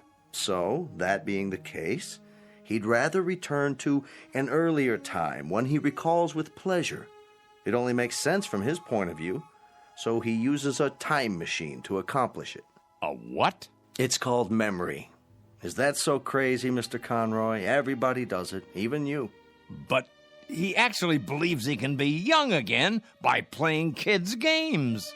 Not really. He's exploring, that's all. He'd like to believe that kick the can is a magic button he can push to make himself young. But deep down inside, he knows it won't work. Instead of the disappointment of failure, he'll never risk pushing that button to find out. Stop worrying. Your friend is fine. Are you certain? I'm certain. Until he does something to endanger his health or the health of others, there's no reason to interfere. Thanks for stopping by my office, though. Look at the time. You wouldn't want to miss dinner. Well, in that case, I suppose... It still troubles you, doesn't it? What would you have me do? Maybe if you talk to him. It would be a waste of time. But you have a point. Perhaps I'm reluctant to face the facts myself. Every time one of our people goes senile, I get a little cold inside. When I took this assignment, I was 32. Now I'm 43. Everyone grows old, Mr. Conroy. Everyone.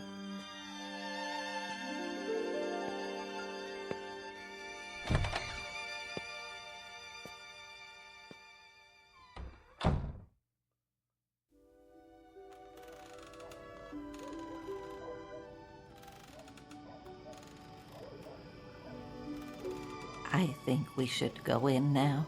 Yes. It turns chilly this time of day.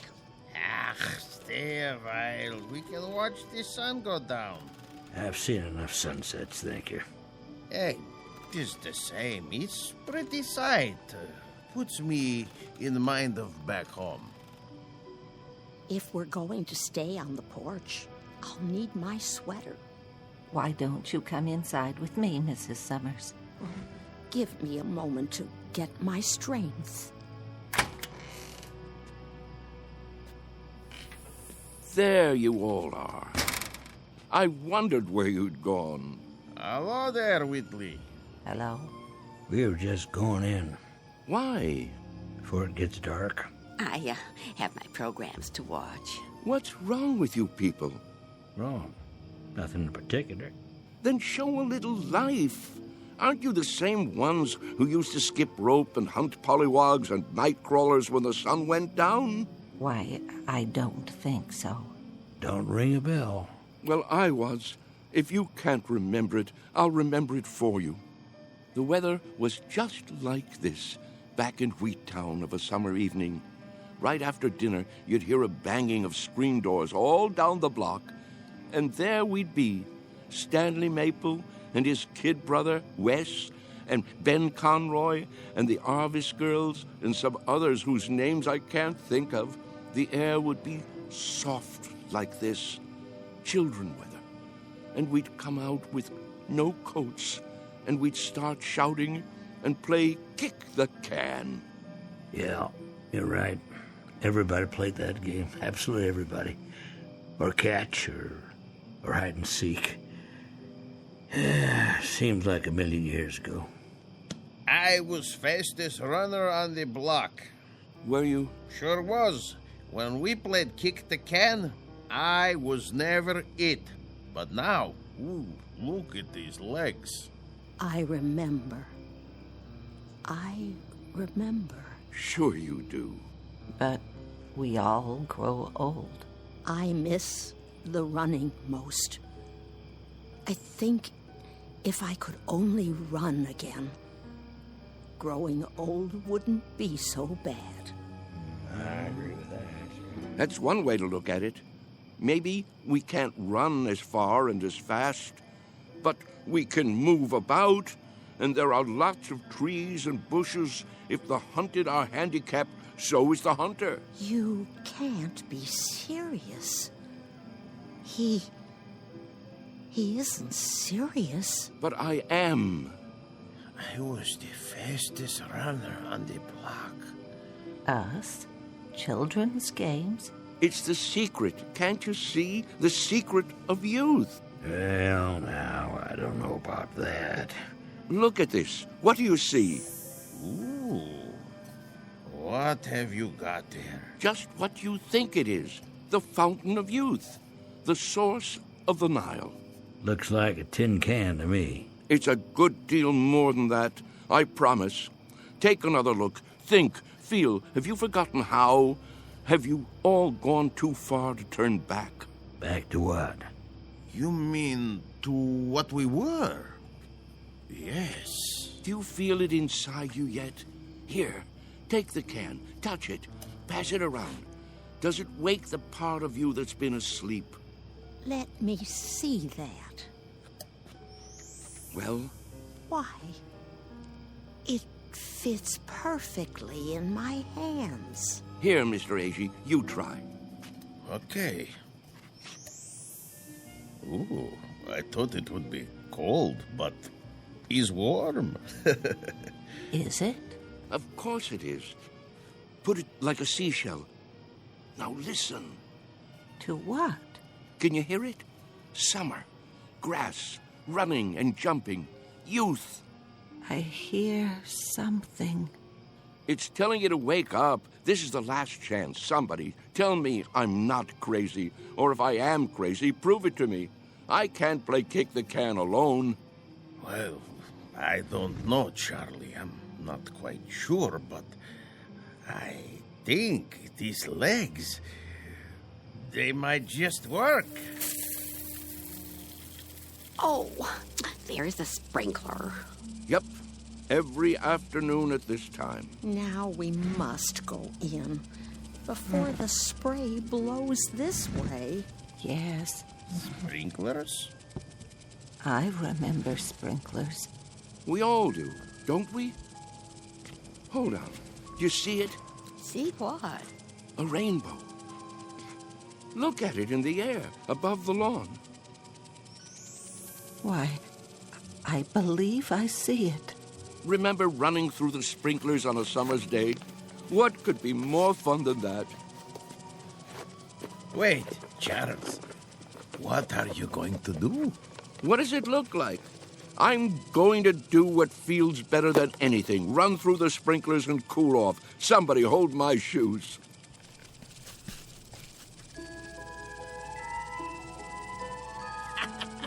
Well, look at him, will you? This way, everybody. It feels great. Mr. Whitley. Charlie, what are you doing? Come on in. The water's fine. Nurse! Nurse! Yes? Help me get him inside. Yes, Doctor. Don't worry about me. I'm having a great time. That's enough. He's soaked. Get him some dry clothing and put him to bed before he comes down with pneumonia. Right away. Ah, you're spoiled sports. That's what you are. I don't need any help. Don't be difficult, Mr. Whitley. Just come along. I'll get you a towel. What are you doing, Ben? Did you call them? It's for your own good, Charlie. You'll only hurt yourself. I thought we were friends. We are. That's why. This way. I'll bring your shoes later. All right, everybody. The party's over. But he wasn't hurting anyone, was he? You see, he's been talking to them. Pretty soon he'll have them believing it.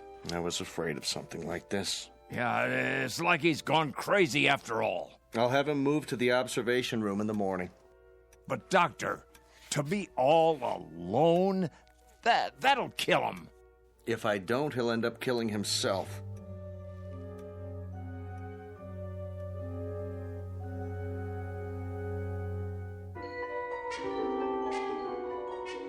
Senile? Me? Mr. Whitley, please try to understand. You want to put me in a special room? Alone? You don't leave me much choice. Why? What rules have I broken? There have been complaints. Oh, there have. Who from, may I ask? That's not the point. Go on, tell me. I want to know.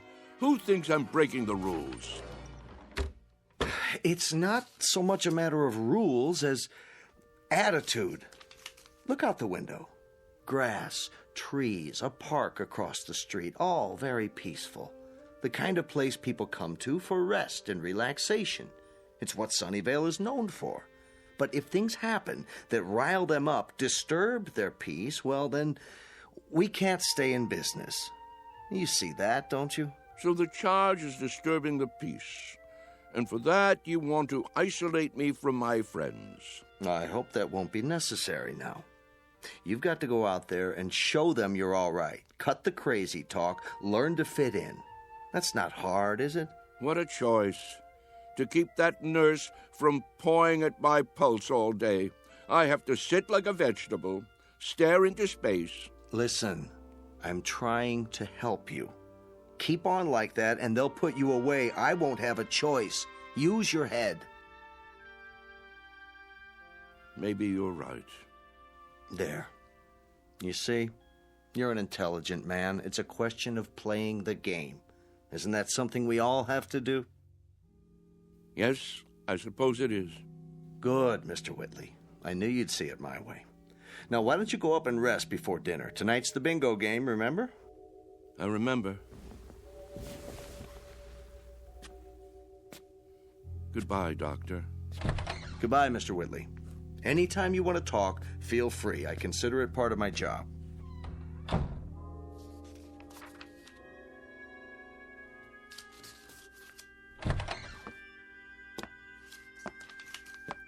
I made him change into fresh clothes. So I see. Thank you. Is he going to be all right? I think so. It must be quite a transition. Remind me of that when it's time, will you, nurse? Time for what?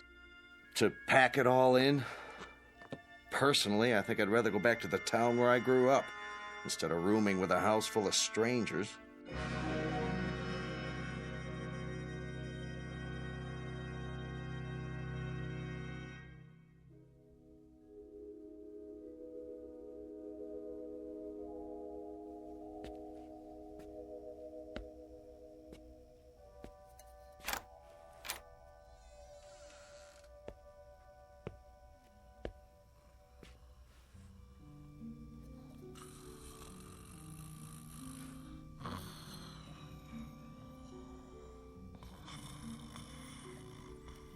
Wake up. Who? What? Come. Charles, what is it? Shh. Quietly. Come where? We're going to play a game. What do you have there? What does it look like? An empty tin can. We're going to play kick the can now? It's dark outside. It usually is in the middle of the night. Now get your robe and come with me.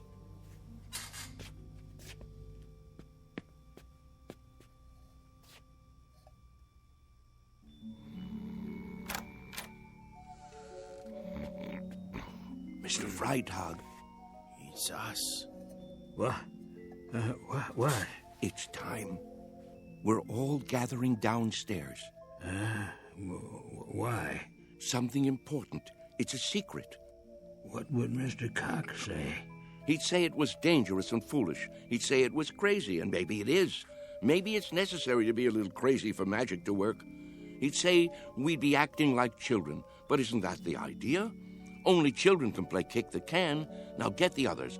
Freitag, wake Mrs. Summers. A.G., you get Mrs. Wister and Mrs. Knaus. Let me see, who else? There's Mr. Carlson. Everyone? Everyone. Well, what if they won't come? They've got to. Don't take no for an answer. Hurry. I heard people walking around. Whoa, what's going on here? Mr. Whitley has an idea. Would you like to come too? Hello, Ben. Charles? What are you doing? Go on. Do as I said. Yeah. Right away. I'll see you downstairs.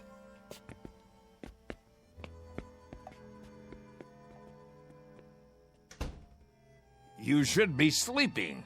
Everyone should be. What's that in your hand? No, Charles, you can't. Who says so? It's against the rules. The devil with the rules. It's our last chance, don't you see? Ben, come with us out to the lawn. Me? Yes, you. Ben, we always did everything together. Let's not stop now. Even if you think it's crazy, come out and play. Come to your senses, Charles. You think I'm obsessed? You think I've got hold of one crazy idea and won't let it go? Well, haven't you? Maybe so, but where I have one idea that's strangling me, you have dozens. You're the one obsessed. Oh, nonsense. Is it? You're afraid of death, but you're also afraid of life. You think age gives you the right to stop growing. You've sealed yourself inside your shell, and you're afraid to poke your head out and look around. That's enough. You're afraid of a new idea. You're afraid to look silly, afraid to make mistakes. You've decided you're an old man, and that's what's made you old. I am old, Charles, and so are you. It's a fact. Facts be damned. Your bones are old. They'll break if you try to run with them. Your heart is old. Your lungs are old. Don't you get it? You're used up, worn out by a lifetime. Sit down, Charles, before you fall down. Go back to your bed. I can't do that, Ben. Charles? I've got to find out. Won't you help me, Ben? There is magic in the world. I know there is. When I fell in love with Mary and kissed her for the first time, that was magic. When my boy was born, that was magic. The moon is magic, and the stars. Friendship is a magic thing, too. Life is magic. Maybe I'm right, Ben. Can't you consider that? Maybe kick the can is the greatest magic of all. Well, what do you say? There's nothing to say. I just don't know how to get through to you anymore. Then I'll do it alone.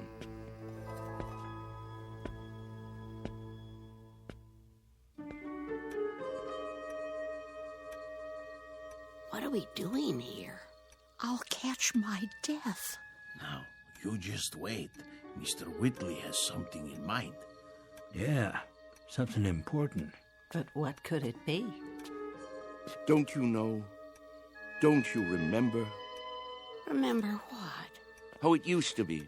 How we used to sneak out of the house after dark when the grown-ups weren't looking and the weather was like this.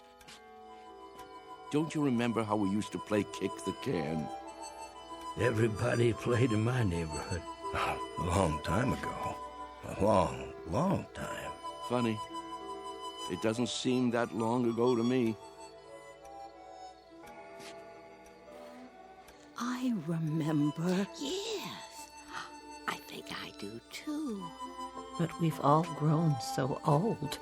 Are you sure? If these legs would carry me. How do you know they won't until you try? You can't be serious. He isn't serious. But I am. You mean us? Children's games? What about the nurse? She's asleep. If we keep our voices down and open the door carefully, she won't hear us.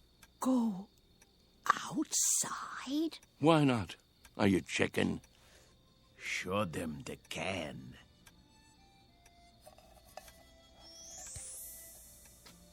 Where did you get that? From some kids. They've already broken it in. Well, are you with me? Or do I have to play kick the can all by myself? Who remembers the rules?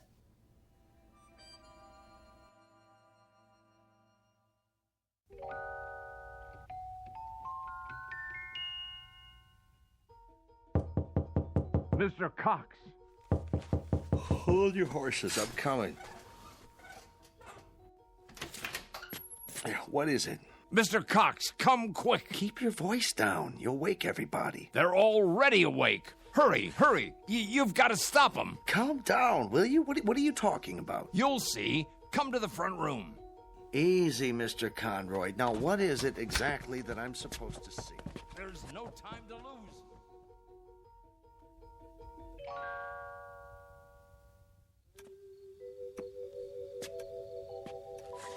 But there's no one here. Why is the door open? Because they've gone outside. Why would they do that? It's like I said, to play kick the can. That was just a crazy idea. Mr. Whitley's forgotten all about it. No, you're wrong. They really mean to play. Calmly, please. You mean now, at this hour? That's right, and it's all because of Charlie. Now I'm really worried about him. What'll happen when it doesn't work? He really believed it, see? That it would make him young. That's not the problem. What worries me is what will happen if he tries to run. He can't take the exertion. None of them can. 5, 10. Where? 15. Look, 20. the front lawn. 25. 30, 35, 40, 45, 50. Come on, I know. Ready or not, here I come. Come on, everybody, let's hide. This is gonna be good. Over here, hurry up. 85, 90, 95, 100. Ready or not? Where are they? Here I come. And what are these kids doing here? I told them to stay away. Look out! Run, Amanda, run! Maybe they're around the other side. I'll go check. Hey, kick the can over to me. Hey, Ben, look at me. I told you it would work. Charles? Come on, you want to play? No, it can't be. Ben, you better hurry up, or it'll be too late for you. Charles! Yeah, hurry up, or it'll be too late. What is it? Do you see them yet? Gotcha. Is that... Here, you kids, how many times do I have to tell you, go home? Get out No, of my way. wait. What are you doing here this time of night? 1, 2, 3, Charles? you're out. Charlie? Sorry, Ben. I wish you could have believed. I gotta go. Charlie! Hey, kick it over here, over here. Charlie! Take me with you. My turn to kick the Get can. away and stay away. Mr. Cox, please. Last one over fences, rotten egg. Come on, let's go.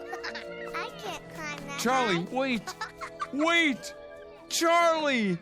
Hey, you guys, wait up. We gotta find the others. They can't have gone far. I bet Whitley's taken them down to the orchard. No. Why? Look all you want, Mr. Cox. You won't find them. Wait here.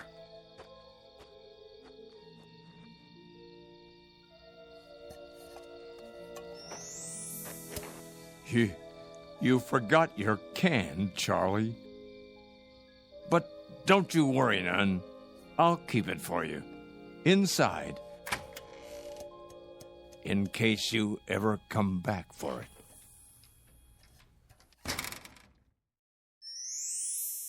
Come on, let's play kick the can. Come on, let's hide. You'll never find me. You can't catch me. I'm too fast. Haha, you missed me. Come on. No, kick it to me. Kick it to me. Gotcha. Yeah, you're in. Ollie, ollie, oxen. Free, free, free.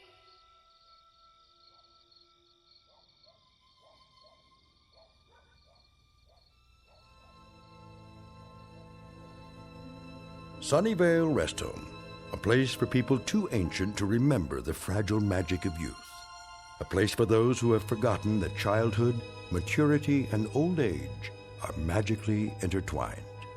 A dying place for those who have grown too stiff in their thinking to revisit the Twilight Zone.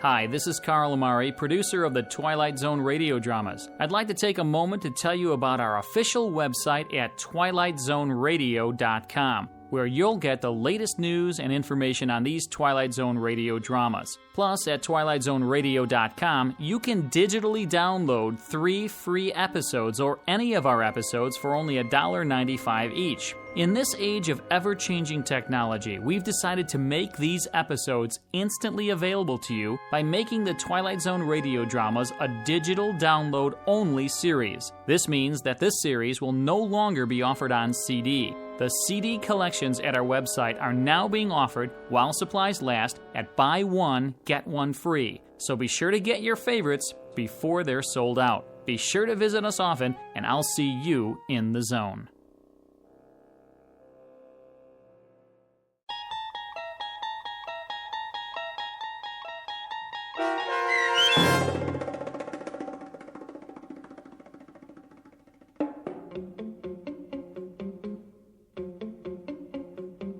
Kick the Can, starring Stan Freberg and Shelley Berman with Stacy Keach as your narrator, was adapted for radio by Dennis Etchison and written for the Twilight Zone by George Clayton Johnson.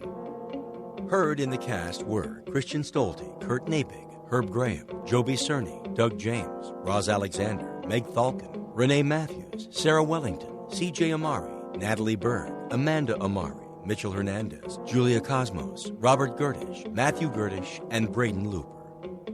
The producers of The Twilight Zone wish to thank CBS Enterprises and the Rod Serling Estate for making this series possible. This copyrighted radio series is produced and directed by Carl Amari for Falcon Picture Group and Westwood One. Sound design and custom Foley effects for The Twilight Zone by Cerny American creatives Bob Benson, Craig Lee, Michael Slaybach, and Matt Sorrow. To learn more about the Twilight Zone radio dramas and to contact us, visit our official website at twilightzoneradio.com. Doug James speaking.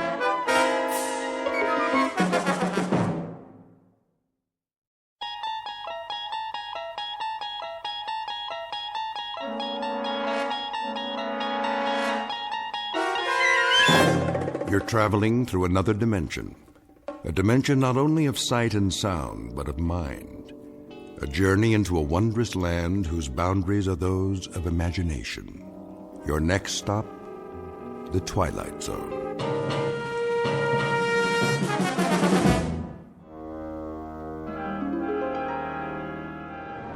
Shouldn't be long, eh, Cap? Not unless they move to Italy. I bet old Benito would like to do that. We're almost there. See that mountain range just over the horizon? Well, now, what do you know? I think I might have seen that a few times. All we do is maintain course and the boot will pop right up, big as life. Sounds like you've done this before, Captain. You like Italian food, Blake? Me? Yeah, spaghetti's okay. No meatballs, though. They give me heartburn. Okay, no meatballs. Beautiful day like this, I thought we'd just bomb the supply dump, then sit down and have us some lunch before we head back. How's that sound? You picking up the tab? Don't worry about it. This one's on Mussolini, his own personal mess hall. Yeah? Special orders. I hear the Allies can drop in any time. I get it. So we'll quit pounding him, huh? Plus, he wants to show off what a good cook he is. Watch out for the garlic, though. That's his secret weapon. Lousy greaser. I got something for him. There it is. Target in view, Jimenez. How's our time? On the money, Captain. Set the bomb bay doors. Check. Ready to release on your command. Take her down 400 feet. Hope they don't have no big guns today. They don't. That's why we're gonna win this war. Another 200 feet. Let's drop these babies right down the smokestack. Yes, sir. Is that flak? I don't believe it. Give me some altitude. Looks like the jerks finally got some artillery. Pull up on the stick. I'm pulling. That was too close for comfort. Pull up, I said. Climbing, Captain. Higher. We're hit. Kransky, you okay? Waist gun good, Captain. Connors? Missed the tail by a mile. Fine. We took a hit on the starboard engine, sir. Looks like we're losing fuel. Then let's drop our payload and get out of here. Fast. Yes, sir. Mayday, Mayday. This is King 9 calling Firefly. King 9 calling Firefly. Come in, Firefly.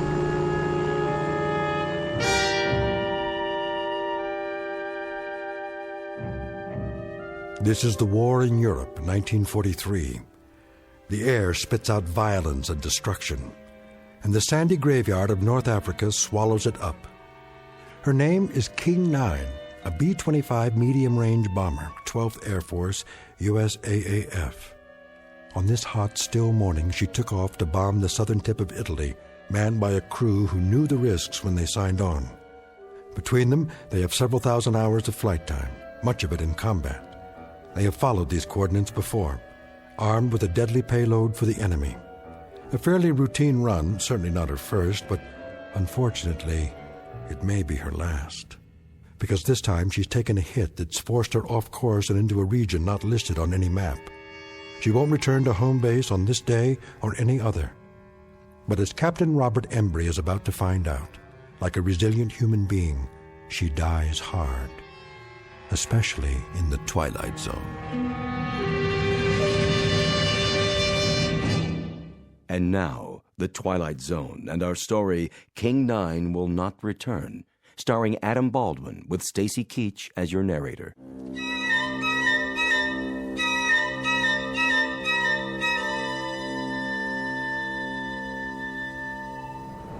What's the damage, Blake? We took a hit on the wing tank, Captain. How bad? Needle's dropping fast. We're leaking fuel. How much? A lot.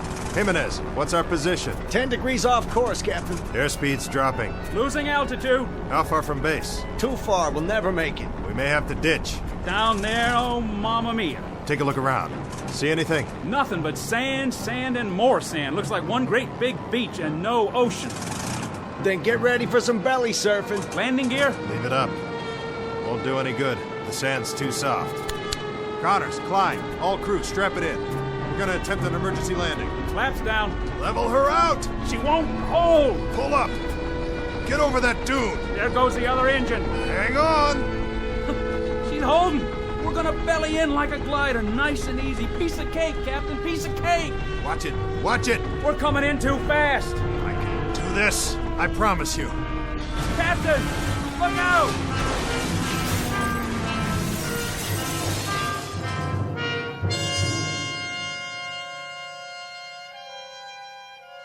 I remember now. More and more, one piece at a time. First the wing tank was hit by flak. Then we lost fuel. Fell behind, veered off course. Not the moment of impact, though. The crash, that's still pretty much a blur. But I remember holding the wheel, trying to hold it. The way she bellied in and then yawed at the last second. That brought the nose down into a dune, and all of a sudden it was over.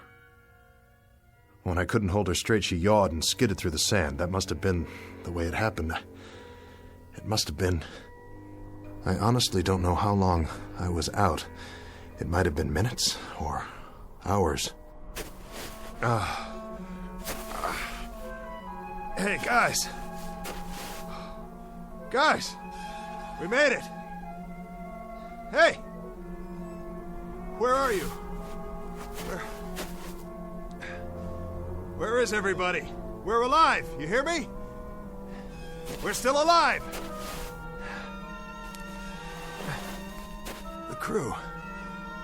What about the crew? Did they bail out? Did I order them to bail out? No. No, I didn't. I remember that much. We rode it in together. They stayed with me all the way down. Because I'm the captain.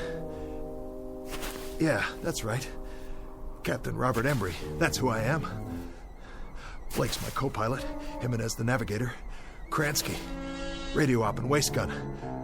Connors, he was tail gunner. And Klein. Sure. Klein, he was the upper turret gun. Let's see. Who else? Think. Gotta think. It was coming back to me, but I wasn't 100%, not by a long shot. My leg was racked up and my head felt like someone caught me with a left jab and a right hook that put me flat on the canvas. Now, I saw the plane about 100 yards away and I knew I had to get back inside to see if the guys were okay. Blake! Jimenez! I kept walking toward it, but it didn't get any closer. That's the way things are in the desert. Something about all that sand and nothing to measure it by. But I kept going. I had to help them if I could. If there was any way, any hope. Are you all right? Connors! I climbed up on the wing and finally got in through the gun turret. I dropped down inside. Blake? Blake, answer me. That's an order. And there was Blake's cap on the co-pilot's seat.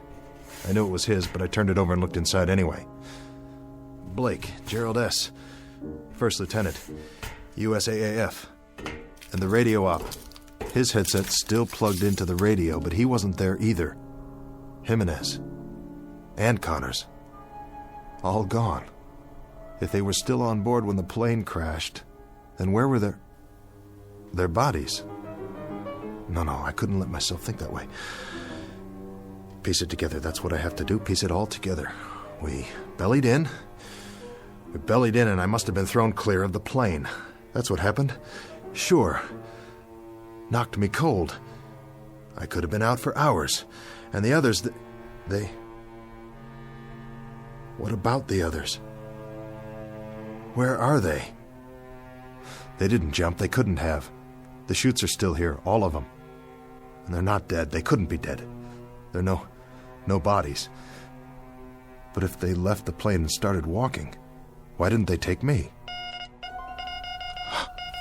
Morse code. Yeah, I'm here. We're here. Wait. Give that to me one more time. Mayday, Mayday, this is King 9 calling Firefly. King 9 calling Firefly. Pancaked in the desert, 1 hour 30 minutes from last checkpoint. Bearing 290 degrees, terrain flat and sandy, low hills to the north. No other landmarks, no sign of crew. Mayday, Mayday, King 9 to Firefly. Come in, please. No answer. Nothing in the headphones, not a blasted thing. Easy now. Easy, don't panic. Go back to where this all started. The last thing I remember. I'm sitting in the cockpit. Right here.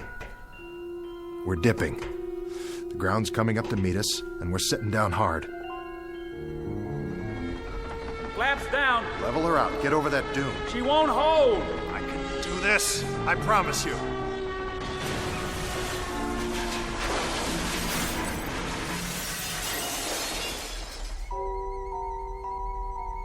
The crew. The whole crew was in the plane, and now they're gone, all of them. And I'm here with a king-size headache. So what? I got off easy. Nothing to worry about. But the main thing is not to forget. I'm responsible for this crew. I'm in charge. As far as it's within my power, I've got to keep them alive. I've got to keep them out of this. Every last man. I command this aircraft, and I'm responsible. I'm in charge. Nobody else. I'm responsible for all of them. Klein, Jimenez, Connors, Blake, Kransky, every last man. Who's out there? Blake? Is that you? Blake? Blake!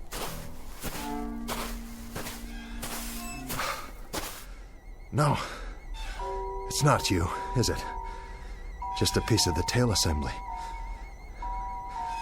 Well then, where are you, Blake? Guess you wouldn't leave any footprints. Not for long in this wind. What in the... What is this? Klein, William F., Tech Sergeant, USAAF. Klein?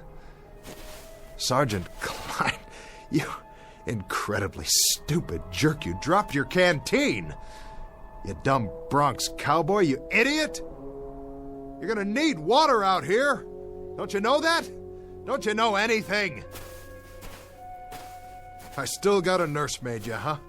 Is that it? This is some crew I got here. Some crew, all right. Run around dropping canteens full of water. You couldn't find your way off a golf course without a map. And I gotta stick around and wipe your noses and comb your hair and see that you wash behind your ears because you're the worst bunch of survivors I ever... Wait. That's the plane. Somebody's trying to start her up. But... who? Hey! Hold up! That's my plane! But... who's in the cockpit?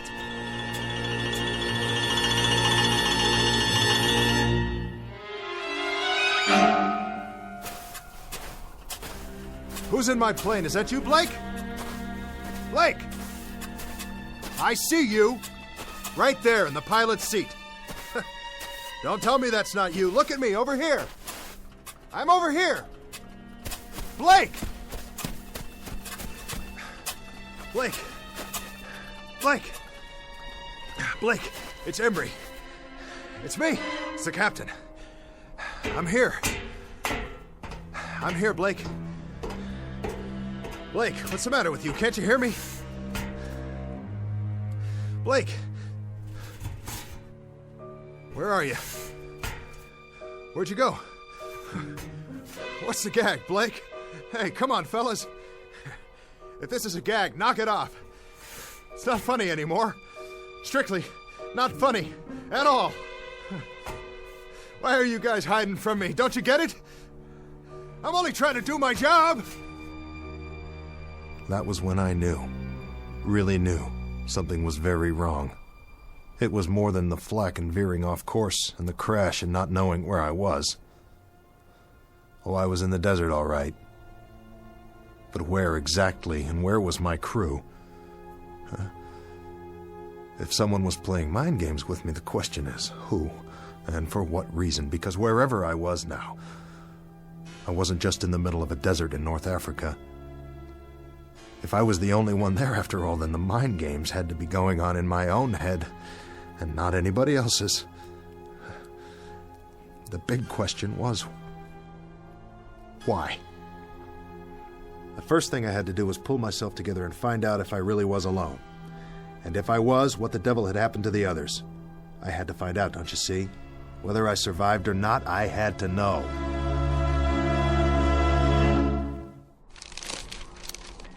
Gonna be a long night. Get a campfire going, then they'll see where I am. Hey! You out there, guys? Sure you are. You started walking, didn't you? With or without your canteens and your rations. But you won't get very far. You couldn't have. I wasn't out that long. You watch it, boys. The animals are restless tonight. Whatever kind of animals live in the desert. Blake! Jimenez! Connors! Klein! The whole lot of you! This is your captain speaking! Look over your shoulder! Here I am! I'm waiting!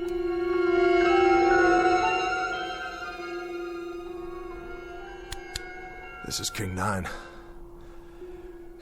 King 9 calling Firefly. Come in, Firefly.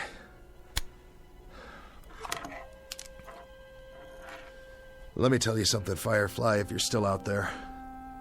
Now listen up. You better respond before the batteries run out, because I might not be here when you fly over. I might not even be here now. For all I know, I'm already dying out there. Lying in the sand with a fractured skull. This is all going on inside my brain-damaged head. For all I know, this whole thing is one big hallucination. Sure. Think about it. If I see something, or if I only think I see something, how can I tell the difference? How could I be sure? Could you? You ever have a nightmare, Firefly? Huh? Really bad nightmare? Well, you were scared, weren't you? Just the same as if it really happened. Sure you were. Yeah. Your eyes moved around and you were breathing fast and your heart was beating a mile a minute. So what's the difference?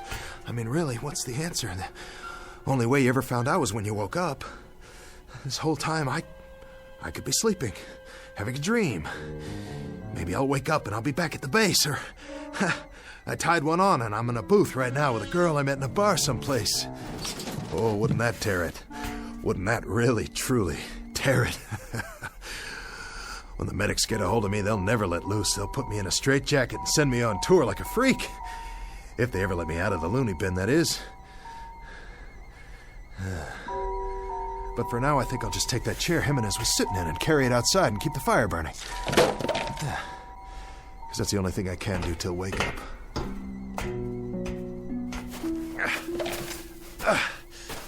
Hallucination, hell. I saw Blake. I saw my co-pilot sitting in that cockpit. That was no hallucination. I saw him. Nobody can tell me any different. Maybe I'm a little woozy, but I'm not that far gone yet. Concentrate. Gotta keep my head clear. Piece it together. I'm Robert Embry, Captain. I fly a B-25 bomber. It's called King 9. It crash-landed in the desert. This desert right here. Because I ran out of fuel. Yes, I did. I did that. And now I gotta keep the fire going. So they'll see. And come back.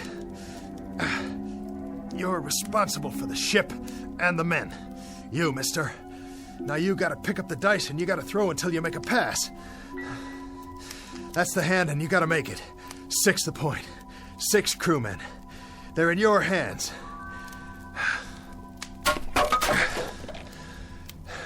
So what do you do first? You build the fire up. The chair will burn a long time soon as it catches. Here's some more newspaper from the base this morning.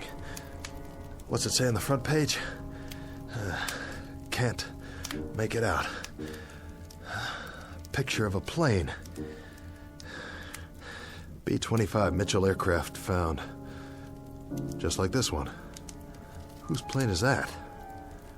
Another one went down. Well, at least they found it. Maybe they'll find this one too. Sure they will. Just gotta wait a while.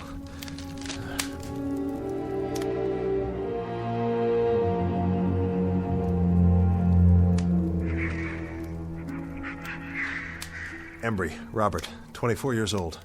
I took pre-flight training at Amarillo, and then I took multiple engine at Randolph, and I went to England.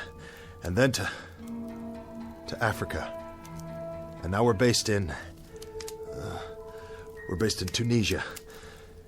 And we were on a routine mission to southern Italy, and we caught some stray flak where there wasn't supposed to be any. And then we ran out of fuel. And I got the poor devils off. Of course. I did that too. It was my fault. I got that much down, no question about it. It was my fault. But where are they? Where'd they all go? Hey! Hey, fellas! No more hide and seek, okay? Time to come home now. Dinner's ready. Come to Papa. Fellas!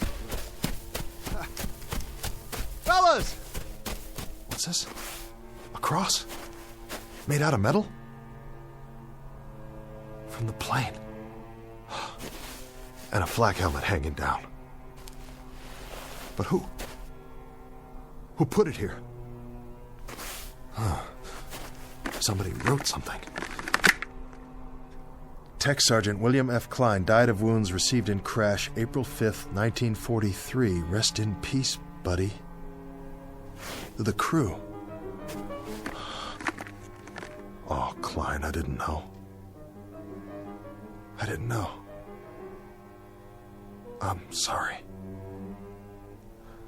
I had no idea. Rest in peace, kid. Rest in peace. Captain! Huh. Who goes there? Blake! Is that you, Blake? Captain M. Connors? Hello, Captain. Kransky! It's you, and who's that? Here, sir. Jimenez! And the man next to you, what's the matter with his face? Is that blood? All present and accounted for, sir. Klein, I don't believe it. You're not dead. Well, neither am I. Neither am I. I'm here, fellas. We're all here. We can do it. Whatever it takes. Come on. Plane's over here. I'll show you. See? It's kind of banged up and the aft fuel tank's definitely shot, but the other engine looks okay. And some of the instrumentation's haywire. Of course, we'll have to get our wheels down. We'll have to raise the ship and get under there. Because we're not going to walk out of here, that's for sure. That's a definite. Can't walk out, so we're going to have to fly. But I'll get her up, boys. You can trust me. I'll get her back up. How does that... Hey! Hey, where'd you go? You hiding behind that sand dune again? What do you want to do that for, huh?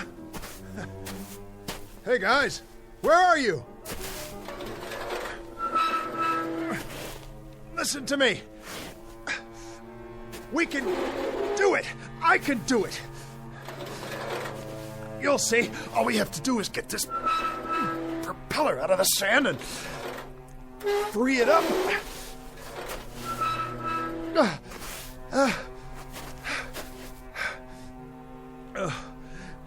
Hey, team.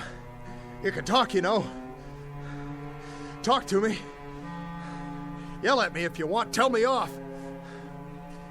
But say something. Where are you?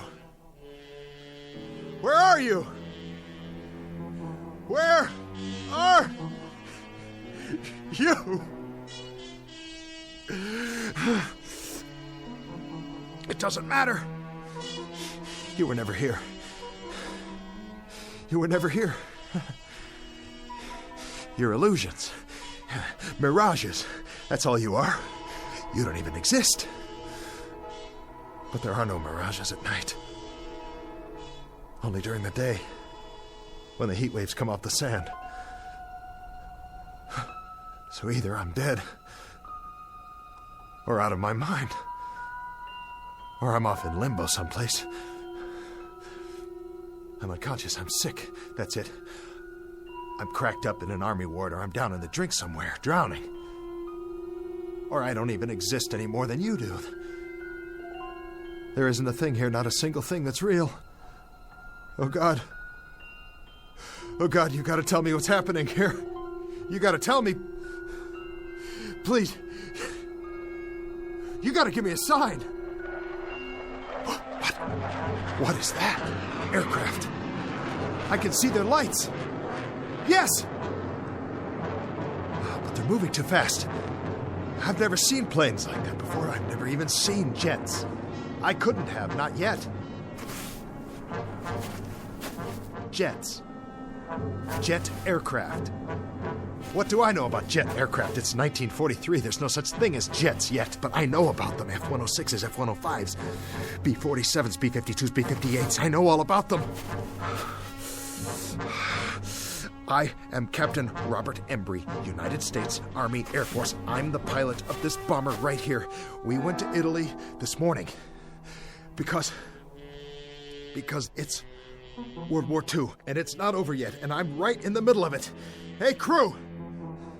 We've got to get out of here! We got to get out of here! We got to get out of here! Because if we stay here, I'll have to dig more graves and bury you all with my bare hands. Don't you worry, I'll take care of it because it's my responsibility. Yes. Yes. And I'll dig one more while I'm at it.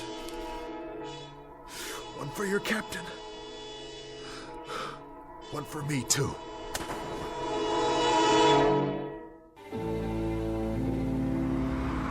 It's your Tribune here. All the news. Latest on the Kennedys. Big changes in Cuba. Mystery plane found in the desert. Read all about it. I'll take one. 10 cents. Get your latest news right here.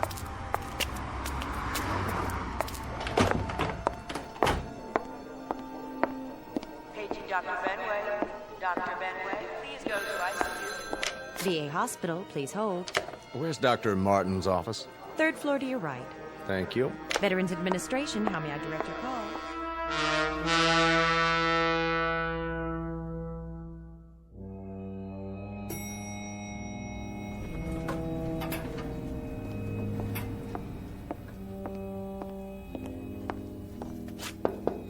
Come in. Dr. Martin. Yes? Stephen Markham. Oh, thanks for coming over on such short notice. Not a problem. Your patient, Embry, is that his name? Robert Embry, age 41. He was admitted a few hours ago. May I see his chart? Happened this morning. He went by a newsstand, looked at a paper, and went into shock. When the ambulance got there, he was almost catatonic. This newspaper? Yes, that's the one. And that's what set him off the front page? That's why I thought we should have a psychiatrist in on it. Odd. I thought so, too. So after he came around and told me the story, I spent the day digging into the fellow's background. I checked with the Pentagon in Washington. It's all confirmed. The information's in the file. He was a captain in the Air Force. Flew a B-25, Africa and Italy. 37 missions. Discharged in August 1943. Recurrent fevers. Any trouble since? Nothing. But if you look back at his original record, there is some suggestion of a psychological disturbance early on. He was discharged before they could find out much about it. It was all brought out in a Squadron MO's report just before his discharge. And this was his plane? That's the one. B-25 Mitchell bomber found. World War II bomber found intact in the desert. Lies 17 years in sand. Remains of crew not yet located. Hard to believe, isn't it? His plane and his crew, the King of Hearts. They took off for Italy on what was supposed to be a routine bombing mission. They'd done it many times before. But Embry never went on that last mission. He reported to sickbay that morning, and someone else flew the plane for him, his co-pilot, Blake. It never returned. And for 17 years, he's known that and carried it around with him buried deep in his gut. Not deep enough. When he saw the picture of his plane on the front page, he wasn't able to keep himself from letting out one scream, and then going into shock. The mind is a very delicate thing. Sometimes there's an infinitely fragile balance. We never know how fragile until something sets it off and tips the balance one way or the other. Something like this, completely out of left field. How's he doing? I was just going to check on him again. Why don't you come along?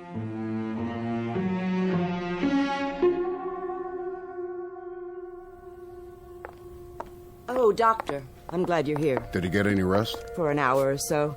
He still seems agitated and disoriented. Thank you, nurse. Dr. Markham here would like a word with him. Of course. How are you feeling, Mr. Embry? Sorry, I don't know what's wrong with me. That's what we're here for. To get you back on your feet. That's our job. Crazy dream. Crazy. Was it? I went back. Where? The desert. Take it easy, Mr. Embry. You don't have to go over it again. Go ahead. You went back, and then what? Back to the ship. I tried to find the guys. I looked for them, looked all over, I swear. But they were gone. I thought I saw Blake and then the others, but it wasn't real. A mirage. Yeah, a mirage. An illusion, that's all. He wasn't there. None of them were. It was an illusion, Mr. Embry. You know that now, don't you? I guess so. I guess so. It seemed so real. It's over now. All that's behind you. Is it? I should have been on that plane. I should have gone on that mission. I chickened out. You didn't chicken out. And you had no way of knowing that the plane would never come back. You'll realize that as time goes on, and you'll feel better for it, Mr. Embry. It's out in the open now. You don't have to keep it buried inside you. That's what's been hurting all these years. How did you know? You've been carrying around one gigantic guilt complex for something that wasn't your fault. Buried. Yeah. Buried. I found Klein's grave. Did I tell you that? He was killed in the crash. Take it easy. But then I saw him. And I saw the others, too. I thought I did. I thought I did for a moment. The whole crew. I would have buried them, you know. The last thing I dreamed, I was digging graves for them in the sand so they could be buried just like he was. You need to get some sleep now. I'll ask the nurse to give you a sedative. As soon as you're ready, you can get back to your life, but there's no hurry about that. What you need right now is rest. Another crazy thing. Another part of the dream, whatever it was. I was standing in the desert, and I asked for a sign. And I looked up, and there were these planes overhead in the night sky. They were moving fast, and they made streaks, and I could tell by the sound. They were jets. Isn't that wild? It was 1943 in the African desert, and up above me were jet planes. F-105s and 106s. Just as if I'd gone back there today. Did I? Did I go back? To the plane? Is that possible? Well, of course it is. In your mind. That's how you went back, Mr. Embry. In your mind. The greatest time machine of all. Go to sleep, Captain Embry. You're entitled. You're going to be all right. Thank you, Doctor.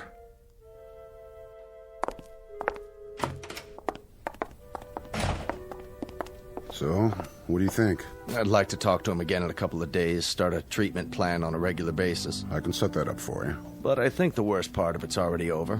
The guilt's out in the open, and he knows what it is. And the dream? The delusion? Right now, it's still so fresh, it feels very real to him. In a few days, in a week or two, it'll lose its reality. You sure? Nothing's guaranteed, and that's why I want the follow-up. But in a case like this...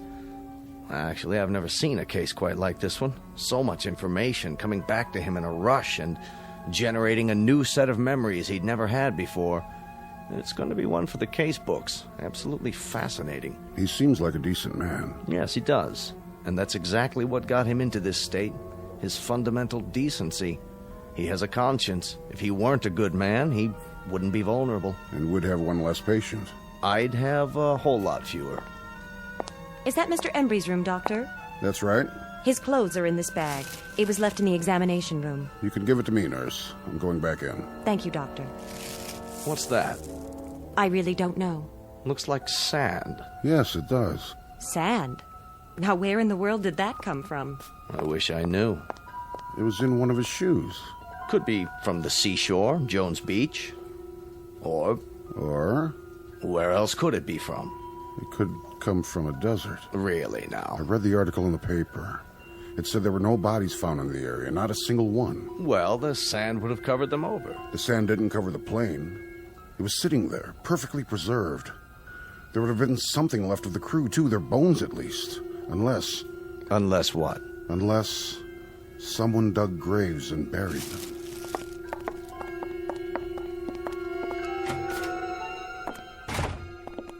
Mr. Embry.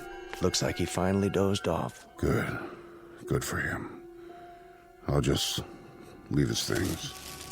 Shirt, trousers, jacket, and shoes. Complete with several ounces of white sand. Where do you suppose it's from? Maybe a fishing trip he took recently? Very recently. Or from a plane. From a B-25 called the King of Hearts. Wherever it's from. Rest easy, Mr. Embry. You've had a long journey back. Very long. Now you can rest. Meanwhile, I'll leave your shoes by the bed. You'll need them when you're back on your feet, which will be soon. Very soon indeed. Captain Emery. Godspeed.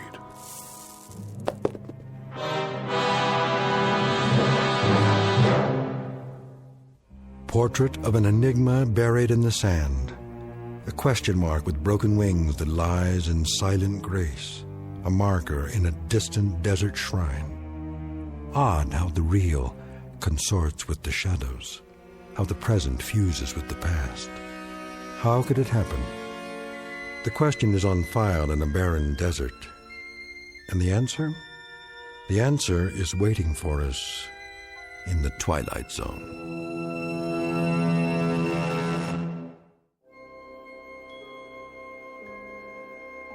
Hi, this is Carl Amari, producer of the Twilight Zone radio dramas. I'd like to take a moment to tell you about our official website at twilightzoneradio.com, where you'll get the latest news and information on these Twilight Zone radio dramas. Plus, at twilightzoneradio.com, you can digitally download 3 free episodes or any of our episodes for only $1.95 each. In this age of ever-changing technology, we've decided to make these episodes instantly available to you by making the Twilight Zone radio dramas a digital download-only series. This means that this series will no longer be offered on CD. The CD collections at our website are now being offered while supplies last at buy one, get one free. So be sure to get your favorites before they're sold out. Be sure to visit us often, and I'll see you in the zone.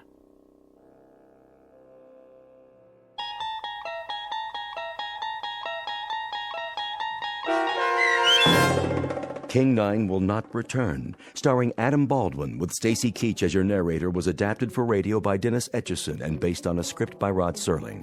Heard in the cast were Rich Kominick, Christian Stolte, Craig Wickman, Doug James, Linda Ryder, Michelle Graff, Paul Patch, Carl Amari, Roger Wolski, and Vince Amari. To learn more about the Twilight Zone radio dramas and to obtain audio cassettes and CDs of these programs, visit our website at twilightzoneradio.com. This copyrighted radio series is produced and directed by Carl Amari and Roger Wolski for Falcon Picture Group. Doug James speaking.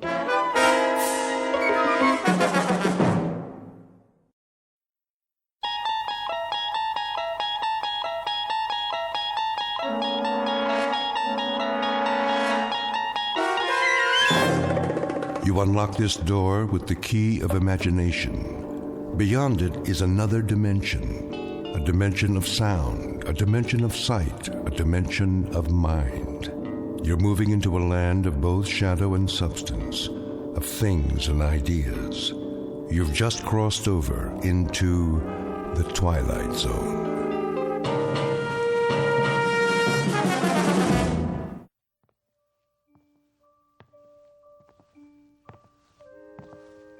Come on, Mac. Let's go.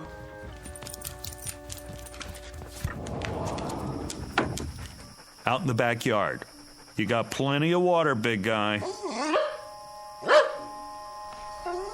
What's the matter? Something out there? Hey, maybe it's a squirrel.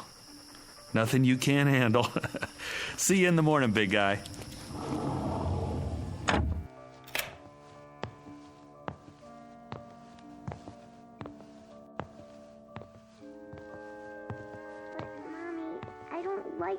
By myself. I know, honey. It'll be all right, I promise. Daddy and I are in the next room. Hey, sweetie. Ready for bed? Daddy, I want Mac. He's outside where he belongs. But I need him. No, you don't. This is where you belong, in your room. But You're a big girl, aren't you? Yes. A very big girl. And big girls have their own rooms. In the morning, I'll make your favorite breakfast. Waffles? Waffles. For all 3 of us. But it's scary in here. Tina, honey, stop it. Will you leave the door open? Sure, sweetie. Plus, you have your nightlight. Come on, Ruth. But, Mommy... If anything frightens you, call for me. I'll come right away. Nothing's going to frighten her. The house is locked up tight as a drum. But what if the bad man comes? Oh, Tina, really? Hey, Then Mac'll get him. He's a good dog, isn't he? Yes. Go to sleep now. Can I have a drink of water? Of course. Night-night, sweetheart. Night. Don't let the bedbugs bite.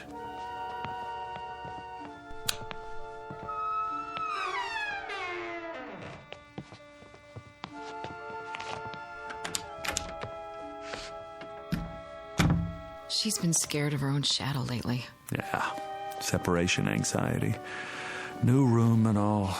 Did you hear what she said? The bad man. Where did she get that? Maybe she's onto something. What's that supposed to mean? Like Mac. He hears things, doesn't he? He's a dog, Chris. Well, kids hear things. See them, too. Oh, I remember when I was little, my sister used to tell me about the Nighthawk. The what? That's a good question. I never did find out. But she'd say, the Nighthawk's gonna get you. Oh. Kept me on my toes. What a mean sister. Maybe she was just looking out for me. I thought I saw all sorts of things. Face in the window, something in the yard. You would. Just the same, maybe there are things we can't see. Just kids and animals. That's enough, Chris. Like when Mac hears a squirrel or smells another dog down the street, but we can't because we don't have the senses. Next, you're going to tell me that there is a bad man. I didn't say that. Now I won't sleep a wink. That's not what I mean. Oh, what do you mean? Nothing. I don't know what I'm talking about. No, you don't. Come to bed. Sorry. You should have been a science fiction writer. Visible world. Nice. Makes me feel all safe and secure. I said I'm sorry. Well, this is the real world. Remember that. I'm turning out the light.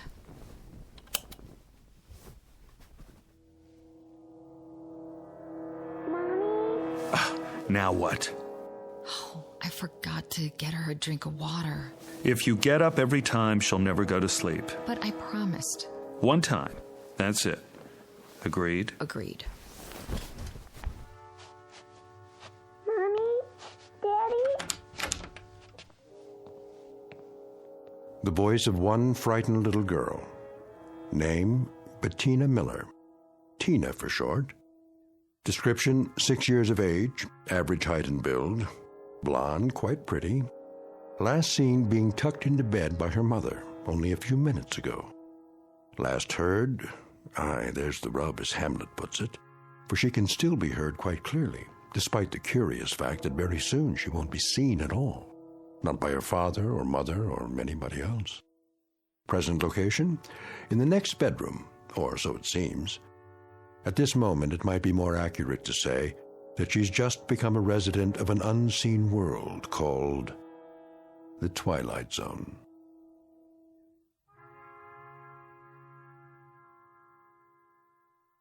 And now, The Twilight Zone and our story, Little Girl Lost, starring Stephen Tobolowsky, with Stacy Keach as your narrator. Chris? Not again. But she sounds so scared. Yeah. Mommy? Listen to her. I'm going. Where are my slippers? I don't know what's wrong now. Yeah. I'll talk to her. One last time. All right, sweetie. Daddy's coming. Quiet, Mac! What's the matter now, Tina? Where are you? Against the wall? Here I am. Take my hand. Tina, where'd you go? Did you fall off? I'll lean down and... Not against the wall, huh? Did you roll under the bed? Take it easy, I'm here. Tina, where are you? Over here. Come on out, baby. You must have crawled under the bed. Now reach out for my hand. What happened to you? Where in the... Hold on, I'll get the light switch. Daddy, help me. I'm trying, baby, but I don't see... Chris, what is it? I don't know. What's the matter? She's not here. What do you mean she's not? I turned on the light. I can't... Tina? Mommy's here. See for yourself. This is ridiculous. Tina? Tina! I already looked under the bed. All the way to the wall. It's clear there's nothing. Mommy, pick me up. I'm trying, baby. Chris? Where is she? I don't know. But I can hear her right in front of me. I can too. It doesn't make sense. I'm looking under the bed. The floor's clear. It's absolutely empty. I don't see anything. Honey, I don't know what to tell you. What are we gonna do? Quiet, Mac! Listen, what's happening to her? Where is she? I'm tired, Mommy. Going to sleep now.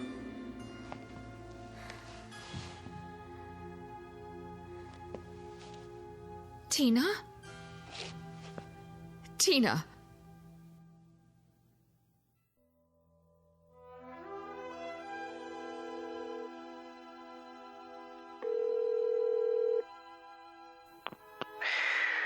Hello? Bill. Yeah. Bill, it's Chris. Oh, hi. What time is it? Can you come over? When? Now? I'm sorry, but it's an emergency. What's the matter? It's Tina. What happened? That's just it. I don't know. You don't... She's disappeared. From the house? You mean she wandered off? No. Somebody took her? She hasn't been kidnapped. Well, then what? I can't explain. She's here. Is she injured? I don't think so, but... So she's okay? I don't know. Let me get this straight. She's there, and she's not hurt, and she's... She's here, but she's not here. I don't follow. Bill, for God's sake, get over here. I don't know who else to call. And hurry.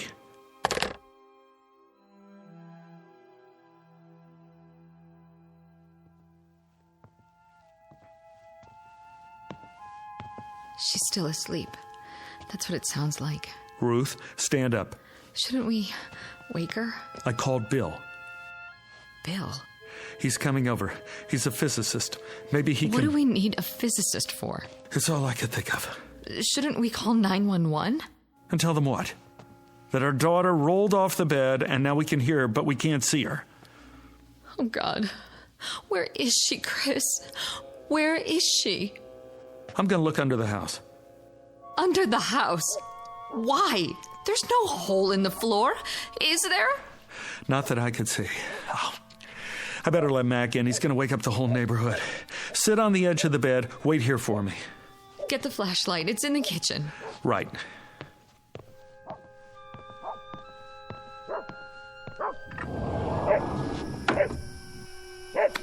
Come here, boy. Mac, where are you going? Mac! What's wrong with him? He's after something. Like he's got a scent. He's trying to get under the bed. Grab him! I can't! Where did he go? I don't know. Step back. He's got to be under there. Mac! Come on out, boy. Here, Mac! He's not, is he? Now, don't jump to conclusions. He's with Tina.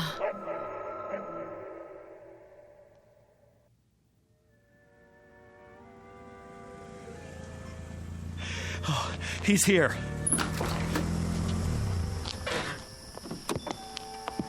Bill. I got here as fast as I could. Thanks. What's up? I'd tell you if I could, but you wouldn't believe it. Try me. I wouldn't know where to start. You better see for yourself. See what? They're in the bedroom. You remember Bill, honey? From work? Ruth? She's still asleep. Listen. Where's your daughter? Under there? Take a look. I don't see anything. Neither do we. Do you have a flashlight? Here. You were right. About what? Don't believe it. Let's move the bed. Bill, where is she? I'm about to lose my mind. Well, at least she's breathing normally. So she must be okay. Take the other end. Got it. Wait. It's not that heavy. We'd better mark where the legs were. Why? Do what he says. Anything will work. Those books in the corner. Put one on the floor here and here. I don't see. Thanks. Now, from the front, lift. Right. 2 more under this end. Here? Perfect. Now, lift it away from the wall just a few feet. There. All right, now set it down. Okay. You can still hear it.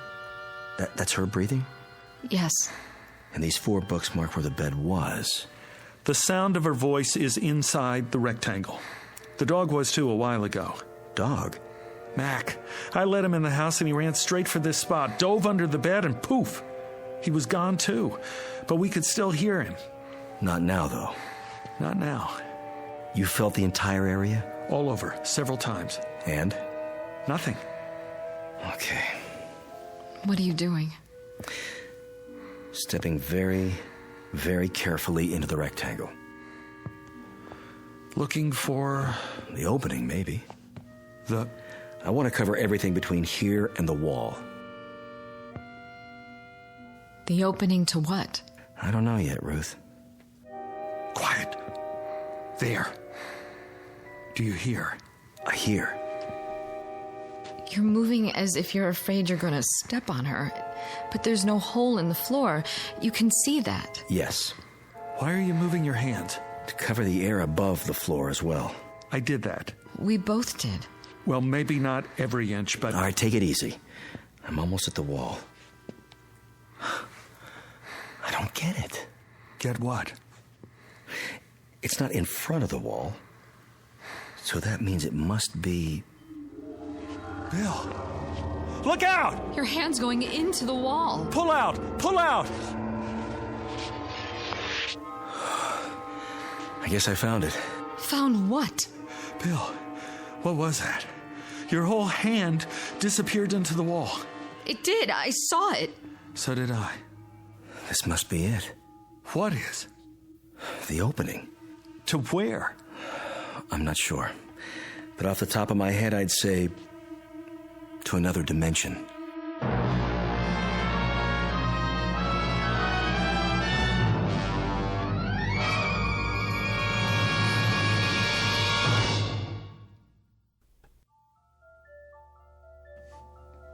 Another what? Dimension. You think this is a joke, Bill? No, I don't. Then why? I don't know if I'm right or not. I can't think of anything else, though. Anything else but... Look, there are 3 dimensions that we can see. Height, width, and depth. The 4th dimension is time. Now, if you know these, you can place anything. Where something is and when exactly. Like, what time is it now? 1:12 a.m. on this particular date in this location. Why are we talking about this? Wait, hear him out. There may be other dimensions as well. Science is still arguing about how real they are. But there could be doorways to these other times and places. Other realms. And some of those doorways have been verified. Have you heard of wormholes? I don't see what all this has to do with my little girl. Wait, I think I'm getting it. Tina must have fallen out of bed, accidentally rolled under it, and gone through. Like my hand. Did that actually happen? I couldn't believe my eyes. One way to find out. Let's try it again and be sure. Bill, don't. Right about here, wasn't it? I was touching the wall to see if it was solid and... It's happening again. Oh, this is it. An invisible opening of some sort. I can't see your hand. Pull it back. There. I'm okay. What did it feel like? There was no sensation. It's just that for a second, my hand was out of the visible spectrum. Where was it? That's what we have to figure out. I don't care about the reason. I just want Tina back. That's where Mac went to? Must be he's probably with her now. But why? He could have sensed it. Animals are sharper about that sort of thing than we are. He must have known she was in there and gone after her. But we have eyes too. Why can't we see them? Because some things may be right in front of us, but we have a blind spot. Such as? Do you have any change on you? What? Wait a minute, I do. Here's a quarter. Now, hold it out at arm's length, between your thumb and your finger. Yeah, that's it. Now, I want you to stare straight ahead at the ceiling light and move the quarter just off-center a few degrees to the right, approximately the 3 o'clock position. But don't move your eyes. Go ahead, try. Wait a minute. What do you see? Nothing. I can't see the quarter anymore. Exactly. But if you move it an inch or two right or left, or up or down. There it is again. It always was there, right in front of you, but you couldn't see it. Do you know why? Because you have a blind spot on your retina. It's a very small area where the optic nerves tie together. You'd never know it. How can you be aware of what you can't see? But whatever's there is still there, isn't it?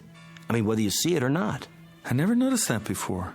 You could go your whole life and never notice it, unless there was some reason to. But it's been there all along, invisible, like the quarter. Well, now that I know where she is, I'm going after her. No. Don't try to stop me. She's my little girl. We don't know what else is in there, or how far it leads. My daughter is in there. I know that, Ruth, but we can't just... Why not? You put your hand in and you pulled it out twice. We don't have enough information yet. Tina is right in front of us, on the other side of this dimensional opening, or whatever it is. All we have to do is reach in and... If it's that simple, why hasn't Mac found her yet? If I'm right, and this is a kind of gap or blind spot, an opening to another dimension, it wouldn't be laid out the same as our world, would it, Chris? There must be something we can do. Listen to the man, honey. You got a pencil? Anything to write with? Check Tina's drawer. Only crayons. That'll do. A black one. Here. Now, let's see just how big this thing is. I'll have to mark up your wall. Go ahead. This is solid. And this. And this. Ooh, but not here. The same spot I touched before. All right, I'll mark it with a dot. Take your hand out first. Right. And all around the edges where it's still solid.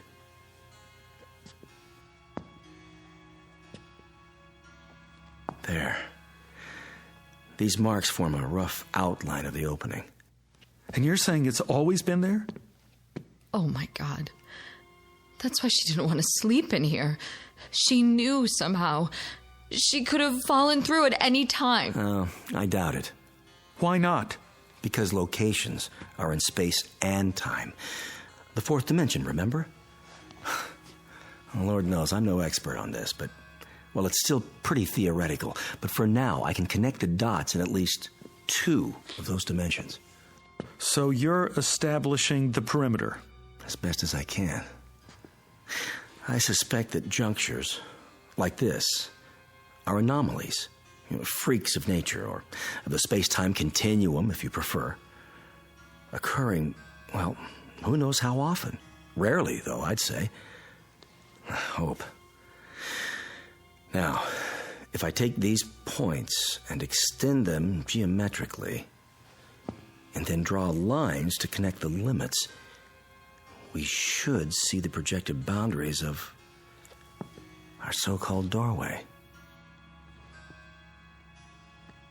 That's it? The outline? All right, let's step back and see what we've got. Kind of a vertical rectangle. Looks like a doorway, all right.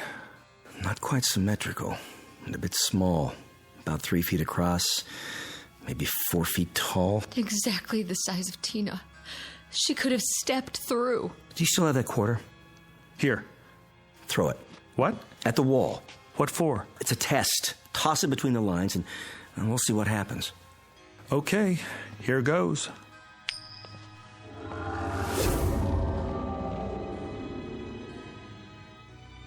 Where is it? It went through. The quarter's in. the other place, wherever that is. Now what? Well... What are you doing? Shh.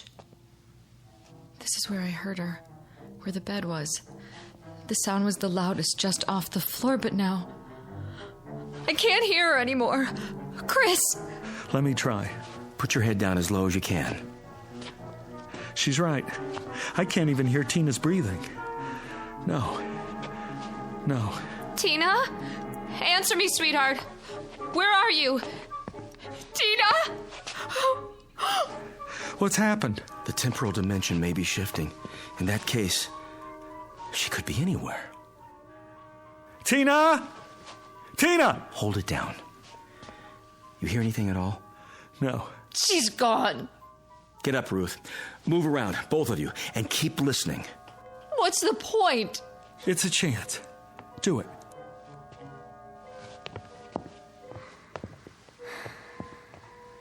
Psst. Over here. That's her. In the corner. What in the name of... Quiet. It's getting weaker. Where's she going now? Tina, come back! Keep looking for her. But how? Come on. Where? Anywhere. Try the whole house. I'll take the living room. Tina? Tina? What is it? She's gone. Gone and never coming back. We don't know that. We don't know anything. Come on, babe. You gotta be strong. For Tina. In here. Bill?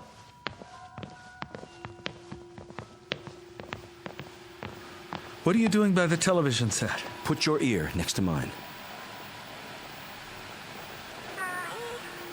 Daddy, I want my dolly. Tina? I'm here. Mommy, I can't see you. What is this? First, she was in the bedroom, now she's in here. I've told you what I think, Chris. But she went into this other dimension in the bedroom. What's she doing here? If I could tell you, I would. You've got to think rationally. How can we think rationally about an irrational situation? One step at a time. We try every possibility. Cross off the ones that don't work. I'm not going to wait. Neither am I. We can't get ahead of ourselves. My daughter needs me. I've got to go to her somehow, some way. Mommy? Daddy, help me. Help me now.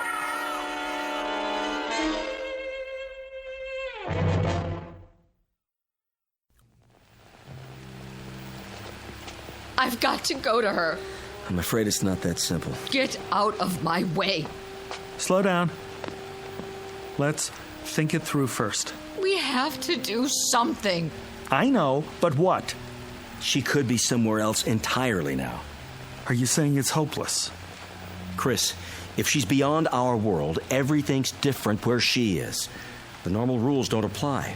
The slightest movement on her part might seem, to us, to be all over the place, but she might just be turning over in her sleep. Then what do we do? I have an idea. Call him. Who? The dog. Call him. Hurry. Mac! Here, boy! That's it. Here, that's a boy. There she is. I hear her. Where are you taking me, Matt? I don't want to go. Stop it. Tell her to go with him. Tina! Mommy? She hears you. She hears you. Go with Mac, baby. Please, go with him. Where are you? Here, baby. I'm here. Just tell her to go with the dog. Sweetie, go with Mac. Right now, baby. Where is he taking me? Where we are. You want to be with Mommy and Daddy, don't you? Yes. Then go. Will he take me to you? Yes, baby. He will. All right, Mommy. Hurry, Mac. Let's go. The dog should go back to the place where he entered. Yes.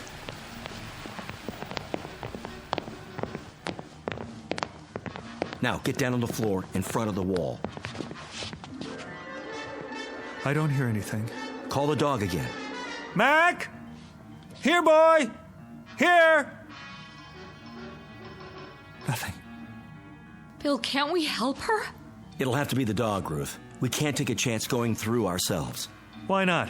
If Mac could do it. Mac has a better sense of smell and hearing. He might be able to find his way. Mac! Come here! Right here! Come on! I hear him. He's doing it! Man! What a mutt! They're not getting any closer.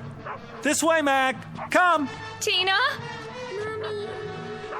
I can hear him. But they're not coming through the wall. They can't see the opening where they are. Come to me, Mac! To me! Daddy? Bring her out, Mac! Now! Daddy, where are you? Here, baby. Right here. Just a little bit farther. Follow Mac. I can't see you. Mac, you better come. Right now. Why doesn't he do it? Maybe he can't. He's confused. If you can't see him, he can't see you. No, I won't have it. What are you doing? Reaching in. Stop! Pull your arm back! Tina! Take my hand! No, Chris, it's too dangerous. Let go of me! My hand, Tina! Take hold of it! I can't see it, Daddy. I'll lean a little further. See it now? No. Chris! Here! Here! Chris! Chris!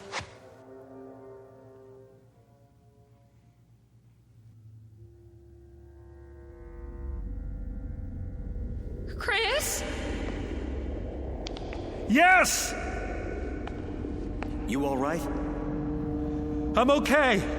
I got through. Can you hear me? We hear you, pal. Don't move. But I have to. Don't move an inch, or you'll never find your way out. But I'm just here, on the other side of the wall. What do you see? I'm not sure.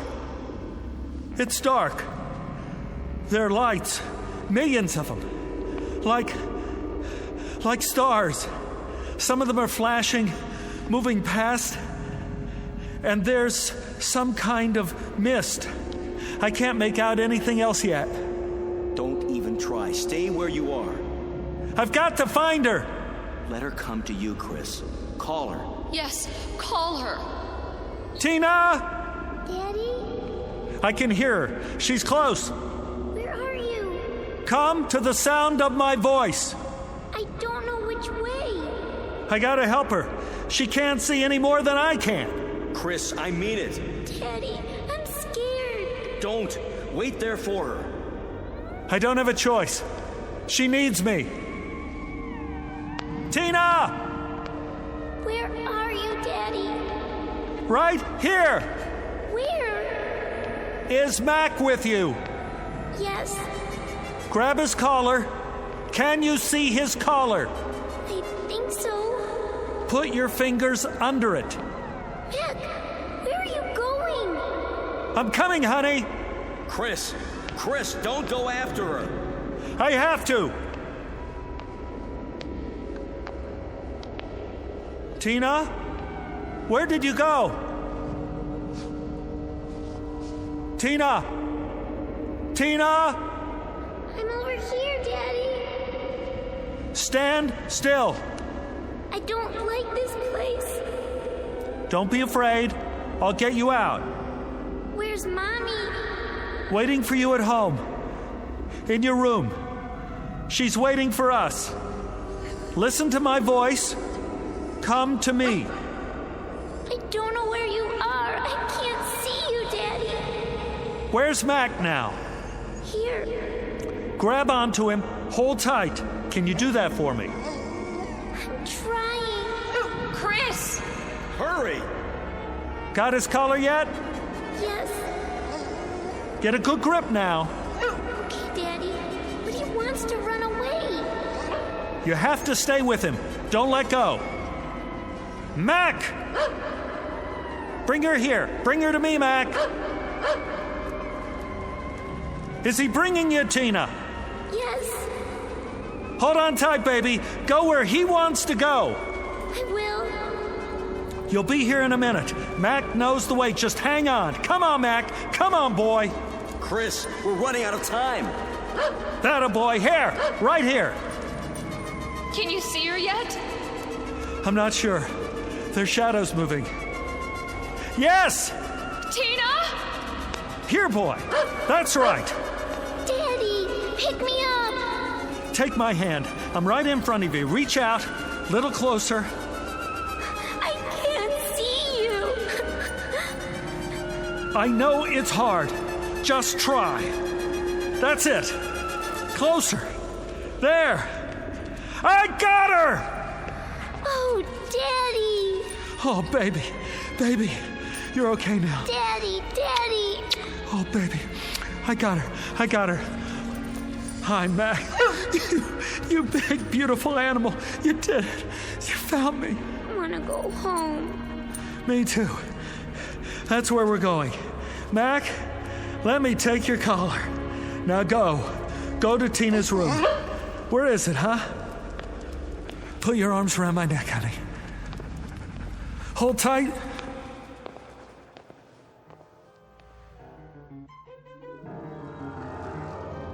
Here they are. Tina! Mommy! Take her. I've got his legs. I'm pulling as hard as I can.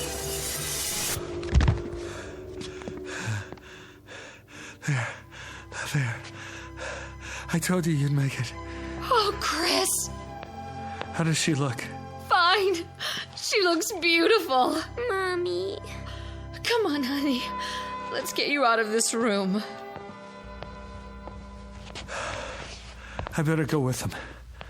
Sit down on the bed. Get your bearings first. Oh, man. What happened anyway? I pulled you out.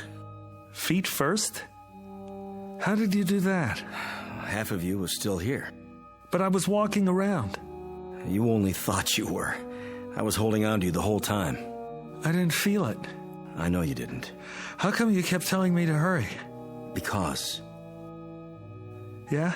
The opening was getting smaller. What are you talking about? The time element. At least that dimension was changing, or starting to. And if it had happened, we would have lost the location on both sides. For how long? I couldn't begin to guess. The opening was shrinking? See for yourself. Solid all over, now. Including the area inside the lines. It was closing up the whole time. You mean... Another few seconds, and it would have finished closing, with half of you here and the other half there. I would have been cut in two. Yeah. Mac? You did good, Mac. Real good. How would you like to sleep in the house from now on? Keep an eye on things. Yeah, that a boy. Better put some boards on the wall for now, until we can figure out what happened and make sure it doesn't happen again. Can we do that? Well, we can try. Meanwhile, you might not want to let her sleep in here for a while. Are you kidding? No way. Tina will never have to sleep in here again. Looks like she got her wish after all. From the mouths of babes, huh, Chris? From the mouths of babes. And good old boys like Mac here.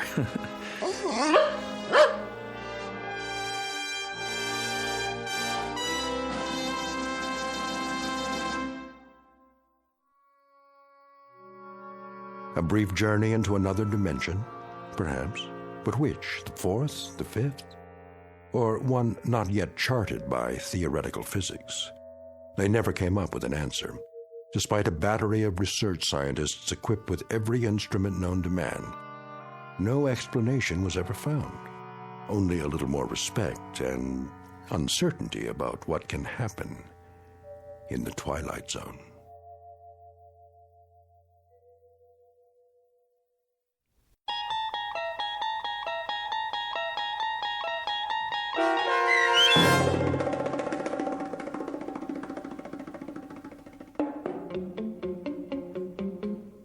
Little Girl Lost, starring Stephen Tobolowsky with Stacy Keach as your narrator, was adapted for radio by Dennis Etchison and written for The Twilight Zone by Richard Matheson.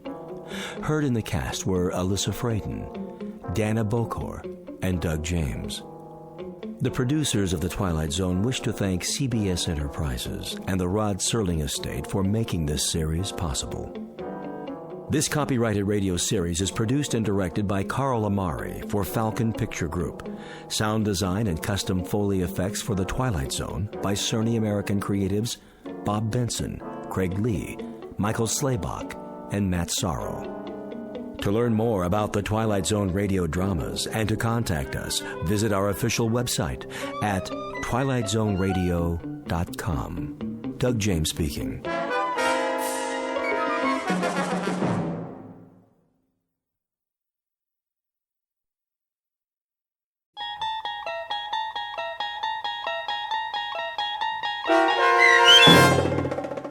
Long Distance Call, starring Hal Sparks with Stacy Keach as your narrator, was adapted for radio by Dennis Etchison and written for The Twilight Zone by Charles Beaumont and William Idelson.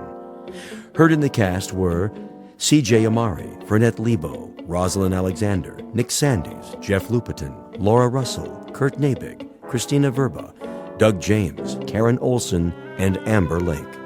This copyrighted radio series is produced and directed by Carl Amari and Jason Mallow for Falcon Picture Group. Doug James speaking.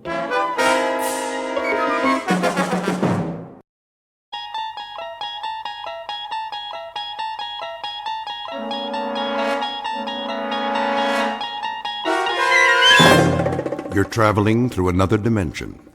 A dimension not only of sight and sound, but of mind. A journey into a wondrous land whose boundaries are those of imagination. Your next stop, the Twilight Zone.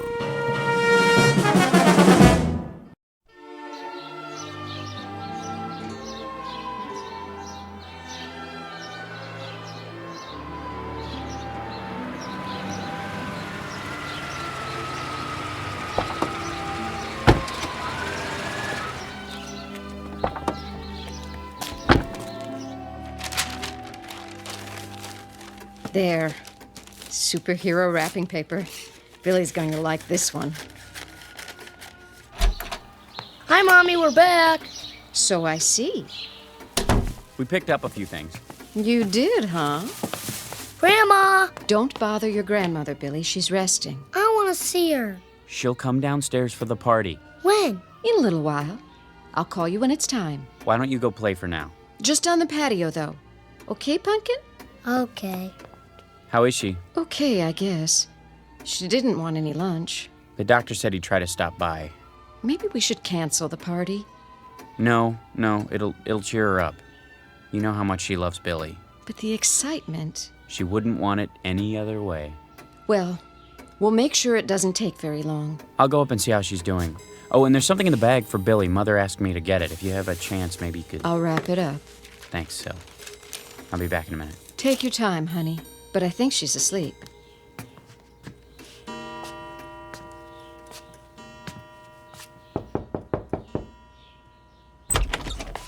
Mother? Is that you, Chris? How you doing? Oh, fine. Just resting my eyes. Well, you go right ahead. We've got everything under control. Where's Billy? In the yard, playing. Oh, such a big boy. And today, another birthday. I can hardly believe it. Neither can I. Did you get him a present for me? I sure did. The one you asked for. Sil's wrapping it up. Good. Take the money from my purse. No, don't worry about that. It's all taken care of. I insist. And I insist that you relax. Dr. Unger's coming in a little while. You want to look pretty for him, don't you? Oh, Chris, you're such a teaser. Well, who do you think I learned it from, Mama? Just like Billy. He's so much like you, in so many ways. Oh, I don't know about that. He's got Sylvia's nose and mouth. And your eyes. When I look into those eyes, I see you at that age. I don't know where he gets so much energy. From his daddy, of course. Now, hold on. I was the quiet type. Oh, you were a bowl of fire. Running this way and that, full of curiosity. I find that hard to believe. But it's true. Billy is the spitting image of you. If you say so, Mother. Take your nap now. Can I get you anything? Nothing at all. Just remember to call me when it's time for Billy's party. He can come upstairs if you like. Oh, nonsense. I wouldn't miss it for the world. All right, Mother, you win. Just don't try to walk on your own. I'll let you know when it's time. You do that, dear. Tell Billy I'll be there. I will. Now get some rest.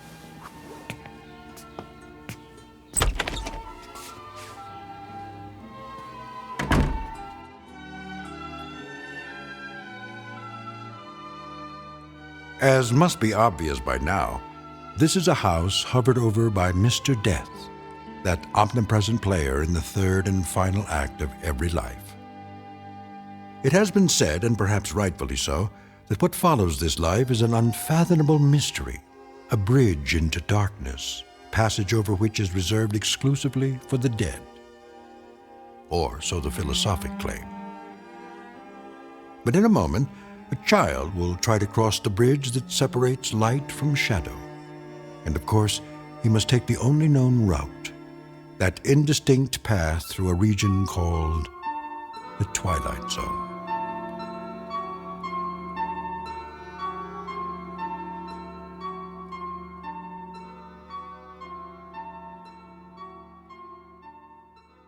And now, The Twilight Zone and our story, Long Distance Call, starring Hal Sparks, with Stacy Keach as your narrator.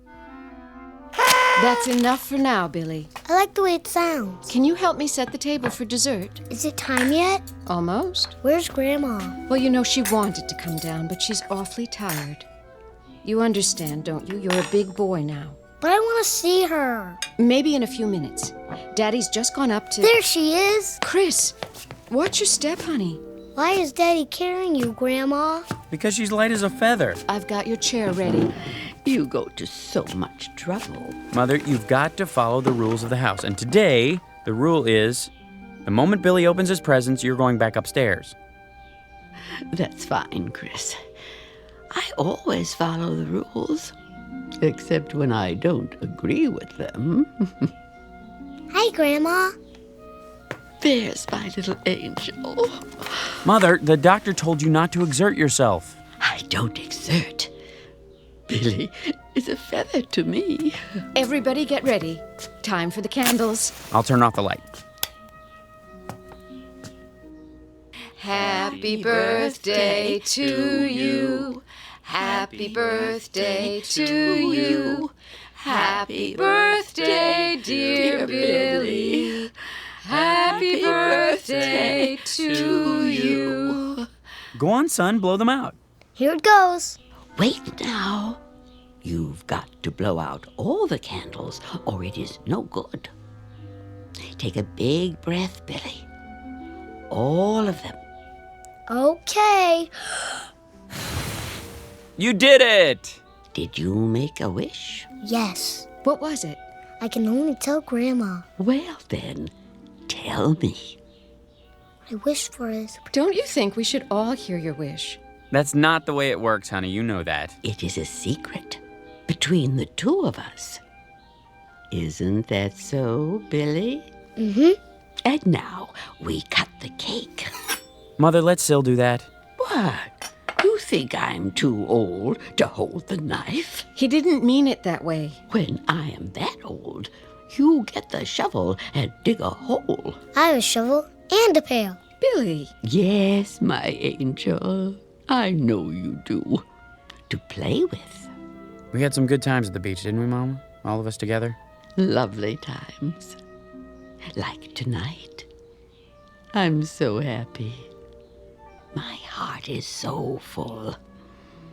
I would like to say something.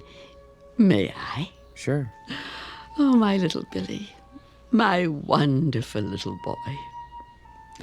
He gave me life again. An old woman, good for nothing but to complain. He held out his hands to me and made me alive. Are you crying, Grandma? I don't know, Angel. You don't? Maybe it is because I won't be here with you for very long. Now, Mama. Why not? I am going away. Where? No, please. Don't lie to him. Tell him the truth. I will be gone. But where? Come on, Billy. Grandma's tired. I want a piece of cake. Good idea. After we open the presents, let's go into the living room. Yeah, presents. Is anything wrong, Gran? No, a little short of breath. That's all. Take my arm. It's not necessary. You go. I can walk. We'll go together, all right? Look at that, son. A real cowboy guy. Bang, bang. Sit here, Mama. Open this one next. Okay. Wait. Billy, do you want to see what Grandma got you? Yeah. Which one is it? Right here, I think. Yes. Wow, cool. Well, you know what it is? Yeah, telephone. Why, that's a nice toy, isn't it? Grandma picked it out for you. For us, Billy. For you and me. So you can always talk to Grandma. Anytime. Even when she is not here. Can you say thank you? Thanks. See, Mama, he loves it. I'm so glad. I want to talk to Grandma now. You may.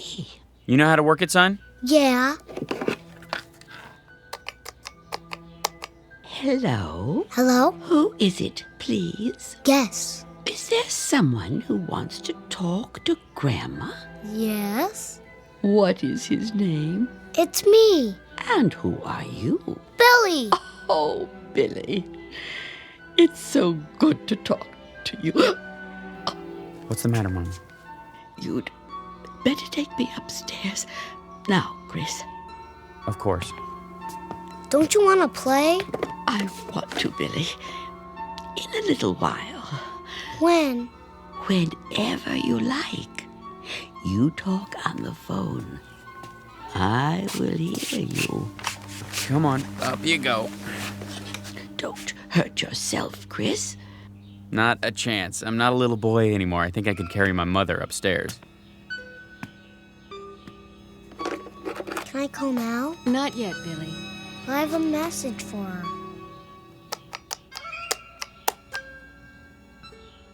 Hello? This is me. Grandma, please don't be sick. Don't be sick, Grandma. Can you hear me? I don't want you to be sick anymore.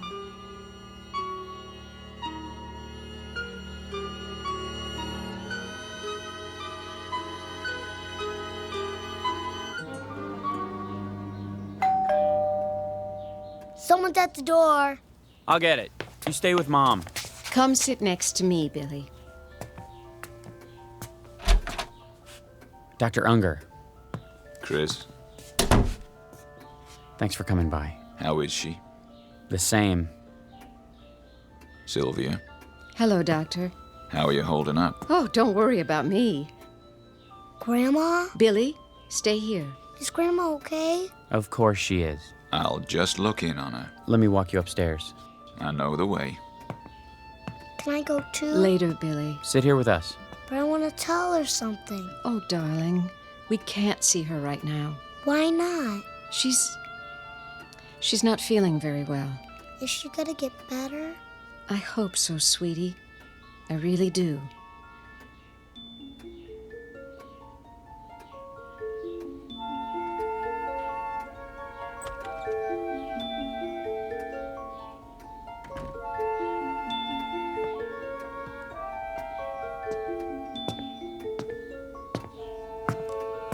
She isn't in any pain. Can we see her? I wouldn't advise it. Not that it would hurt her, but, well, I doubt that she would recognize you. Oh. We'd recognize her. All right, Chris. Just don't stay long. Me too. Isn't it your bedtime? I want to say goodnight to Grandma. Billy, try to understand. Grandma's sick. Why don't you wait until she's well? I want to see her now. Billy, don't. If I may make a suggestion. Yes? If he wants to see her, this might be the time. Come with me then, but only for a couple of minutes. And Billy, listen to me. If Grandma acts a little different, that's only because of the medicine, okay? Okay. Then let's go. Sylvia? Now? Do you think...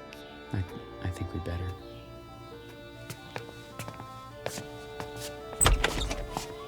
Mrs. Bales, Yes? I have some people here who would like to see you. You do? Go on in. I'll wait in the hall. Hi, Mama.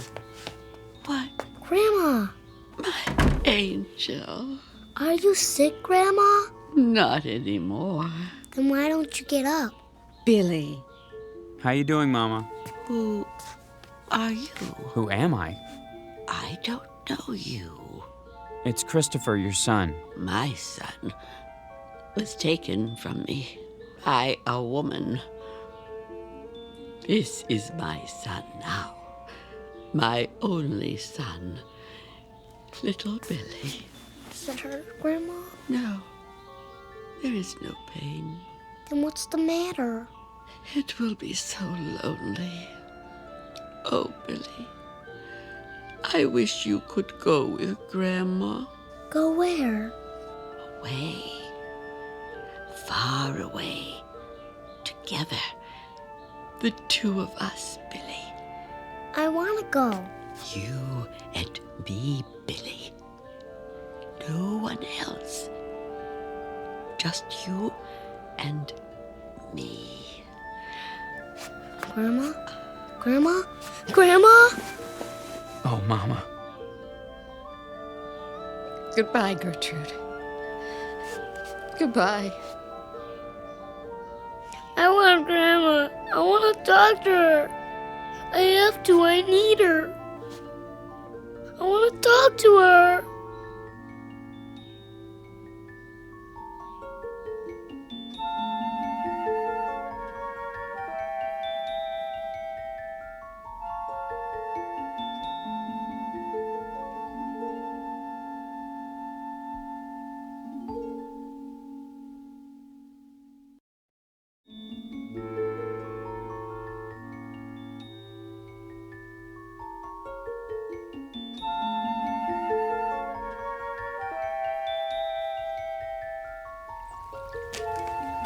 Hello, fishies. Do you want to play with me? Billy? Billy, where are you? There you are. Didn't you hear me calling you? No. You know you're not supposed to be playing out here all alone. Why not? I don't want you so close to the pond. What were you doing? Nothing. Billy? Looking at the fishies. It's getting cold. No, it's not. I think you'd better come in now. Don't you want some lunch? I'll make you a cheese sandwich and some hot soup. Come on. I want a hot dog. All right. A hot dog, then. Why don't you wait in the dining room? I go upstairs. Why? I want to go in my room. Okay. I'll call you when it's ready. Oh, Chris. What's the matter? Billy. I heard you calling him. Where is he? In his room. You all right? I hope so. What do you mean? He's been walking around in a trance all day. He misses her already. You know how close they were. Yes, I do. Why do you say it like that? Like what? Come on, Sil. Well, why don't you admit it? They were too close. She was his grandmother. You and I know that. But you heard what she said. What? She called him her son. Her son, Chris. She didn't mean it. Didn't she? No, of course not. For heaven's sake, Sylvia. She was full of sedatives. She was dying. I'm sorry, darling. I'm sure you're right. It's just that... I guess we're all upset. We'll get over it. I know you will. Because you're strong. I do understand how hard it must be for you. I don't have a choice. But... how strong is Billy?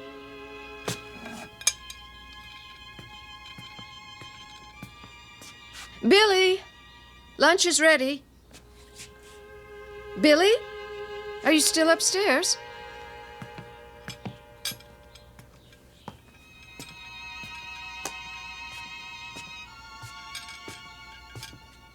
Grandma. I want to come and play with you. What? Cold there? I'm having a hot dog for lunch. What are you having? I couldn't do it.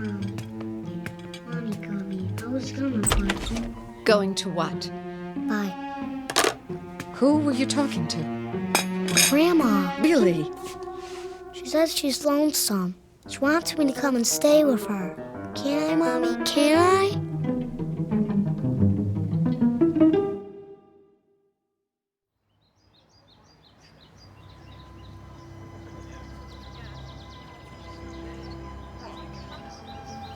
I just wanted to say, well, how much we all liked your mother. She was a fine woman.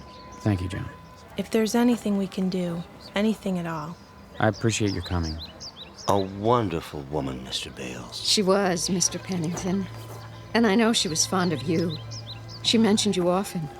If you need any help, at the house.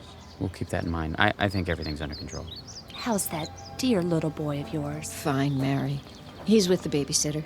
I'd be happy to take him anytime. Shirley's just down the street. She's been very good. We have plenty of food at home if you want to stop by. That's all right. We should get home to Billy, though. I'll bring over a casserole so you don't have to cook. Bless your heart. I made dinner ahead of time. All I have to do is heat it up. Well, don't be a stranger. You two, both of you. We should see each other more often. Very kind of you to come.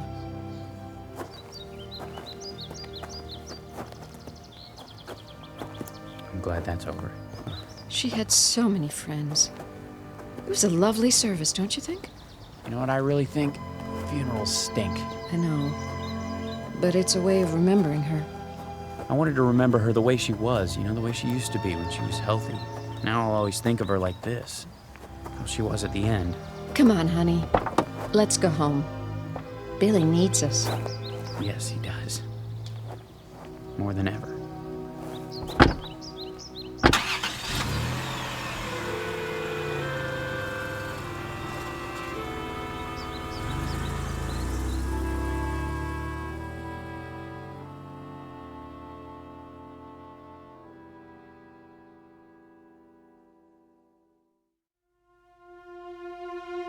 What? I'm not sure. They went to the funeral. I don't know when they'll be back. Yeah, I'll call you. No, don't come by. I told you I don't know. Oh, he's a good kid. Kind of depressed with his grandmother dying and all. Doesn't want to play or anything. And oh, wait a minute. Hey, Billy boy. Where you going? Outside. Is that okay with your mom? Yeah. You sure? What are you gonna do out there? Play. Oh, yeah? Well, that's good. That's real good. How come you decided to play? Somebody wants me to. Wants you to what? Go outside. Just don't go out of the yard, okay? Okay. Oh, nothing. He's just going out to play. It's the first time he wanted to do that today. No, I don't have to watch him. He's a good boy. He never wanders very far. He just sits and plays by himself. It's sad. I don't... Wait, what's that? Something's happened. I gotta go.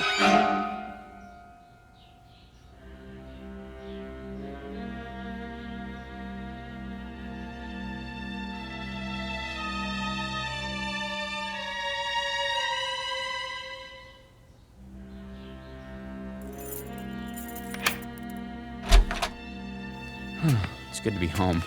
I can take care of things for a while. Why? Wouldn't you rather be alone? That's the last thing I want. Oh, okay then. I'll make us some coffee. Sounds good. Billy? Shirley? We're back. Mrs. Bales? Hi, Shirley. Are you in the living room? Is there anything I should... Oh, Mrs. Bales, Who's this?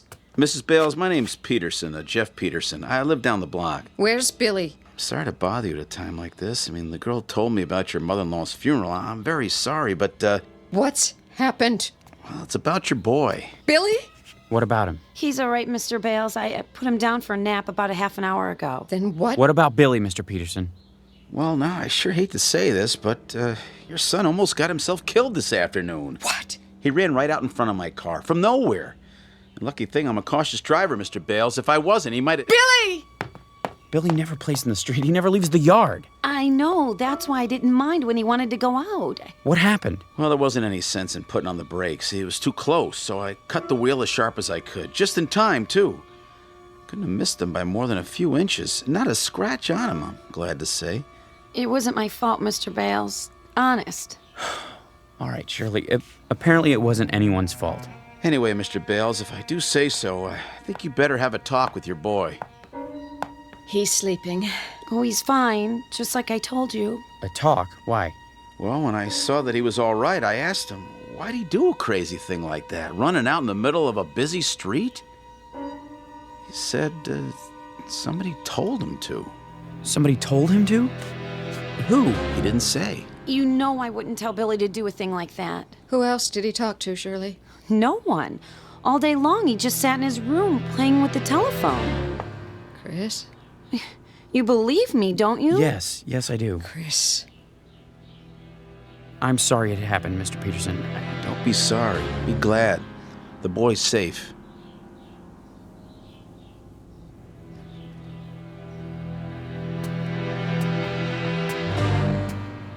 What is it? You'll see. Well, he is all right, isn't he? He's not really asleep. He was faking it. Oh, for crying out... Listen. Listen to what? He's talking to... That's enough. Hi, Daddy. Hey, Pumpkin, we're back. Would you tell me something? Sure. What's this running in the street business? Billy, you know you worried us. I'm sorry, Daddy. Well, why'd you do it? I don't know.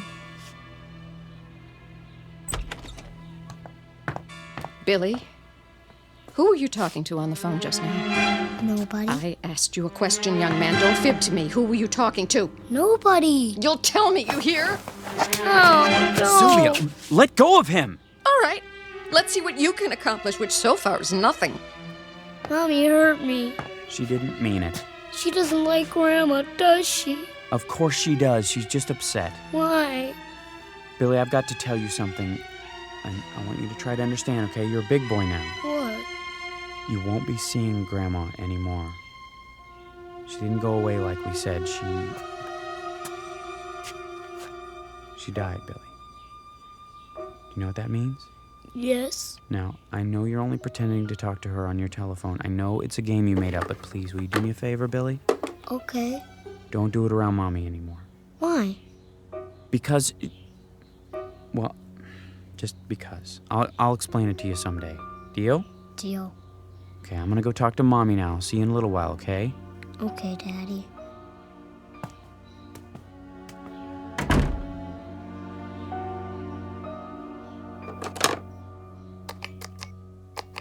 Hi, I'm back.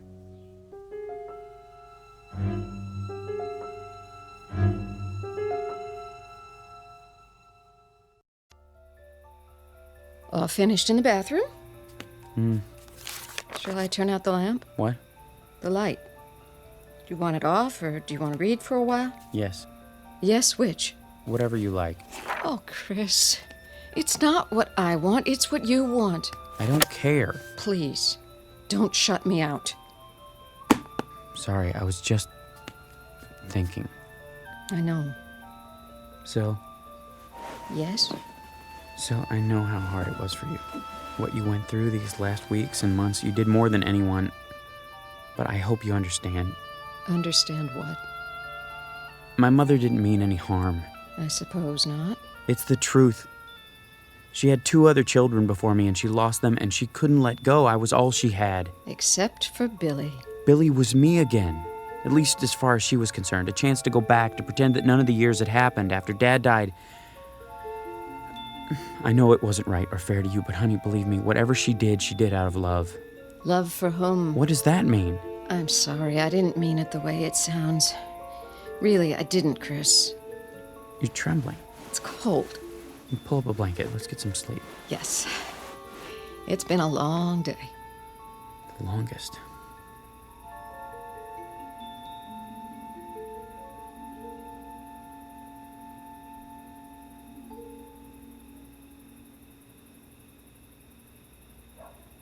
Hi.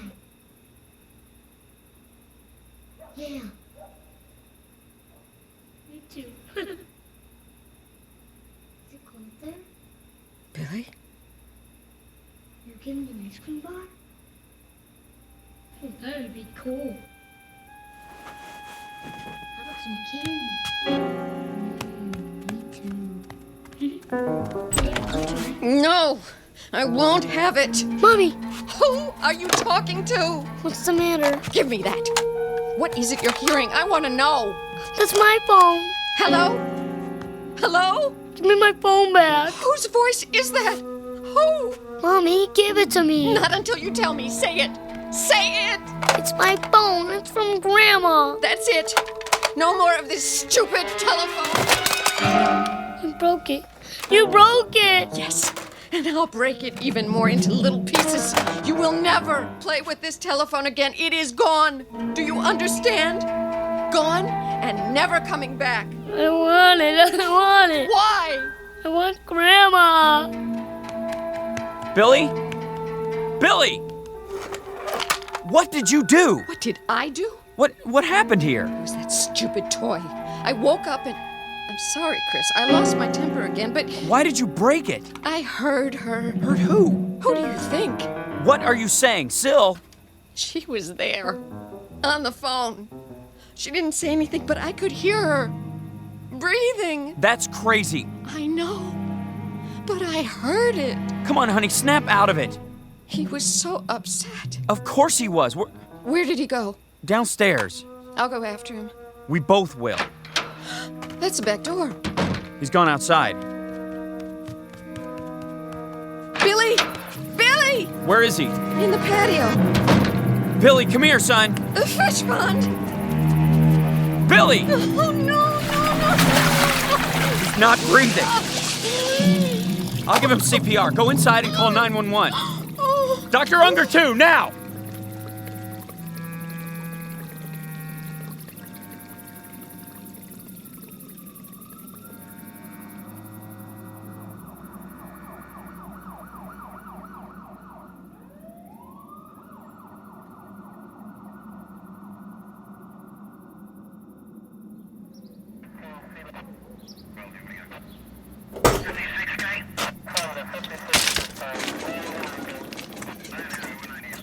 Lifton.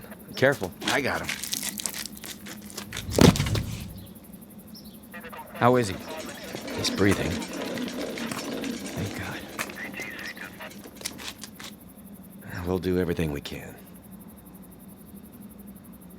Put him in the ambulance. If we had gotten here a few minutes earlier... I'm going with you, Billy. Oh, my Billy.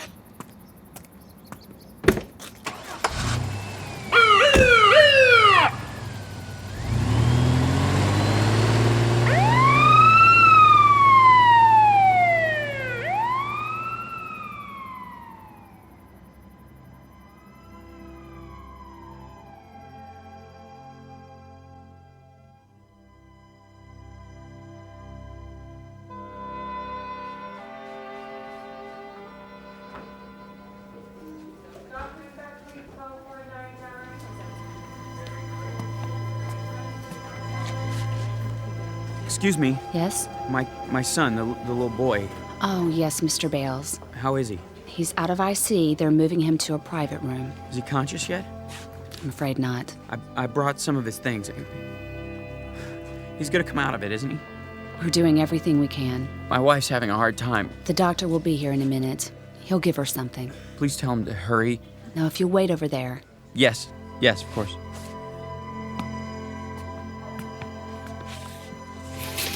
Well? Take it easy, honey, please. He's gonna be all right. Is he? Yes, I promise. You can't promise that. He's getting the best treatment. It doesn't matter. What? It's too late. Don't even think that. No? Why not?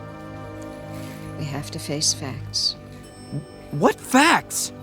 She's already taken him. That's not true. Yes, it is. She took him away. She has him now. Syl, don't say that. That's what she wants. What they both want. I can't fight her anymore. She's won.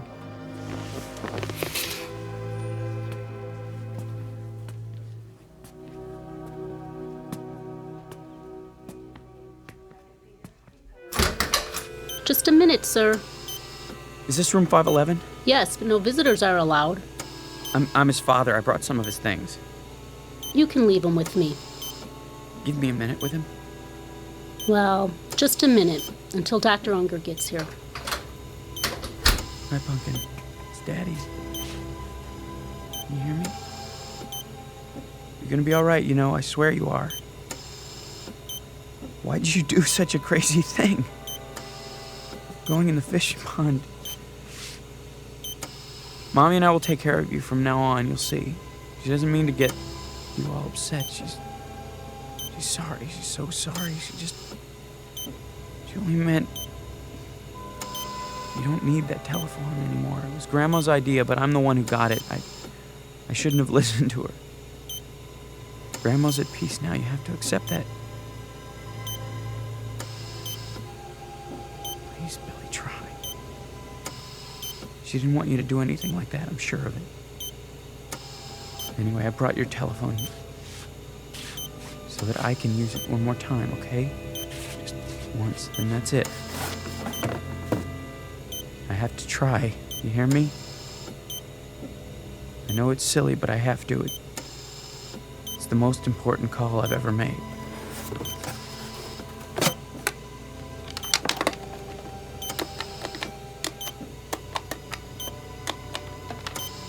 Mother, if you can hear me, by some miracle you can hear me at all, please listen to me now. You said you loved Billy, remember? On his birthday, you picked him up on your lap and hugged him and said that he gave you life again. I know you meant it. You did, didn't you, Mama? Well, if you did, if you really meant it, I'm asking you now to prove it. Give him back to us. He's 5 years old. Do you know how young that is? He hasn't even started. He doesn't know anything about school or girlfriends or wearing long pants or pitching a baseball. He doesn't know anything yet. He hasn't been anywhere. He's hardly been out of our house. There's a whole world he hasn't seen or heard or tasted or smelled or touched. Remember what you said. You said Billy gave you life again. Well, now you can give him life. If you really love him, let him live. Give him back, Mama. Give him back!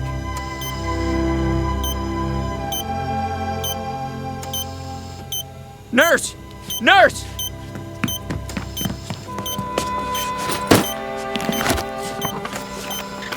What's happened here? I don't know, Doctor. His heart! It's not stopping after all. It's stronger.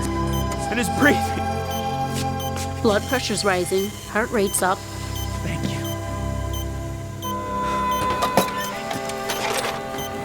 Something's happened here. What? His vital signs are stabilizing, Doctor. Take a deep breath, Mr. Bales. Then go tell your wife. He's come back to us. I don't know how or why, but we've got it. He's going to be okay.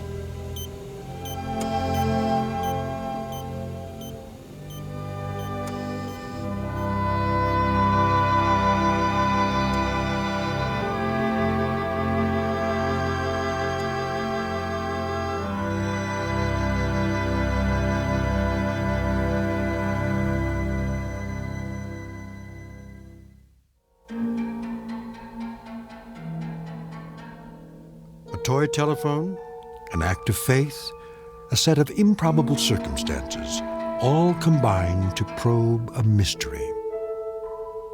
To fathom a depth, to send a facet of light into a dark after region. To be believed or disbelieved, depending on your frame of reference, a fact or a fantasy. A substance or a shadow. But all of it very much a part of the Twilight Zone.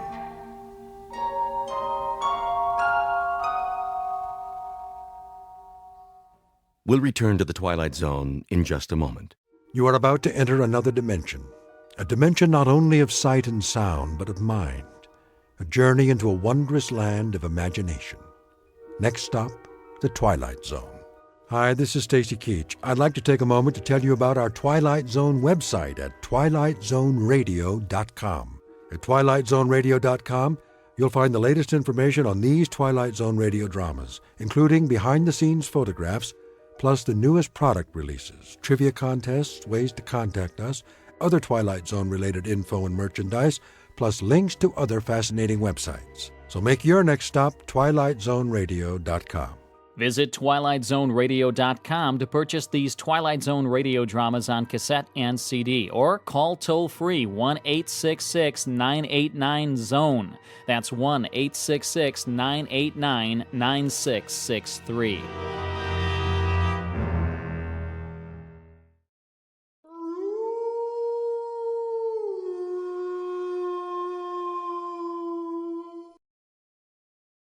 Tune in to nostalgia. Tune in to now. Golden Radio Hour.